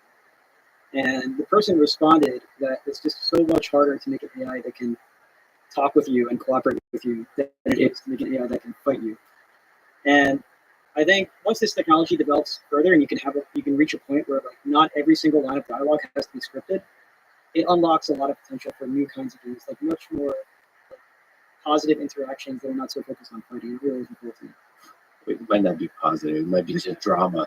So you'll be in like a Call of Duty game instead of being shooting, you'll just be hanging out and like arguing with an AI about like passive aggressive, and then you won't be able to sleep that night. You have to return or continue the argument that you were emotionally hurt. I mean, I think that's actually an exciting world. Whatever is the drama, the chaos that we love, the push and pull of human connection, I think it's possible to do that in the video game world. And I think you could be messier in the video game world, which is why it'd be a nice place.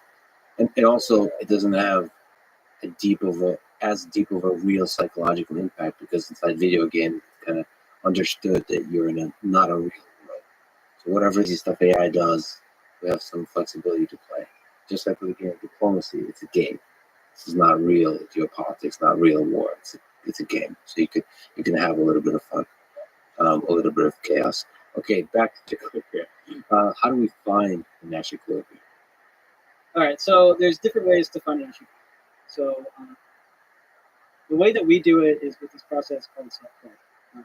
Basically, we have this algorithm that starts by playing totally randomly, and it learns how to play the game by playing against itself. So it will start playing the game totally randomly, and then it's playing poker. It'll eventually get to the end of the game and make $50. And then it will review all the decisions that are made along the way and say, what would have happened if I had chosen this kind of action instead? If I had raised here instead of called, what would the other player have done? And because it's playing against a copy of itself, it's able to do that counterfactual reasoning. So it can say, okay, well, if I took this action, the other person takes this action, then I take this action, and eventually I make $150 instead of $50.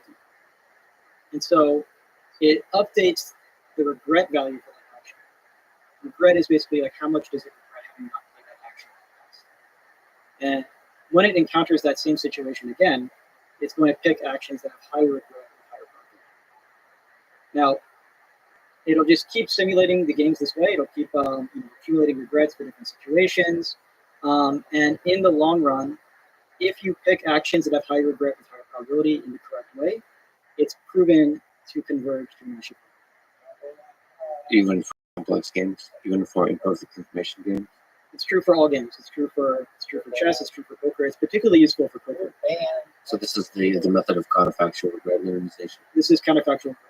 That doesn't have to do with self-play. It has to do with any. If you follow this kind of process, self-play or not, you'll be able to arrive at an optimal set of actions.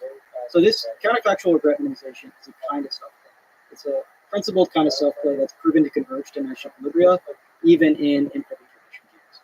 Now you can have other forms of self-play, and people use other forms of self-play for perfect information games, where you have more flexibility. The algorithm doesn't have to be as theoretically sound in order to converge to that class of games, because it's a simpler set.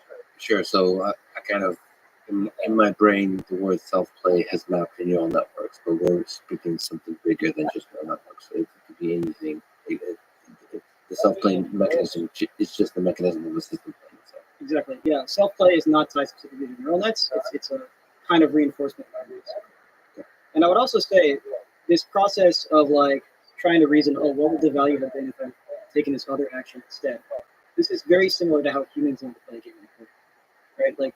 You probably played poker before. With your friends, you probably ask, would you have called me if I raised it? That's a person trying to do the same kind of anything counterfactual. Okay. And if you do that at scale, you're going to be able to learn not to manipulate. Now, where the neural nets come in, I said, okay, if it's in that situation again, then it will choose the action that has high regret. Now, the problem is that poker is such a huge game. I think No Limit Texas Hold'em, the version that we were playing, has 10 to the 161 different decision points, which is more than the number of atoms in the universe squared. That's heads up? That's heads up. 10 to the 161, you said? Yeah, it depends on the number of chips that you have, the stacks and everything, but the version that we were playing was 10 to the 161. Which I assume would be a somewhat simplified version. Because I bet there's some step function you have for bets. Oh no! That's I'm saying we played the you can get whatever number. A lot maybe was constrained what it considered for bet sizes, but the person on the other side could go. Yeah, 161 plus or minus 10 doesn't matter. And so the way neural nets help out here is, you don't have to run into the same exact situation, because that's never going to happen. The odds of you running into the same exact situation are pretty slim. But if you run into a similar situation, you can generalize from other states that you've been in that kind of look like that. And you can say, well, these other situations I had high regret for this action, so maybe I should play that action. Which is the more complex game? Chess or poker? Or Go or poker? Do you know? That is a controversial question. Okay. I'm gonna. Looks like somebody's screaming on Reddit right now. It depends on which subreddit you're on. Is it chess or is it poker? I'm sure like David Silver's gonna get really angry at me. Yeah. I'll say I'm gonna say poker actually, and I think for a couple reasons. They're not here to defend themselves. So, first of all, you have the imperfect information. So, it's we can go into that, but like, once you introduce imperfect information, things get much more complicated. So we should say, maybe you can describe what is seen to the players, what is seen in the game of Texas Hold'em. Yeah, so Texas Hold'em, you get 2 cards face down that only you see. And so that's the hidden information game. The other players also all get 2 cards face down that only they see. And so you have to kind of, as you're playing, reason about like, okay, what do they think I have? What do they have? What do they think I think they have? That kind of stuff. And that's kind of where bluffing comes into play, right? Because the fact that you can bluff, the fact that you can bet with a bad hand and still win, is because they don't know what your cards are. Right? And that's the key difference between a perfect information game like chess and Go, and imperfect information games. This is what trash talk looks like. The implied statement is the game solved is much tougher. But yeah, so when you're playing, I'm just going to do random questions here. So when you're playing your opponent under imperfect information, is there some degree to which you're trying to estimate the range of hands that they have? Or is that not part of the outcome? So what are the different approaches to the imperfect information game? So the key thing to understand about why imperfect information makes things difficult is that you have to worry not just about which actions to play, but the probability that you're going to play those actions. So you think about rock, paper, scissors, for example. Rock, paper, scissors is an imperfect information game because you don't know what I'm about. I do, but yeah, usually not. Yeah. And so you can't just say, like, oh, I'm just going to throw a rock every single time because the other person is going to figure that out and notice a pattern, and then suddenly you're going to start moving. And so you don't just have to figure out like which action to play, you have to figure out how to play. And really importantly, the value of an action depends on the proposition. So if you're playing rock every single time, that value is really low. But if you're never playing rock, What's up? How are you, Weatherly? Hope you're amazing, good dog. I just ate this like huevos rancheros. It's really not bad. It's just sausage. It starts me to go up. Right to eat it. Hope you're doing healthy, dog. Don't worry, I'll be back. Yeah, oh, that's amazing.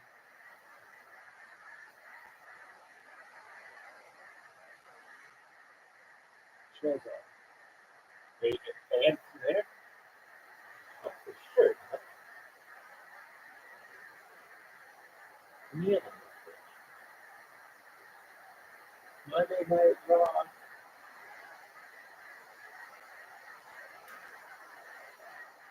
Yo, did I get a fucking update? Hey, dog, we just wanted to let you know that we're going to continue to ban you. Hope you like it. If you like your life, I don't, dude.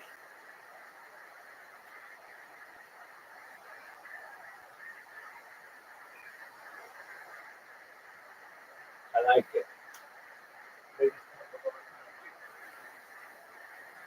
All right.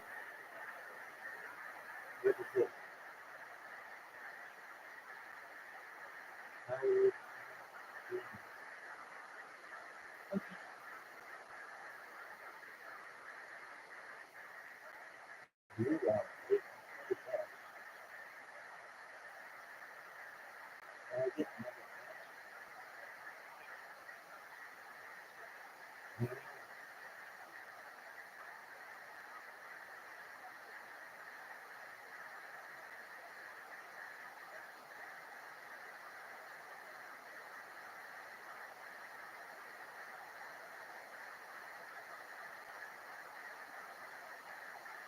Yo, what's up, your boy Merlin? How you living, man?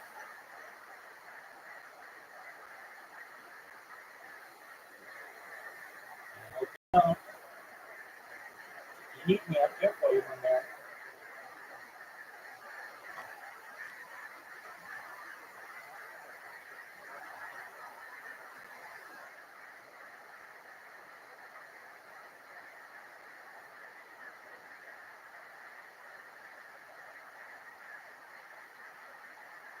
What?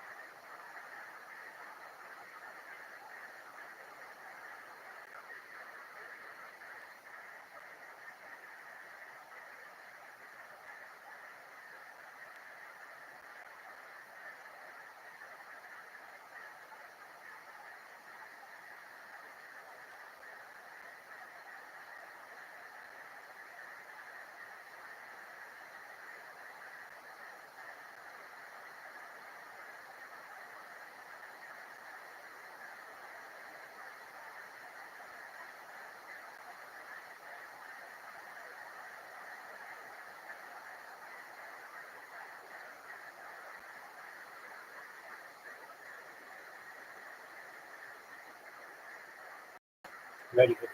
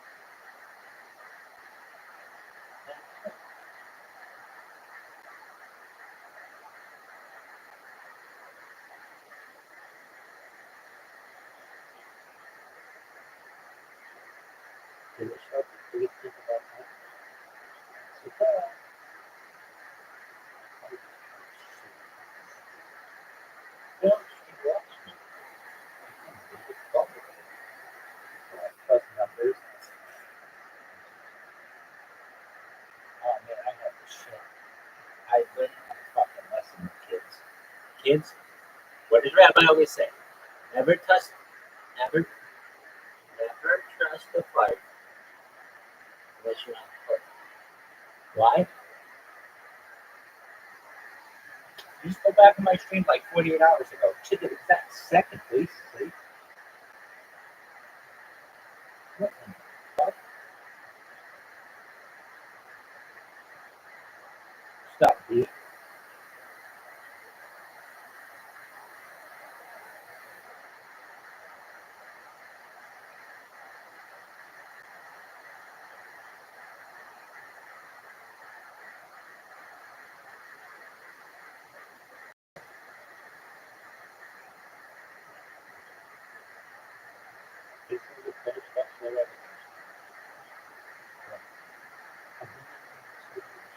Man, I'm telling you what, it's kind of a fucking minute.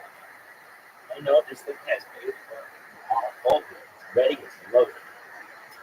Do not trust it. I got it.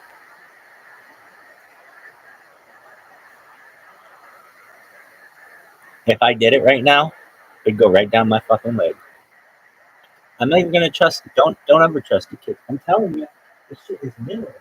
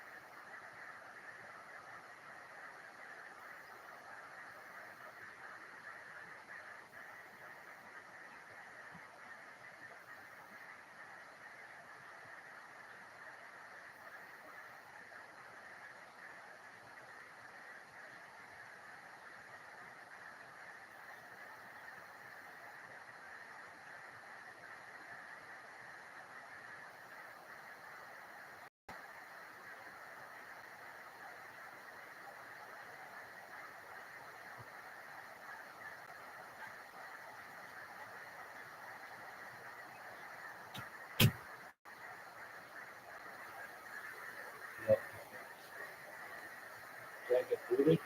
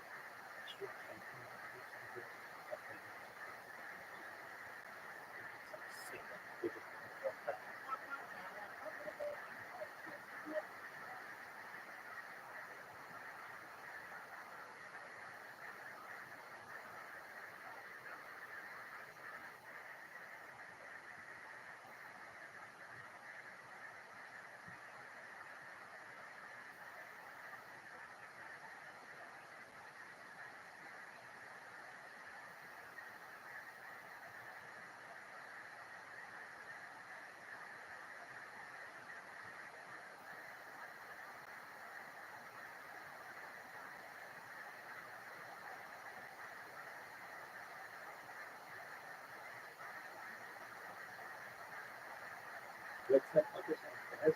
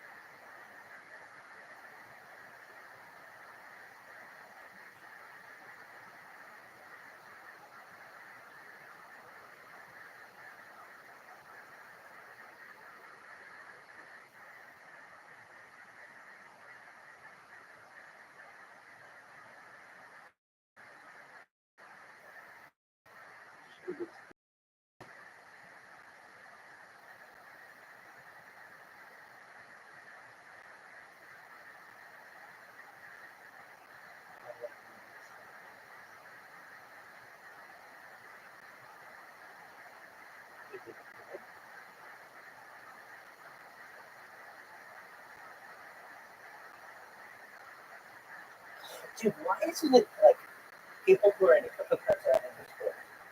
People in the stocks aren't in crypto. People who are in sports aren't in the stocks.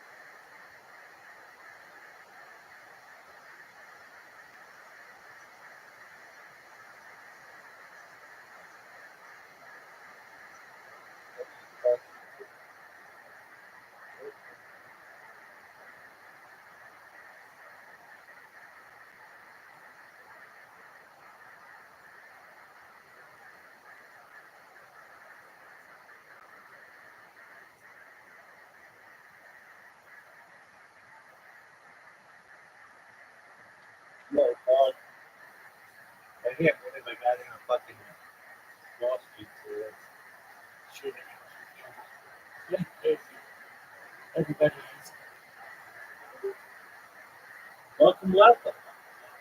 How are you, my God? I'm at the Cannon Club. You're one of the fifth. All right, that's cool. I wouldn't want to talk to you.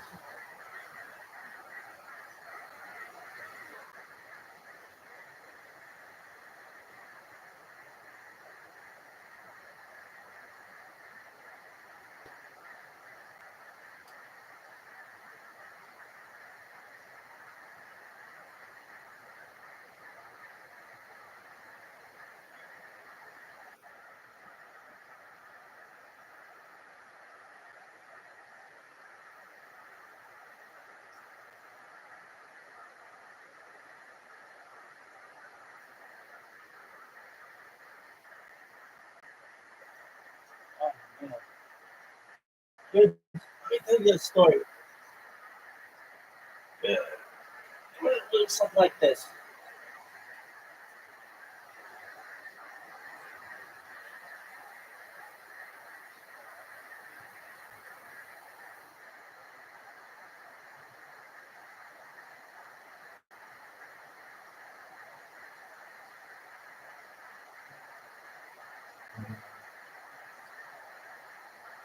Yeah.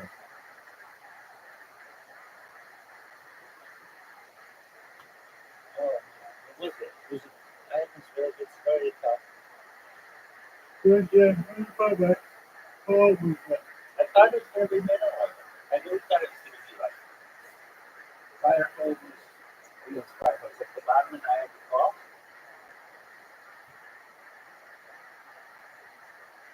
What is it?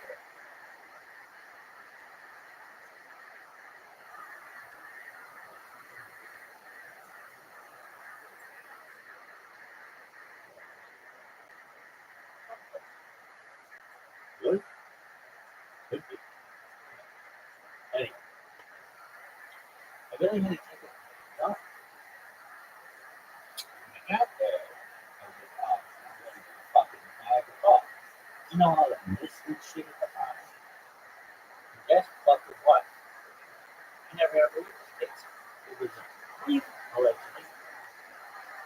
Maybe a police run, and then it was just like a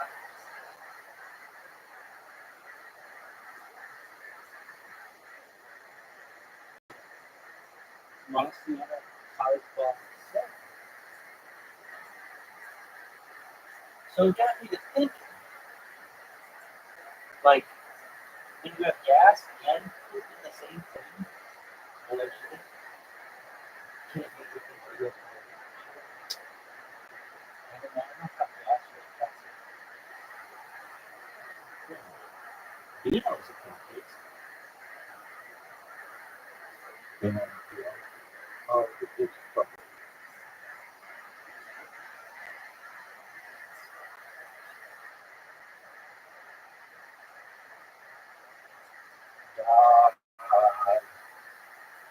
This is the worst stream ever, and these assholes and chill zone are not chill. They're kind of being introduced. Oh, we can do that. But don't let anybody have anything on their profile. Why? Why allow anything in a profile if you can't allow advertising? So what? So what if it's advertising? Having a username by default is advertising something.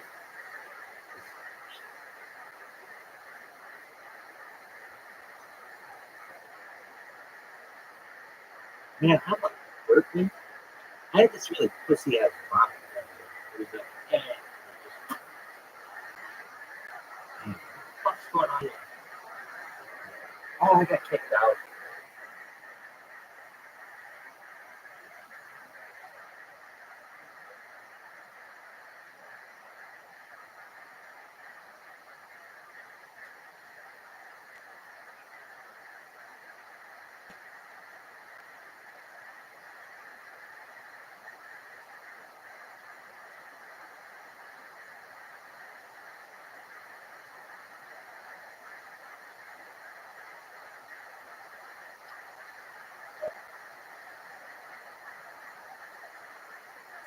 heartbreaking.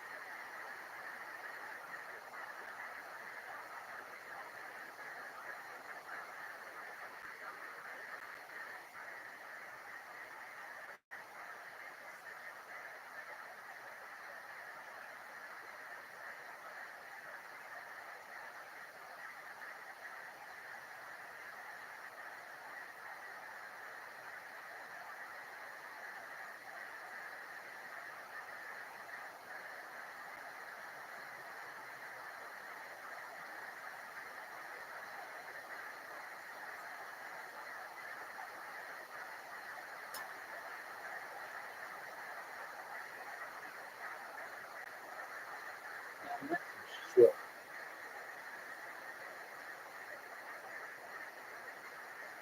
So I put the side, or I can cut the line.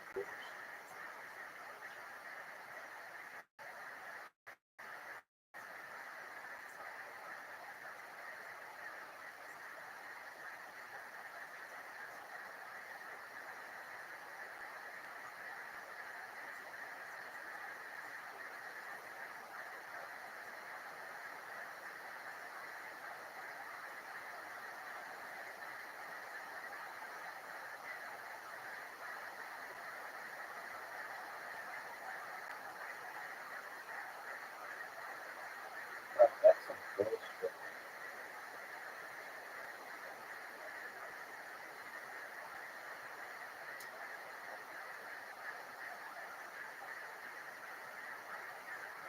Bullshit. Well,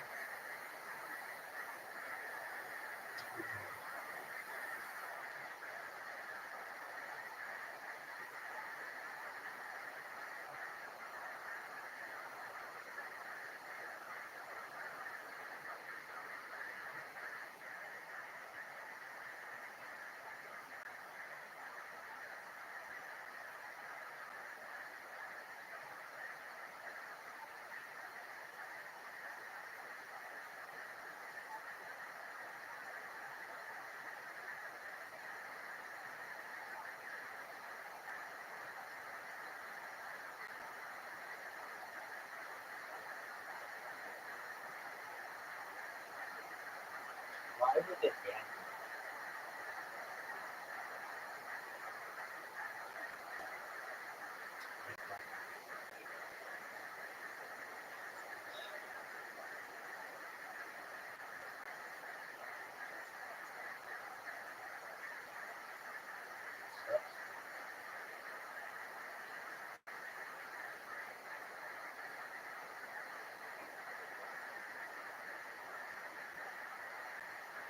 I really wish the big social networks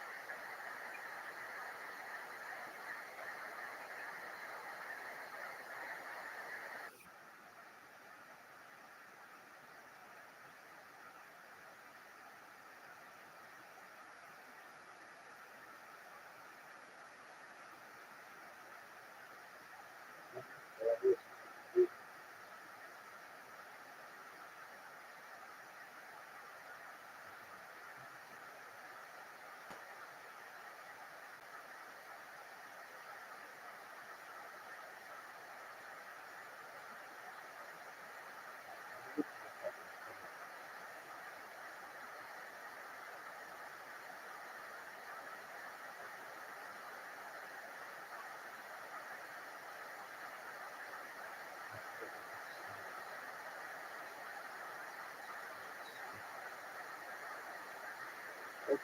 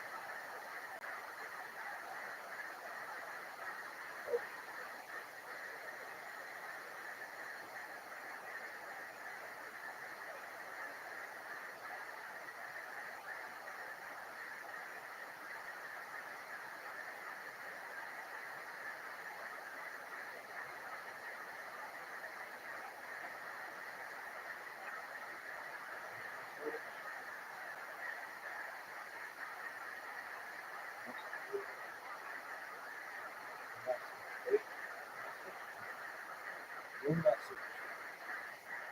Right. Okay. What's your motherfucker's name? Unexperienced black student.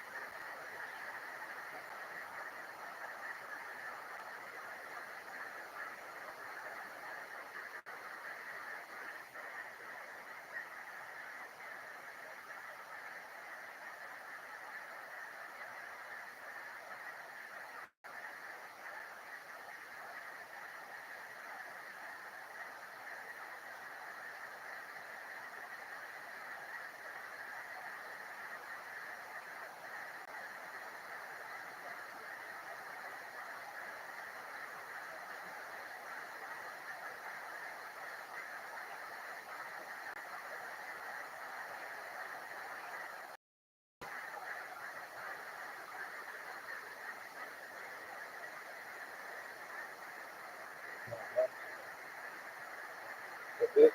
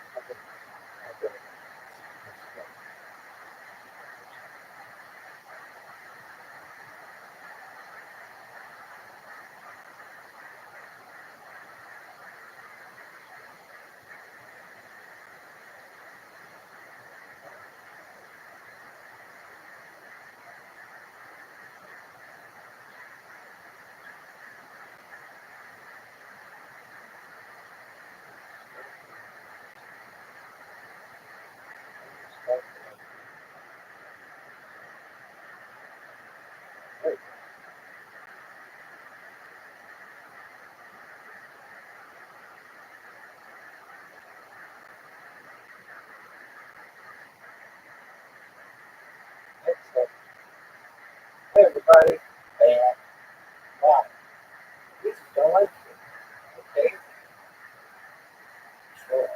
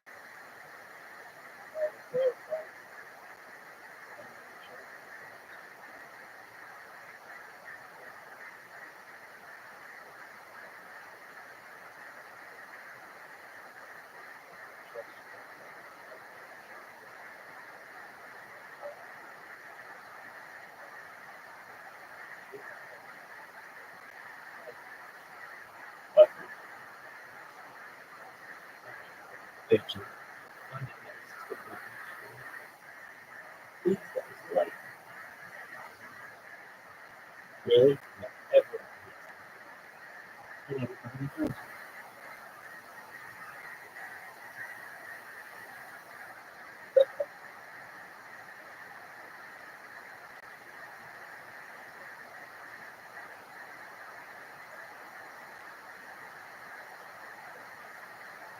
This shit sucks. Chips and cracks.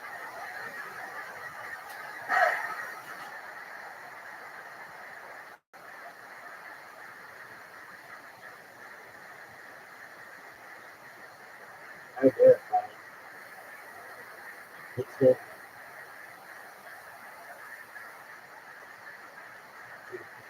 Okay, I don't fucking give a shit about moderation.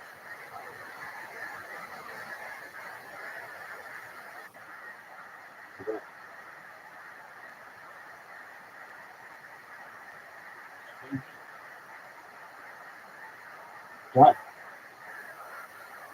I looked at my camera, Rabbi. Oh, shit.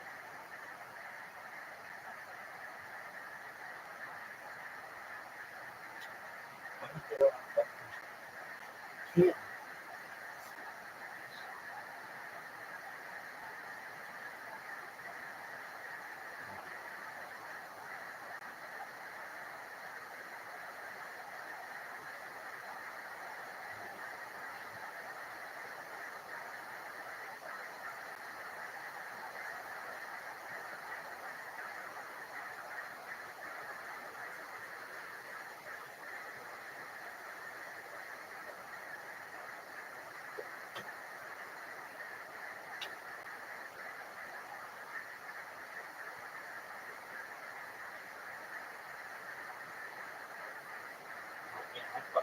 What is this shit?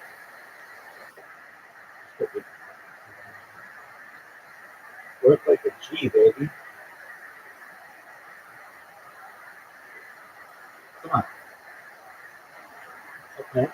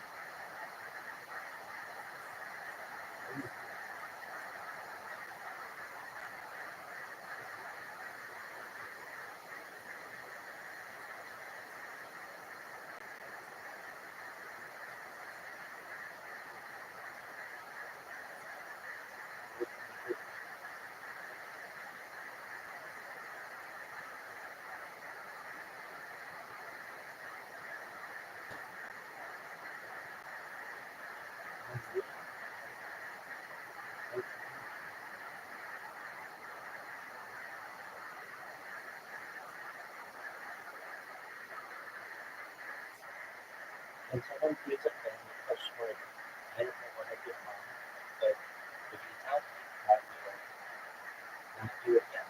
Can we?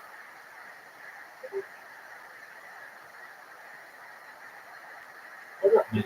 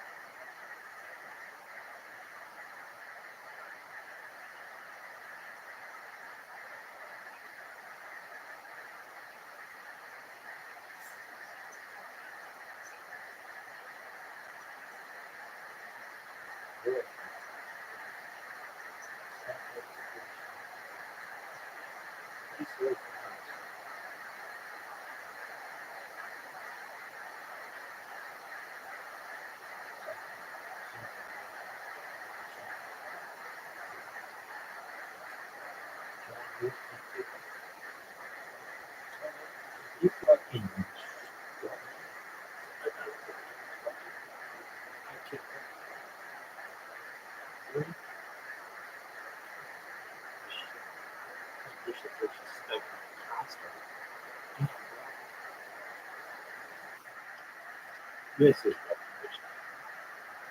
skip for now. Korean barbecue. Very nice Korean barbecue. What?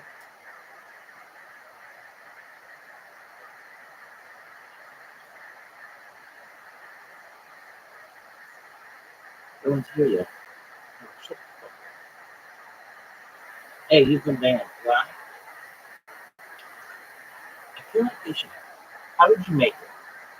I feel like if you get banned from a place, they have to play quiet and it has to be. And it can't be a ban. It has to be. You should get a ban for a week the first time, a month the second. There's no point. But this shit, like, oh, we have 100,000 people in our fucking server. Like, and there's no way to complain, especially if it's like a low environment. This is the worst. God. That means you have shit. God. Where are you fucking waiting here, dude? Dude, this shit is the worst. Dude, these fuckers are running me in. I tried to send a message. Sorry?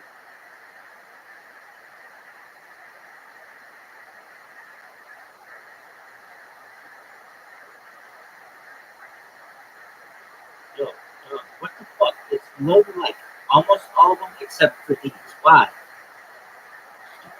Shit. This is the worst fucking stream ever. Have the fucking YouTube account in? That's bullshit. I'm back in it. What's the name of this?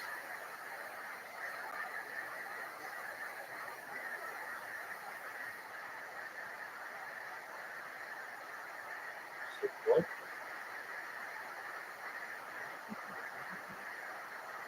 No.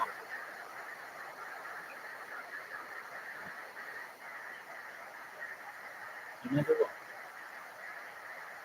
Yeah. Voice chat. You can have it. Streaming for the game. They do that. They just shut up for me. I'm lazy. That's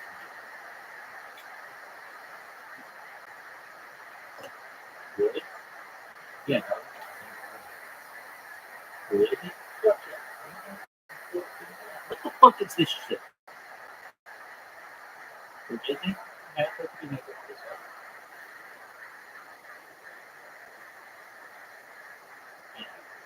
Chinese family? What is this bullshit?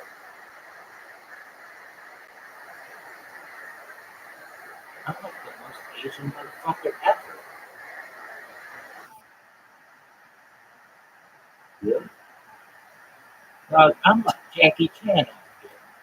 What is this bullshit? It's just the worst. What is it? Dog. It's just the worst. Unban me from this fucking thing. You didn't get that. Oh. Thank you so much for that information. Take care. Hold on.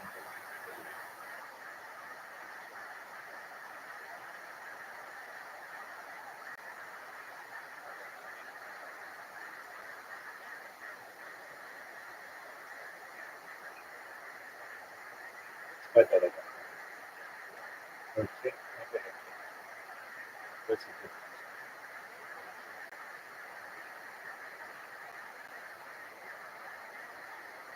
Skip.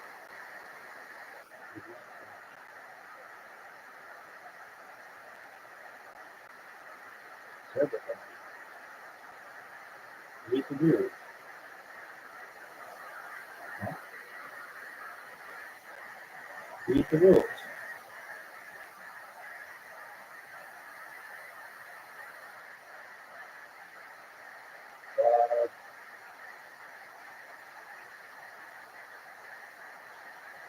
Welcome to the official book.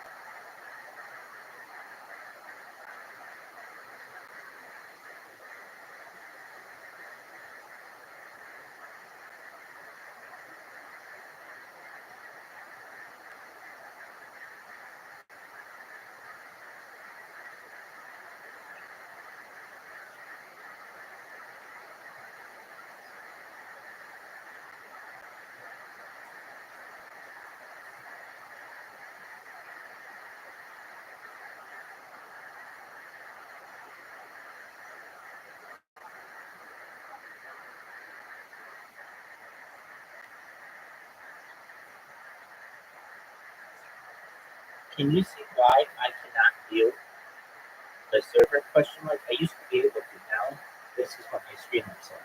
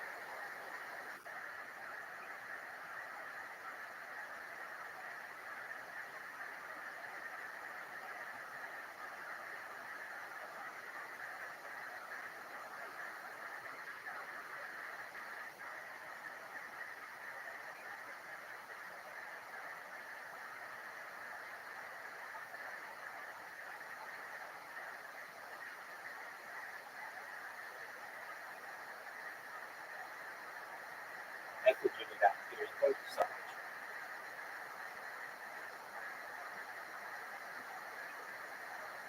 What is it?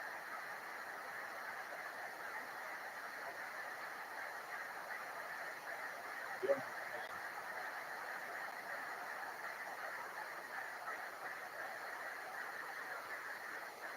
All right, B.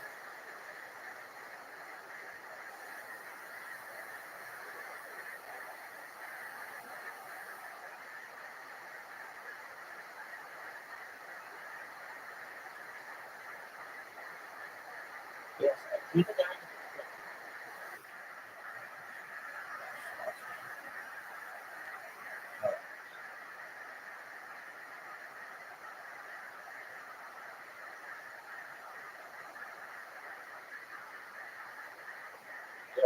Let me in that KSI. SHIT. I'm just gonna go by I'm RR. Bong James Bong, how you living, pimp? Love him. He's amazing.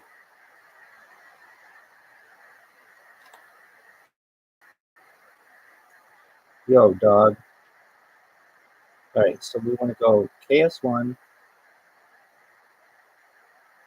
Is it KS1 or KSI?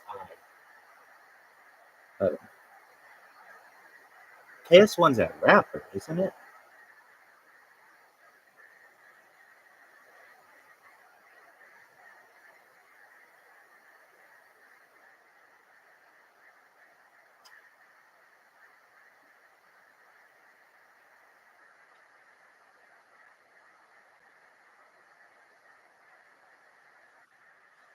Yeah, I want to go to VC1.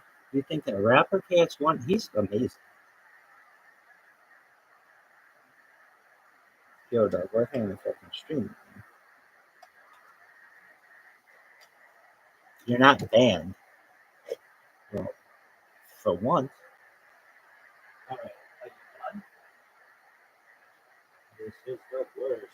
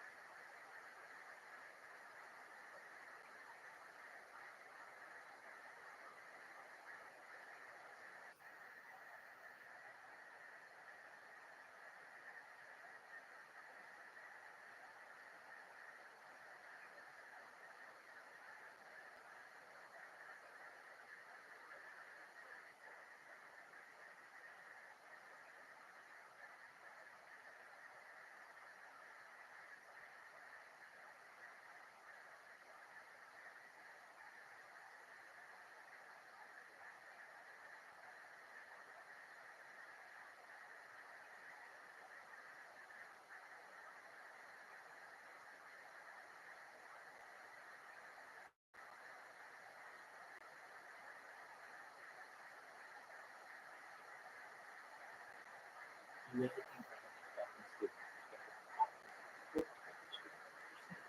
Side. Hello. I see you watching me.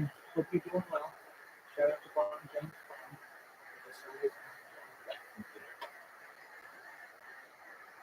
We're just chilling like a girl.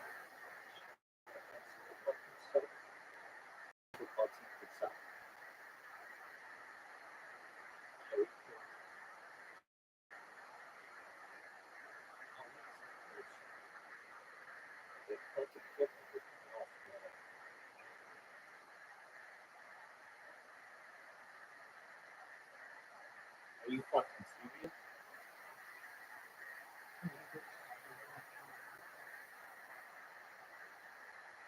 Yeah, I should be.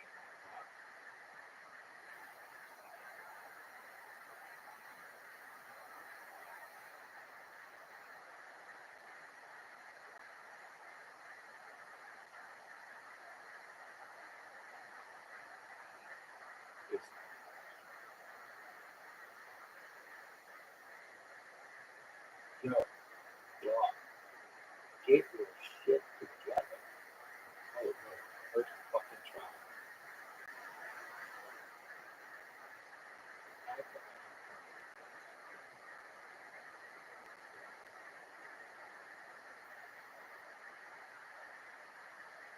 This is the worst one.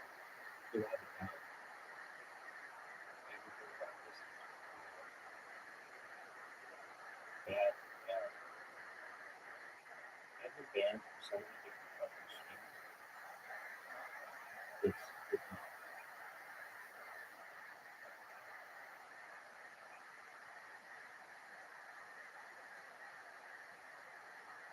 They let me in there. 6 views, dog. Pretty good.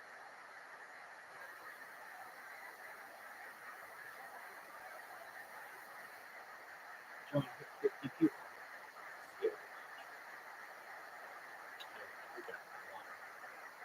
Not one motherfucker. This is the worst. Welcome. How are you?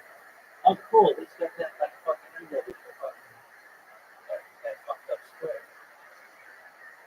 That was neat.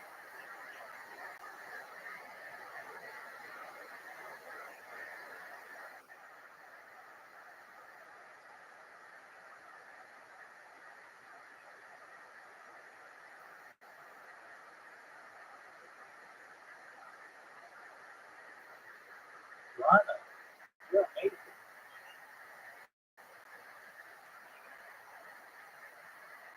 Alright. What person came up? Who are those? Well, they just look like nasty. Well, they don't have to.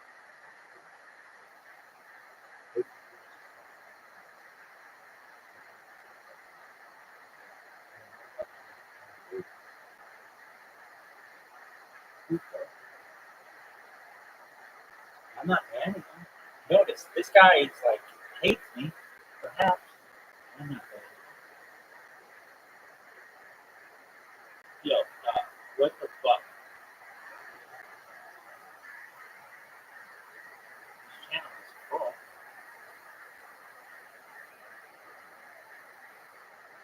Go fuck yourself.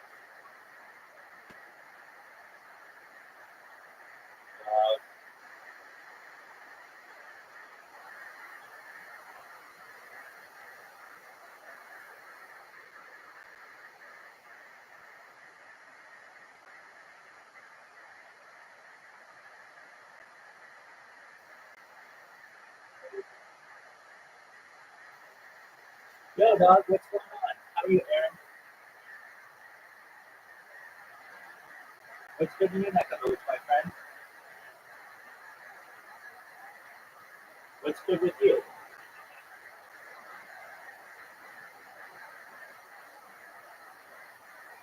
We're watching podcasts. You like podcasts? Excellent. Well, feel free to watch. You like the Joe Rogan podcast?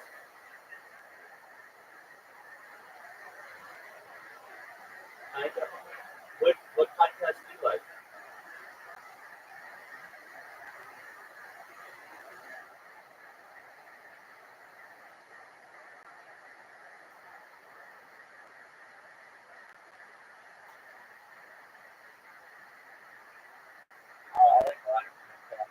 We're watching Alex Friedman podcast right now. He's got some nerd on. So feel free to check it out. I'm glad you're here. You play rock like 1% of the time, and suddenly the other person's probably going to. Go ahead.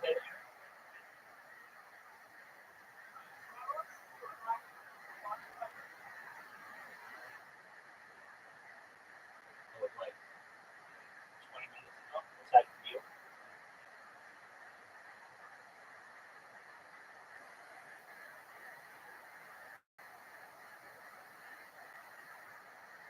You're going to be throwing scissors. And when you throw a rock, the value of that action is going to be really high. Now, you think that's a poker, what that means is the value of bluffing, for example. If you're the kind of person you have this reputation as somebody that never bluffs, and suddenly you bluff, there's a really good chance that bluff is going to work, and you're going to make a lot. On the other hand, if you've got a reputation, if they see you play for a long time, and they see, oh, you're the kind of person that's bluffing all the time, when you bluff, they're not going to buy it, and they're going to call you down. And that, finding that balance, how often you should be bluffing, is the key challenge in a game of poker. And you contrast that with a game like chess. It doesn't matter if you're opening with the Queen's Gambit 10 or 100% of the time. The value, the expected value is the same. So that's why we need these algorithms that understand not just we have to figure out what actions are good, but the probabilities. We need to get the exact probabilities. And that's actually when we created the bot Libratus. Libratus means balance because the algorithm that we designed was designed to find that right balance of how often it should play each action. The balance of how often, in the key sort of branching is the bluff or not the bluff. Is that a good crude simplification of the major decision in poker? It's a good simplification. I think that's like the main tension. But it's not just how often to bluff or not to bluff. It's like how often should you bet in general? How often should you what kind of bet should you make? Should you bet big or should you bet small? And with which hands? And so this is where the idea of a range comes from. Because when you're bluffing with a particular hand in a particular spot, you don't want there to be a pattern for the other person to pick up on. You don't want them to figure out, oh, whenever this person is in this spot, they're always bluffing. And so you have to reason about, okay, would I also bet with a good hand in this spot? You want to be unpredictable. So you have to think about, what would I do if I had this difference? Is there explicit estimation of like a theory of mind that the other person has about you, or is that just a emergent thing that happens? The way that the bots handle it that are really successful, they have an explicit theory of mind. So they're explicitly reasoning about what's the common knowledge belief? What do you think I have? What do I think you have? What do you think I think you have? It's explicitly reasoned about. Is there multiple U's there? So maybe that's jumping ahead to 6 players, but is there a stickiness to the person? So it's an iterative game. You're playing the same person. There's a stickiness to that, right? You're gathering information as you play. It's not every hand is a new hand. Is there a continuation in terms of estimating what player I'm facing here? That's a good question. So you could approach the game that way. The way that the bots do it, they don't. And the way that humans approach it, also expert human players, the way they approach it is to basically assume that you know my strategy. So I'm going to try to pick a strategy where even if I were to play it for 10,000 hands and you could figure out exactly what it was, you still wouldn't be able to do it. Basically, what that means is I'm trying to approximate the Nash equilibrium. I'm trying to be perfectly balanced because if I'm playing the Nash equilibrium, even if you know what my strategy is, like I said, I'm still unbeatable. So that's what the bot aims for, and that's actually what a lot of expert poker players aim for as well. To start by playing the Nash equilibrium, and then maybe if they spot weaknesses in the way you're playing, then they can deviate a little bit to take advantage of that. They aim to be unbeatable in expectation. Okay. So who's the greatest poker player of all time, and why is it for him? So this is for Phil. So he's known, at least in part, for maybe playing suboptimally, and he still wins a lot. It's a bit chaotic. So maybe can you speak from an AI perspective about the genius of his madness, or the madness of his genius? So playing suboptimally, playing chaotically. as a way to make you hard Excellent, to man. pin down That's all great. these Let's see it. strategies. So, okay. The thing that I should explain first of all with like Nash equilibrium, it doesn't mean that it's predictable. The whole point of it is that you're trying to be predictable. Now, I think when somebody like Phil Hellmuth might be very successful is not in being unpredictable, but in being able to take advantage of the other player and figure out where they're being predictable, or guiding the other player into thinking that you have certain weaknesses, and then understanding how they're going to change their behavior. They're going to deviate from a Nash equilibrium style of play to try to take advantage of those perceived weaknesses and counter-exploit them. So you kind of get into the mind games there. So you think about these heads-up poker as a dance between two agents. I guess, are you playing the cards or are you playing the player? So this gets down to a big argument in the poker community and the academic community. For a long time, there was this debate of like what's called GTO, game theory optimal poker, or exploitative. And up until about like 2017, when we did the Lebradas match, I think actually exploitative play had the advantage. A lot of people were saying, like, oh, this whole idea of game theory, it's just nonsense. And if you really want to make money, you gotta like look into the other person's eyes and read their soul and figure out what cards they have. But what happened was people started adopting the game theory optimal strategy, and they were making good money. And they weren't trying to adapt so much to the other player; they were just trying to play the Nash equilibrium. And then what really solidified it, I think, was the Lebradas match, where we played our bot against 4 top heads of hold'em poker players. And the bot wasn't trying to adapt to them. It wasn't trying to exploit them. It wasn't trying to do these mind games. It was just trying to approximate the Nash equilibrium. And it crushed them.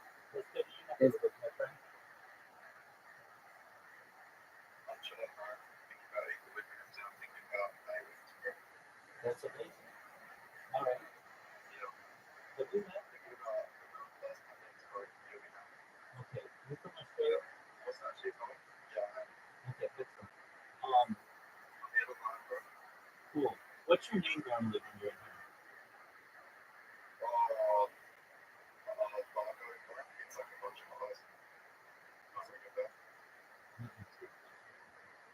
Yeah, we can learn about aliens all fucking night, all fucking day.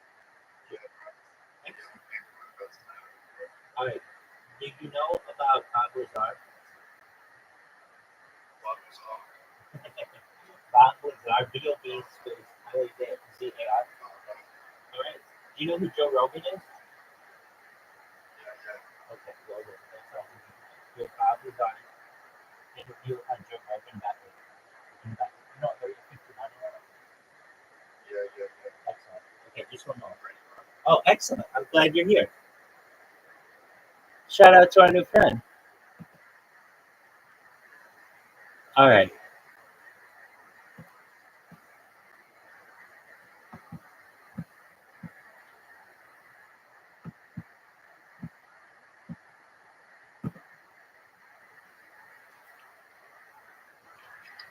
Two, one, boom. And we're live. First of all, cheers, gentlemen. Let's have a little toast, relax. Thank you very much for doing this. I really appreciate it. I understand that you've told. If at any point you have questions or you want to talk, just let me know. In the meantime, I'm just going to let it go. Roger? The story many times. You've been grilled many times, and it's very stressful for you. So I really appreciate it. For people who don't know the story, there is a documentary.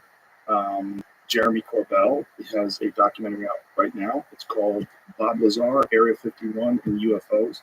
And flying saucers. And flying saucers. Bob Lazar, Area 51 and flying saucers. Okay. I first heard your story